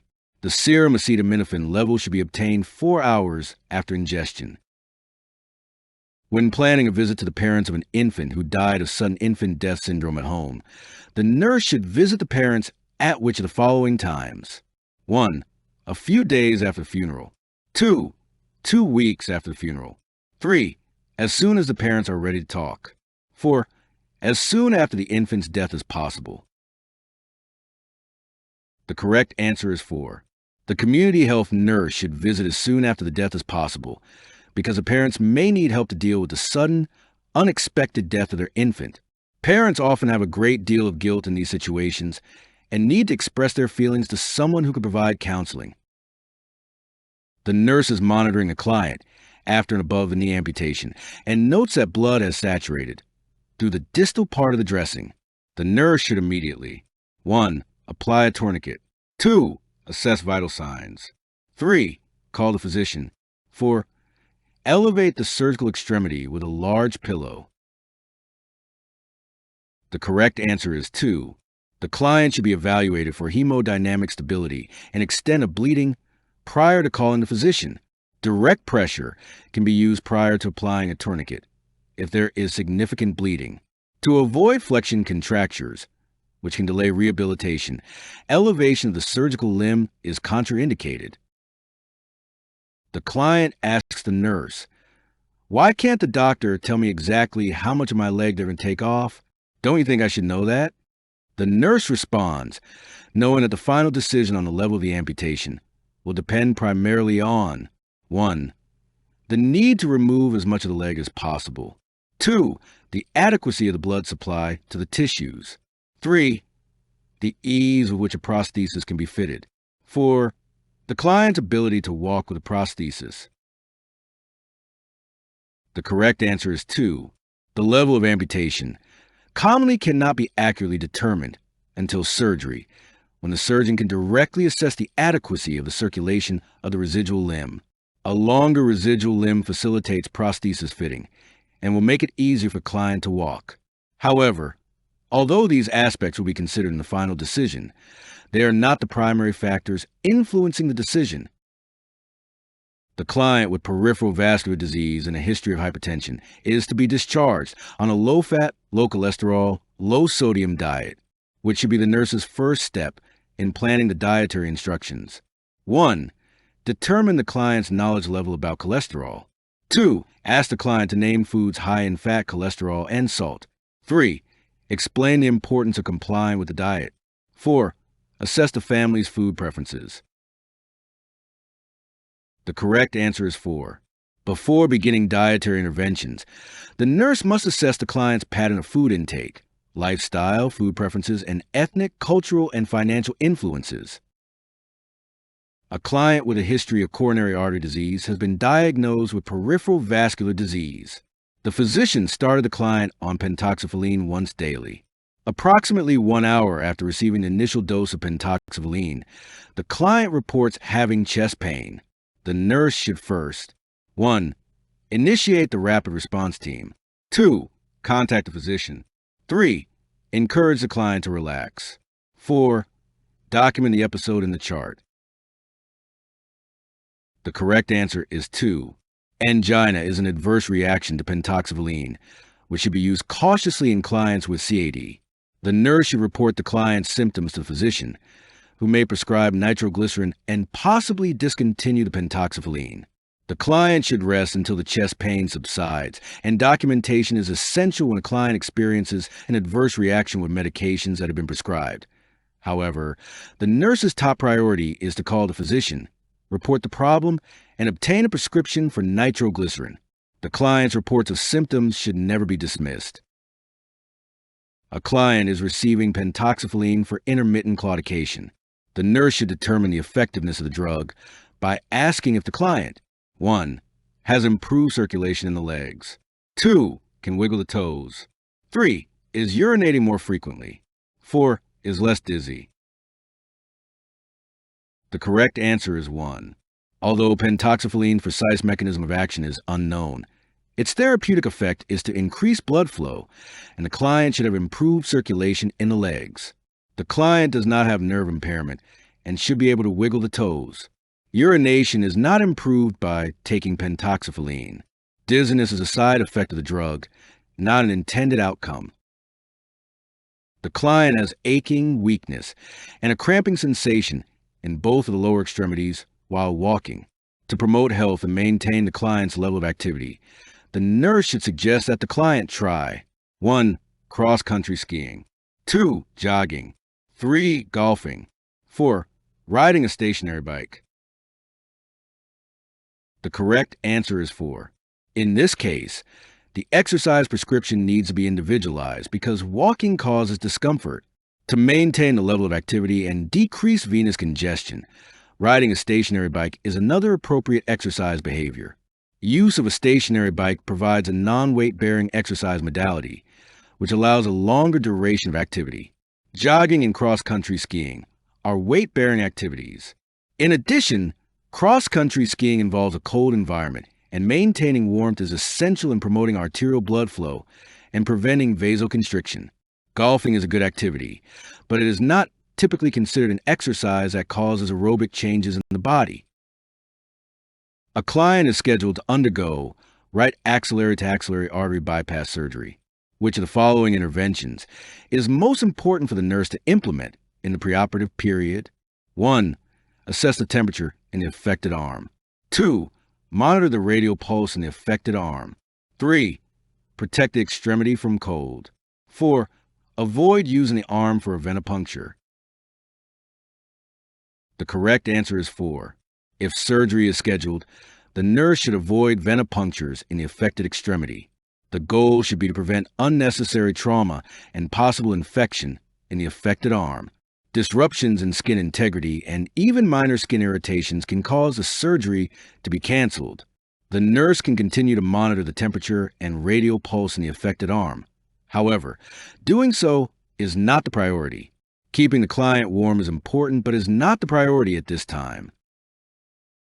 A client with peripheral vascular disease has bypass surgery. The primary goal of the plan of care after surgery is to 1. Maintain circulation. 2. Prevent infection. 3. Relieve pain. 4. Provide education. The correct answer is 1. Maintaining circulation in the affected extremity after surgery is the focus of care. The graft can become occluded, and the client must be assessed frequently to determine whether the graft is patent. Preventing infection and relieving pain are important, but are secondary to maintaining graft patency. Education should have taken place in the preoperative phase, and then continued during the recovery phase. A client with peripheral vascular disease has chronic, severe pretibial and ankle edema bilaterally. Because the client is on complete bed rest and circulation is compromised, one goal is to maintain tissue integrity. Which of the following interventions will help achieve this outcome? 1. Administering pain medication. 2. Encouraging fluids. 3. Turning the client every 1 to 2 hours. 4. Maintaining hygiene. The correct answer is 3. The client is at greater risk for skin breakdown in the lower extremities related to the edema and to remaining in one position, which increases capillary pressure.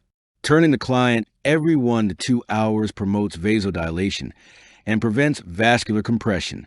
Administering pain medication will not have an effect on skin integrity. Encouraging fluids is not a direct intervention for maintaining skin integrity, although being well hydrated is a goal for most clients. Maintaining hygiene does influence skin integrity, but is secondary in this situation. The nurse in the intensive care unit is giving a report to the nurse in a cardiac step-down unit about a client who had coronary artery bypass surgery. Which of the following is the most effective way to assure essential information about the client is reported? 1. Give a report face-to-face with both nurses in a quiet room. 2. Audio tape the report for future reference and documentation. 3. Use a printed checklist with information individualized for the client. 4. Document essential transfer information in the client's electronic health record. The correct answer is 3. Using an individualized, printed checklist ensures that all key information is reported. The checklist can then serve as a record to which nurses can refer later. Giving a verbal report leaves room for error in memory. Using an audio tape or an electronic health record requires nurses to spend unnecessary time retrieving information. Before we move on to the next question, the NCLEX Mastery Bundle is available. It includes over 100 animated review videos, hundreds of pages of notes, hundreds of case study questions, and over 1,000 NCLEX questions. Link is in the description, or you can get it at alphanurseguide.com. Back to the questions. The nurse is assessing a client with heart failure who is receiving home health care monitoring using electronic devices, including scales, blood pressure monitoring, and structured questions to which the client responds daily on a touchscreen monitor. The nurse reviews data obtained within the last 3 days. The nurse calls the client to follow up. The nurse should ask the client which of the following first. 1. How are you feeling today? 2. Are you having shortness of breath? 3. Did you calibrate the scales before using them? 4. How much fluid did you drink during the last 24 hours? The correct answer is 2. The client has gained 5 pounds in 3 days with a steady increase in blood pressure. The client is exhibiting signs of heart failure, and if the client is short of breath, this will be another sign. Asking how the client is feeling is too general, and a more focused question will quickly determine the client's current health status. The scales should be calibrated periodically, but a 5 pounds weight gain, along with increased blood pressure, is not likely due to problems with the scale. The weight gain is likely due to fluid retention, not drinking too much fluid. Which activity would be appropriate? To delegate to an unlicensed personnel for a client diagnosed with a myocardial infarction who is stable. 1. Evaluate the lung sounds. 2. Help the client identify risk factors for coronary artery disease. 3. Provide teaching on a 2-gram sodium diet.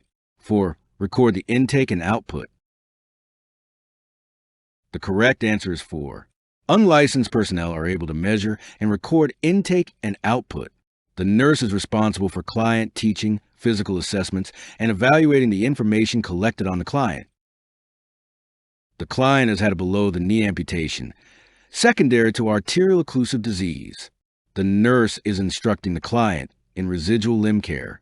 Which of the following statements by the client indicates that the client understands how to implement the plan of care? 1. I should inspect the incision carefully when I change the dressing every other day. 2. I should wash the incision, dry it, and apply moisturizing lotion daily. 3. I should rewrap the stump as often as needed. 4. I should elevate the stump on pillows to decrease swelling. The correct answer is 3. The purpose of wrapping the residual limb is to shape the residual limb to accept a prosthesis and bear weight. The compression bandaging should be worn at all times for many weeks after surgery and should be reapplied as needed to keep it free of wrinkles and snug. The dressing should be changed daily to allow for inspection of the stump incision. No lotion should be applied to the stump unless specifically prescribed by the physician. The stump should not be elevated on pillows because this will contribute to the formation of flexion contractures. Contractures will prevent the client from wearing a prosthesis and ambulating. A client has undergone an amputation of 3 toes and a femoropopliteal bypass. The nurse should teach the client that after surgery, which of the following leg positions is contraindicated while sitting in a chair? 1. Crossing the legs. 2. Elevating the legs. 3. Flexing the ankles. 4. Extending the knees. The correct answer is 1. Leg crossing is contraindicated because it causes adduction of the hips and decreases the flow of blood into the lower extremities. This may result in increased pressure in the graft in the affected leg. Elevating the legs, flexing the ankles, and extending the knees are not necessarily contraindicated. While the nurse is providing preoperative teaching for a client with peripheral vascular disease who is to have a below-the-knee amputation, the client says, "I hate the idea of being an invalid after they cut off my leg." The nurse's most therapeutic response should be, 1. You'll still have one good leg to use. 2. Tell me more about how you're feeling. 3. Let's finish the preoperative teaching. 4. You're fortunate to have a wife who can take care of you. The correct answer is 2. Encouraging the client who is undergoing amputation to verbalize feelings is the most therapeutic nursing intervention. By eliciting concerns, the nurse may be able to provide information to help the client cope. The nurse should avoid value-laden responses, such as, "You'll still have one good leg," that may make the client feel guilty or hostile and block further communication. The nurse should not ignore the client's expressed concerns, nor should the nurse reinforce the client's concern about invalidism and dependency, or assume that his wife is willing to care for him. A client with peripheral vascular disease is recovering from an aortofemoral popliteal bypass graft.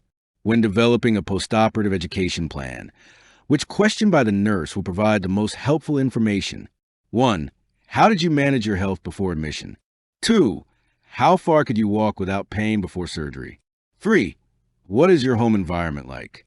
4. Do you have problems with your retention? The correct answer is 1. Assessing the individual's health behavior before surgery will help the nurse and client develop strategies to manage the postoperative course. Asking open-ended questions will elicit the most helpful information. The client's ability to walk after surgery will be improved after surgery. The nurse can ask direct questions after obtaining general information. A client with peripheral vascular disease, coronary artery disease, and chronic obstructive pulmonary disease takes theophylline 200 milligrams twice daily every day and digoxin 0.5 milligrams once a day.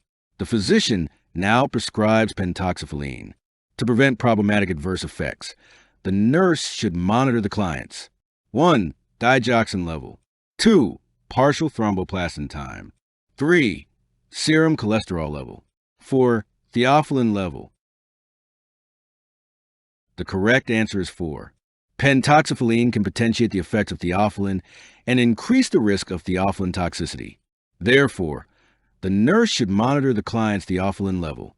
Pentoxifylline does not interact with digoxin. Pentoxifylline can interact with heparin, and the client's PTT would need to be monitored closely if the client were taking heparin. It does not affect cholesterol levels. The client with peripheral vascular disease has been prescribed diltiazem. The nurse should determine the effectiveness of this medication by assessing the client for 1. Relief of anxiety, 2. Sedation, 3. Vasoconstriction, 4. Vasodilation. The correct answer is 4. Diltiazem is a calcium channel blocker that blocks the influx of calcium into the cell. In this situation, the primary use of diltiazem is to promote vasodilation and prevent spasms of the arteries. As a result of the vasodilation, blood, oxygen, and nutrients can reach the muscle and tissues. Diltiazem is not an anti-anxiety agent and does not promote sedation. It also does not cause vasoconstriction, which would be contraindicated for a client with peripheral vascular disease. One goal in caring for a client with arterial occlusive disease is to promote vasodilation in the affected extremity. To achieve this goal, the nurse should encourage the client to 1. Avoid eating low-fat foods. 2. Elevate the legs above the heart. 3. Stop smoking. 4. Begin a jogging program. The correct answer is 3. Nicotine causes vasospasm and impedes blood flow. Stopping smoking is the most significant lifestyle change a client can make. The client should eat low-fat foods as part of a balanced diet. The legs should not be elevated above the heart because this will impede arterial flow. The legs should be in a slightly dependent position. Jogging is not necessary and probably is not possible for many clients with arterial occlusive disease. A rehabilitation program that includes daily walking is suggested. The nurse is instructing a client who is at risk for peripheral vascular disease how to use knee-length elastic stockings. The teaching plan should include which of the following? Select all that apply. 1. Apply the elastic stockings in the morning. 2. Remove the stockings if swelling occurs. 3. Apply the stockings while in bed. 4. Once the stockings have been pulled over the calf, roll the remaining stocking down to make a cuff. 5. Keep the stockings in place for 48 hours and reapply using a clean pair of stockings. The correct answers are 1 and 3. Elastic stockings are used to promote circulation by preventing pooling of blood in the feet and legs. The stocking should be applied in the morning before the client gets out of bed. The stocking should be applied smoothly to avoid wrinkles, but the top should not be rolled down to avoid constriction of circulation. The stocking should be removed every 8 hours, and the client should elevate the legs for 15 minutes and reapply the stockings.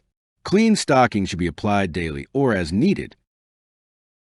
A client who has been diagnosed with peripheral vascular disease is being discharged. The client needs further instruction if she says she will: 1. Avoid heating pads. 2. Not cross the legs. 3. Wear leather shoes. 4. Use iodine on an injured site. The correct answer is 4.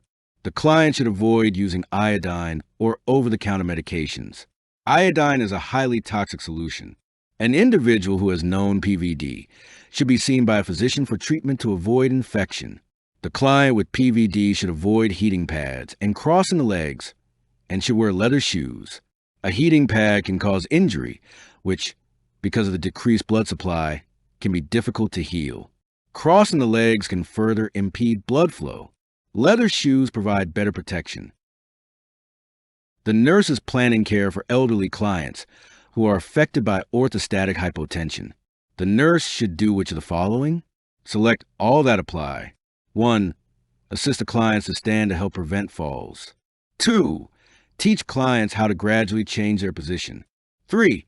Request a prescription for antihypertensive medications for clients at high risk. 4. Conduct fall risk assessments. 5. Consider the use of sequential compression devices for high-risk clients. 6. Place clients on bed rest. The correct answers are 1, 2, 4, and 5. Orthostatic hypotension is a drop in blood pressure that occurs when changing position, usually to a more upright position. Orthostatic hypotension often occurs in elderly clients, and it is a common cause of falls. Nurses must assess clients for orthostatic hypotension and assist all clients with orthostatic hypotension in standing to help prevent falls. Lower limb compression devices aid in prevention of decreased orthostatic systolic blood pressure and reduce symptoms in elderly clients with progressive orthostatic hypotension. Nurses must teach clients how to gradually change their position, and they must conduct fall risk assessments. Sequential compression devices may be helpful to high-risk clients and should be considered when developing the care plan. Antihypertensive medications are not necessary for clients with orthostatic hypertension and may precipitate dangerous drops in blood pressure. The client should be encouraged to be ambulatory. The nurse is tracking data on a group of clients with heart failure who have been discharged from the hospital and are being followed at a clinic.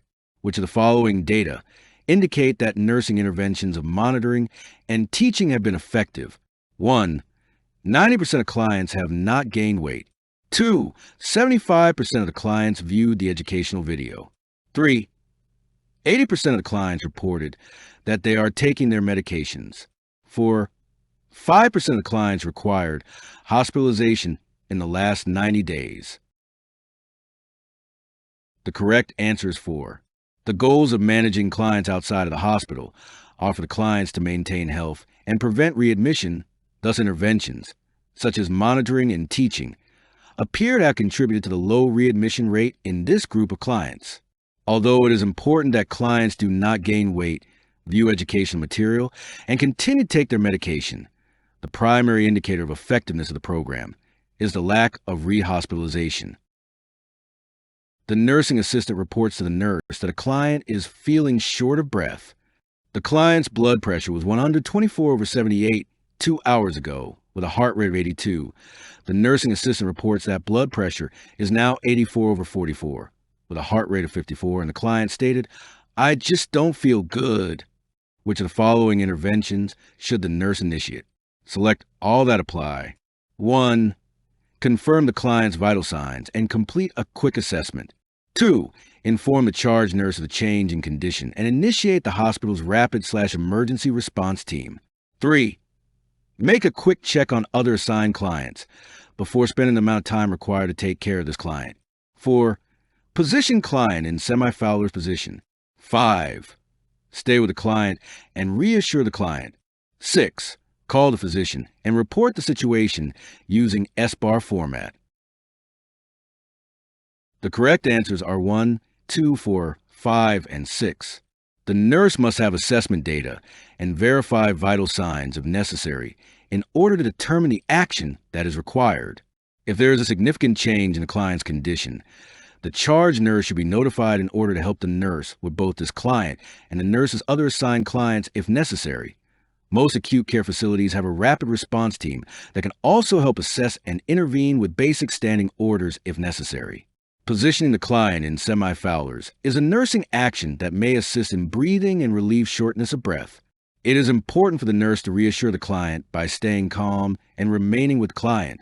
The physician must be notified of the change in client's condition.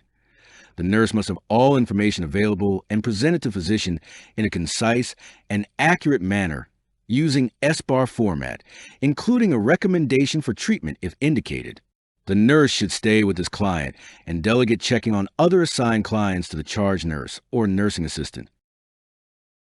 The nurse is caring for a client whose condition has been deteriorating. The client becomes unresponsive. The blood pressure is 80/40, and oxygen saturation is 90% on 50% face mask. The nurse should 1. Begin chest compressions.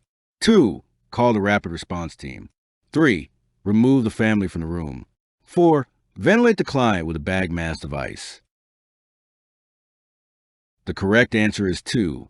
The rapid response team should be called immediately to evaluate and treat the client. There is no indication at this time for manual ventilations or chest compressions. If the family is not interfering in client care, it can be reassuring to the family to see that all possible care is being provided. Before we move on to the next question, the NCLEX Mastery Bundle is available. It includes over 100 animated review videos, hundreds of pages of notes, hundreds of case study questions, and over 1,000 NCLEX questions. Link is in the description, or you can get it at alphanurseguide.com. Back to the questions. The nurse is caring for a patient with osteoporosis who is at an increased risk for falls. Which intervention should the nurse delegate to the assistive personnel? 1. Identifying environmental factors that increase the risk for falls. 2. Monitoring gait, balance, and fatigue level with ambulation. 3. Collaborating with the physical therapist to provide the patient with a walker. 4. Assisting the patient with ambulation to the bathroom and in the halls. The correct answer is 4. Assisting the patient with ambulation to the bathroom and in the halls. Rationale. Assisting with activities of daily living, including assisting with ambulation to the bathroom and in the halls, is within the scope of the AP's practice. The other 3 interventions require additional educational preparation and are within the scope of practice of licensed nurses. The nurse is caring for a patient who had a dual energy X-ray absorptiometry scan and is now prescribed calcium with vitamin D twice a day. The patient asked the nurse the purpose of this drug. What is the nurse's best response? Select all that apply. 1. When your calcium and vitamin D levels are low, your risk for osteoporosis and osteomalacia increases. 2. When your vitamin D level is high, your bones release calcium to keep your blood calcium level in the normal range. 3.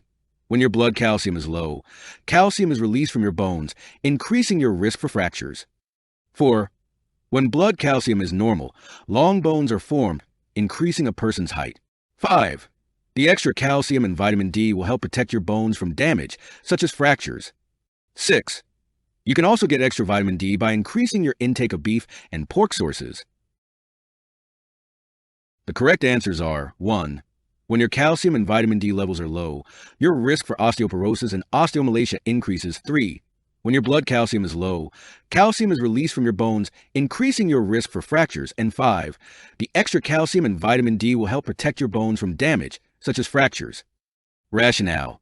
Vitamin D and its metabolites are produced in the body and transported in the blood to promote the absorption of calcium and phosphorus from the small intestine.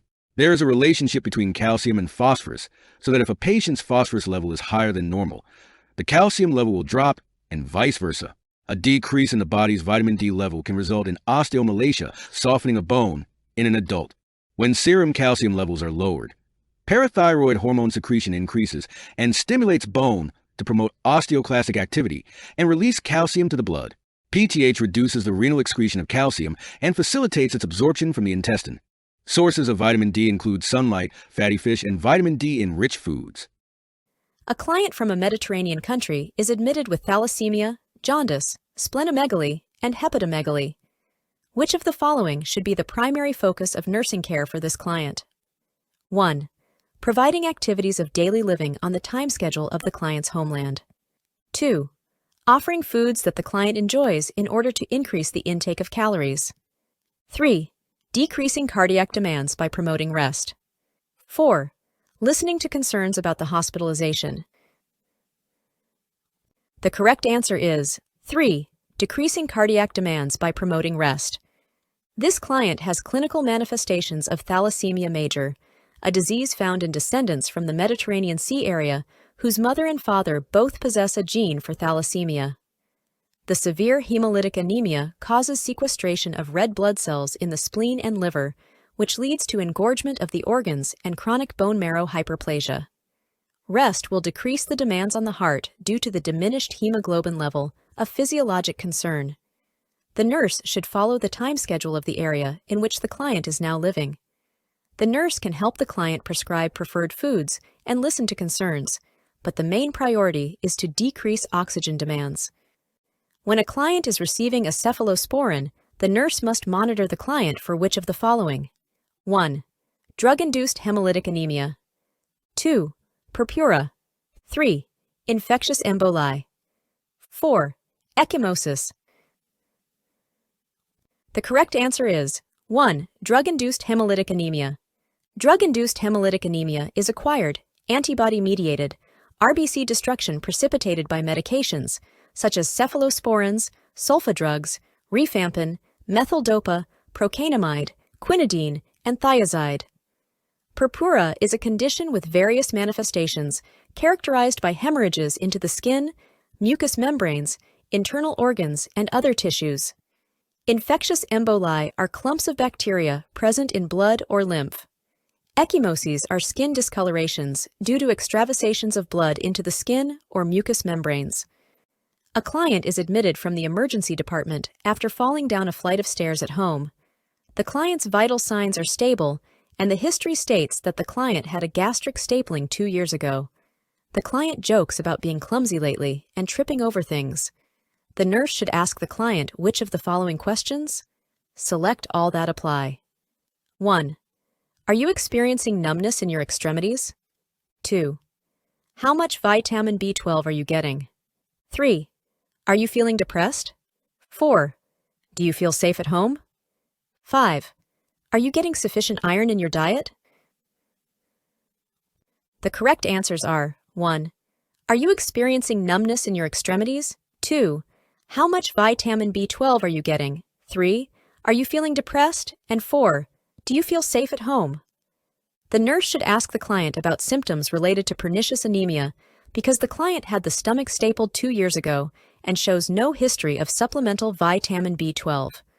Numbness and tingling relate to a loss of intrinsic factor from the gastric stapling. Intrinsic factor is necessary for absorption of vitamin B12. The nurse should suspect pernicious anemia if the client is not taking supplemental vitamin B12. Other signs and symptoms of pernicious anemia include cognitive problems and depression. The nurse also should ask about the client's support at home in case the fall was not an accident. Pernicious anemia is not related to dietary intake of iron. A physician prescribes vitamin B12 for a client with pernicious anemia. Which sites are appropriate for the nurse to administer vitamin B12? Select all that apply. 1. Median cutaneous. 2. Greater femur trochanter. 3. Acromion muscle. 4. Ventrogluteal. 5. Upper back. 6. Dorsogluteal. The correct answers are 4. Ventrogluteal and 6. Dorsogluteal. A client with pernicious anemia has lost the ability to absorb vitamin B12 either because of the lack of an acidic gastric environment or the lack of the intrinsic factor. Vitamin B12 must be administered by a deep intramuscular route. The ventrogluteal and dorsogluteal locations are the most acceptable sites for a deep intramuscular injection. The other sites are not acceptable. A client who follows a vegetarian diet was referred to a dietitian for nutritional counseling for anemia. Which client outcome indicates that the client does not understand nutritional counseling? The client: 1. Adds dried fruit to cereal and baked goods. 2. Cooks tomato-based foods in iron pots. 3. Drinks coffee or tea with meals. 4. Adds vitamin C to all meals. The correct answer is 3. Drinks coffee or tea with meals. Coffee and tea increase gastrointestinal motility and inhibit the absorption of non-heme iron. Clients are instructed to add dried fruits to dishes at every meal because dried fruits are a non-heme or non-animal iron source. Cooking in iron cookware, especially acid-based foods such as tomatoes, adds iron to the diet. Clients are instructed to add a rich supply of vitamin C to every meal because the absorption of iron is increased when food with vitamin C or ascorbic acid is consumed. The nurse devises a teaching plan for the client with aplastic anemia. Which of the following is the most important concept to teach for health promotion and maintenance? 1.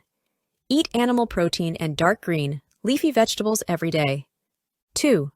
Avoid exposure to others with acute infections. 3. Practice yoga and meditation to decrease stress and anxiety. 4. Get 8 hours of sleep at night and take naps during the day. The correct answer is 2. Avoid exposure to others with acute infections.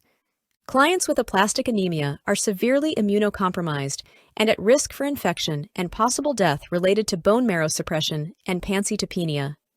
Strict aseptic technique and reverse isolation are important measures to prevent infection. Although diet, reduced stress, and rest are valued in supporting health, the potentially fatal consequence of an acute infection places it as a priority for teaching the client about health maintenance. Animal meat and dark green leafy vegetables, good sources of vitamin B12 and folic acid, should be included in the daily diet. Yoga and meditation are good complementary therapies to reduce stress. 8 hours of rest and naps are good for spacing and pacing activity and rest. The nurse has just admitted a 35-year-old female client who has a serum vitamin B12 concentration of 800 picograms per milliliter. Which of the following laboratory findings should alert the nurse to focus the health history to obtain specific information about drug or alcohol use? 1. Total bilirubin, 0.3 milligrams per deciliter. 2. Serum creatinine, 0.5 milligrams per deciliter. 3. Hemoglobin, 16 grams per deciliter. 4. Folate, 1.5 nanograms per milliliter. The correct answer is 4. Folate, 1.5 nanograms per milliliter.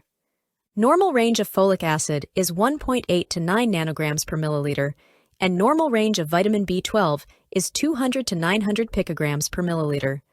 A low folic acid level in the presence of a normal vitamin B12 level is indicative of a primary folic acid deficiency anemia. Factors that affect the absorption of folic acid are drugs such as methotrexate, oral contraceptives, anti-seizure drugs, and alcohol. The total bilirubin, serum creatinine, and hemoglobin values are within normal limits. The nurse is preparing to teach a client with microcytic hypochromic anemia about the diet to follow after discharge. Which of the following foods should be included in the diet? 1. Eggs. 2. Lettuce. 3. Citrus fruits. 4. Cheese. The correct answer is 1. Eggs. One of the microcytic hypochromic anemias is iron deficiency anemia. A rich source of iron is needed in the diet, and eggs are high in iron. Other foods high in iron include organ and muscle meats, shellfish, shrimp, and tuna. Enriched, whole grain, and fortified cereals and breads, legumes, nuts, dried fruits and beans, oatmeal, and sweet potatoes. Dark green, leafy vegetables, and citrus fruits are good sources of vitamin C. Cheese is a good source of calcium. A client is to have a transfusion of packed red blood cells from a designated donor. The client asks if any diseases can be transmitted by this donor. The nurse should inform the client that which of the following diseases can be transmitted by a designated donor. Select all that apply. 1. Epstein-Barr virus. 2. Human immunodeficiency virus. 3. Cytomegalovirus. 4. Hepatitis A. 5. Malaria. The correct answers are 1. Epstein-Barr virus, 2. Human immunodeficiency virus, and 3. Cytomegalovirus. Using designated donors does not decrease the risk of contracting infectious diseases, such as the Epstein-Barr virus, HIV, or CMV. Hepatitis A is transmitted by the oral fecal route, not the blood route. However, hepatitis B and C can be contracted from a designated donor. Malaria is transmitted by mosquitoes. A client with iron deficiency anemia is refusing to take the prescribed oral iron medication because the medication is causing nausea. The nurse should do which of the following? Select all that apply. 1. Suggest that the client use ginger when taking the medication. 2. Ask the client what is causing the nausea. 3. Tell the client to use stool softeners to minimize constipation. 4. Offer to administer the medication by an intramuscular injection. 5. Suggest that the client take the iron with orange juice. The correct answers are 1. Suggest that the client use ginger when taking the medication. 2. Ask the client what is causing the nausea. And 5. Suggest that the client take the iron with orange juice. Nausea and vomiting are common adverse effects of oral iron preparations. The nurse should first ask the client why the client does not want to take the oral medication, and then suggest ways to decrease the nausea and vomiting. Ginger may help minimize the nausea, and the client can try this remedy and evaluate its effectiveness. Iron should be taken on an empty stomach, but can be taken with orange juice. The client can evaluate if this helps the nausea. Stool softeners should not be used in clients with iron deficiency anemia. Instead, constipation can be prevented by following a high-fiber diet. Administering iron intramuscularly is done only if other approaches are not effective. The parent of an infant with cystic fibrosis asks the nurse how to meet the child's increased nutritional needs. Which is the nurse's best suggestion? 1. You may need to increase the number of fresh fruits and vegetables you give your infant. 2. You may need to advance your infant's diet to whole cow's milk because it is higher in fat than formula. 3. You may need to change your infant to a higher calorie formula. 4. You may need to increase your infant's carbohydrate intake. The correct answer is 3. You may need to change your infant to a higher calorie formula. Often, infants with CF need to have a higher calorie formula to meet their nutritional needs. Infants may also be placed on hydrolysate formulas that contain medium-chain triglycerides. The nurse is preparing a discussion of musculoskeletal health maintenance for a group of older adults. Which key points would the nurse be sure to include? Select all that apply. 1. Be aware of and consume foods rich in calcium and vitamin D. 2. Wear hats and long sleeves to avoid sun exposure at all times. 3. Consider exercise with low impact to avoid risk for injury. 4. If you smoke, consider a smoking cessation program. 5. Excessive alcohol intake can interfere with vitamins and nutrients for bone growth. 6. Weight-bearing activities decrease the risk for osteoporosis. The correct answers are 1. Be aware of and consume foods rich in calcium and vitamin D. 3. Consider exercise with low impact to avoid risk for injury. 4. If you smoke, consider a smoking cessation program. 5. Excessive alcohol intake can interfere with vitamins and nutrients for bone growth. And 6. Weight-bearing activities decrease the risk for osteoporosis. Rationale. Many health problems of the musculoskeletal system can be prevented through health promotion strategies and avoidance of risky lifestyle behaviors. Weight-bearing activities, such as walking, can reduce risk factors for osteoporosis and maintain muscle strength. Young men are at the greatest risk for trauma related to motor vehicle crashes. Older adults are at the greatest risk for falls that result in fractures and soft tissue injury. High-impact sports, such as excessive jogging or running, can cause musculoskeletal injury to soft tissues and bone. Tobacco use slows the healing of musculoskeletal injuries.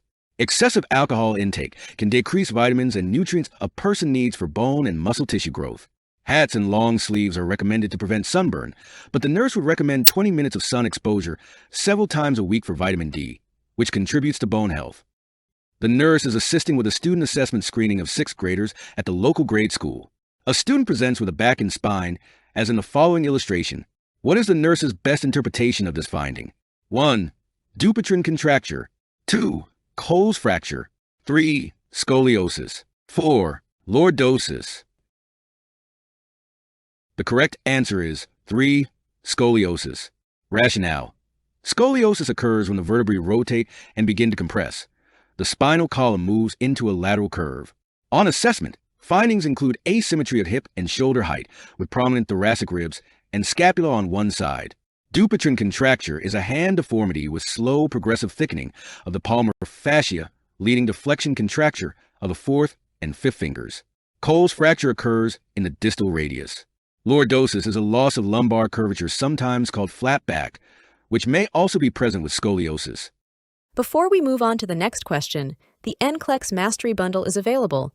It includes over 100 animated review videos, hundreds of pages of notes, hundreds of case study questions, and over 1,000 NCLEX questions. Link is in the description, or you can get it at alphanurseguide.com. Back to the questions. A client is to have a Schilling test. The nurse should 1. Administer methylcellulose. 2. Start a 24 to 48-hour urine specimen collection. 3. Maintain nothing by mouth status. 4. Start a 72-hour stool specimen collection. The correct answer is 2. Start a 24 to 48-hour urine specimen collection. Urinary vitamin B12 levels are measured after the ingestion of radioactive vitamin B12. A 24 to 48-hour urine specimen is collected after administration of an oral dose of radioactively tagged vitamin B12 and an injection of non-radioactive vitamin B12. In a healthy state of absorption, excess vitamin B12 is excreted in the urine. In a malabsorptive state, or when the intrinsic factor is missing, vitamin B12 is excreted in the feces. Methylcellulose is a bulk-forming agent.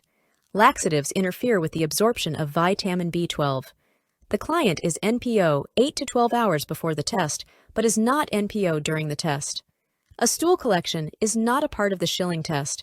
If stool contaminates the urine collection, the results will be altered. A client has fatigue, temperature of 37.5 degrees Celsius, dark bronze skin, and dark urine. Hemoglobin is 9 grams per deciliter. Hematocrit is 49, and red blood cells are 2.75 million per microliter. What should the nurse do first? 1. Initiate an intake and output record. 2. Place the client on bed rest. 3. Place the client on contact isolation. 4. Keep the client out of sunlight. The correct answer is 1. Initiate an intake and output record. The nurse should prepare to start an intake and output record because the client is exhibiting clinical manifestations of anemia with jaundice and is demonstrating a fluid imbalance. The client does not need to be on bed rest at this point.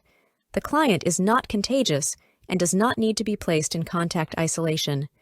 The changes in the color of the skin and urine are related to the jaundice and will not be affected by sunlight. Which position would most help to decrease a client's discomfort when the client's spouse injects vitamin B12 using the ventrogluteal site? 1. Lying on the side with legs extended. 2. Lying on the abdomen with toes pointed inward. 3. Leaning over the edge of a low table with hips flexed. 4. Standing upright with the feet 1 shoulder width apart. The correct answer is 2. Lying on the abdomen with toes pointed inward. To promote comfort when injecting at the ventrogluteal site, the position of choice is with the client lying on the abdomen with toes pointed inward. This positioning promotes muscle relaxation, which decreases the discomfort of making an injection into a tense muscle. Lying on the side with legs extended will not provide the greatest muscle relaxation. Leaning over the edge of a table with the hips flexed and standing upright with the feet apart will increase muscular tension. A client was admitted to the hospital with iron deficiency anemia and blood-streaked emesis. Which question is most appropriate for the nurse to ask in determining the extent of the client's activity intolerance? 1. What daily activities were you able to do 6 months ago compared with the present? 2. How long have you had this problem? 3. Have you been able to keep up with all your usual activities? 4. Are you more tired now than you used to be? The correct answer is 1. What daily activities were you able to do 6 months ago compared with the present? It is difficult to determine activity intolerance without objectively comparing activities from one time frame to another. Because iron deficiency anemia can occur gradually and individual endurance varies, the nurse can best assess the client's activity tolerance by asking the client to compare activities 6 months ago and at present. Asking a client how long a problem has existed is a very open-ended question that allows for too much subjectivity for any definition of the client's activity tolerance. Also, the client may not even identify that a problem exists. Asking the client whether he is staying abreast of usual activities addresses whether the tasks were completed, not the tolerance of the client while the tasks were being completed, or the resulting condition of the client after the tasks were completed. Asking the client if he is more tired now than usual does not address his activity tolerance. Tiredness is a subjective evaluation and again can be distorted by factors such as the gradual onset of the anemia or the endurance of the individual. A client had a resection of the terminal ileum 3 years ago. While obtaining a health history and physical assessment, the nurse finds that the client has weakness, shortness of breath, and a sore tongue. Which additional information from the client indicates a need for intervention and client teaching? 1. I have been drinking plenty of fluids. 2. I have been gargling with warm salt water for my sore tongue. 3. I have 3 to 4 loose stools per day. 4. I take a vitamin B12 tablet every day. The correct answer is 4. I take a vitamin B12 tablet every day. Vitamin B12 combines with intrinsic factor in the stomach and is then carried to the ileum, where it is absorbed into the bloodstream. In this situation, vitamin B12 cannot be absorbed regardless of the amount of oral intake of sources of vitamin B12, such as animal protein or vitamin B12 tablets. Vitamin B12 needs to be injected every month because the ileum has been surgically removed. Replacement of fluids and electrolytes is important when the client has continuous multiple loose stools on a daily basis. Warm salt water is used to soothe sore mucous membranes. Crohn's disease and a small bowel resection may cause several loose stools a day. Which of the following lab values should the nurse report to the healthcare provider when the client has anemia? 1. Schilling test result, elevated. 2. Intrinsic factor, absent. 3. Sedimentation rate, 16 millimeters per hour. 4. Red blood cells within normal range. The correct answer is 2. Intrinsic factor, absent. The defining characteristic of pernicious anemia, a megaloblastic anemia, is lack of the intrinsic factor, which results from atrophy of the stomach wall.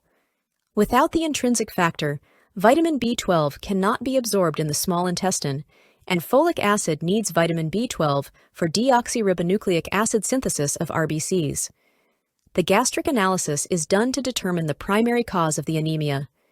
An elevated excretion of the injected radioactive vitamin B12, which is protocol for the first and second stages of the Schilling test, indicates that the client has the intrinsic factor and can absorb vitamin B12 in the intestinal tract.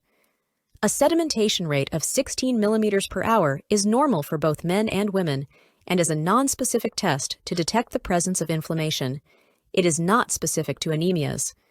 An RBC value within the normal range does not indicate an anemia. The nurse should instruct the client to eat which of the following foods to obtain the best supply of vitamin B12? 1. Whole grains. 2. Green leafy vegetables. 3. Meats and dairy products. 4. Broccoli and Brussels sprouts. The correct answer is 3. Meats and dairy products. Good sources of vitamin B12 include meats and dairy products. Whole grains are a good source of thiamine. Green leafy vegetables are good sources of niacin, folate, and carotenoids, which are precursors of vitamin A. Broccoli and Brussels sprouts are good sources of ascorbic acid, which is vitamin C. A client has been admitted with active rectal bleeding and has been typed and cross-matched for 2 units of packed red blood cells. Within 10 minutes of admission, the client faints when getting up to go to the bedside commode. The nurse notifies the healthcare provider, who prescribes a unit of blood to be administered immediately. The nurse can safely administer which type of blood for immediate transfusion? 1. A negative. 2. B negative. 3. AB negative. 4. O negative. The correct answer is 4. O negative. A routine serology study to confirm compatibility between a blood donor and recipient takes about 1 hour. In an emergency, O negative RBCs can be safely administered to most clients, which is why a person with O negative blood is called a universal donor. The other types of RBCs may cause an adverse reaction. A client had a mastectomy followed by chemotherapy 6 months ago. She reports that she is now unable to concentrate at her card game, and it seems harder and harder to finish her errands because of exhaustion. Based on this information, the nurse should suggest that the client do which of the following? 1. Take frequent naps. 2. Limit activities. 3. Increase fluid intake. 4. Avoid contact with others. The correct answer is 1. Take frequent naps. This client is likely experiencing fatigue and should increase her periods of rest. The fatigue may be caused by anemia from depletion of red blood cells due to the chemotherapy. Asking the client to limit her activities may cause the client to become withdrawn. The information given does not support limiting activity. Increasing fluid intake will not reduce the fatigue. The information does not indicate that the client is immunosuppressed and should avoid contact with others. The nurse is assisting with a bone marrow aspiration and biopsy. In which order, from first to last, should the nurse complete the following tasks? 1. Position the client in a side-lying position. 2. Clean the skin with an antiseptic solution. 3. Verify the client has signed an informed consent. 4. Apply ice to the biopsy site. The correct order is 3. Verify the client has signed an informed consent. 1. Position the client in a side-lying position. 2. Clean the skin with an antiseptic solution. And 4. Apply ice to the biopsy site. First, the nurse must verify that the client has voluntarily signed a consent form before the procedure begins, and check that the client understands the procedure. The nurse then positions the client in a side-lying or lateral decubitus, position with the affected side up. Then the nurse should clean the skin site and surrounding area with an antiseptic solution, such as betadine, before the healthcare provider numbs the site and collects the specimen. When the procedure is finished, the nurse must apply ice to the biopsy site to reduce pain. You can get the NCLEX Mastery Bundle now, link is in the description, or you can get it at alphanurseguide.com.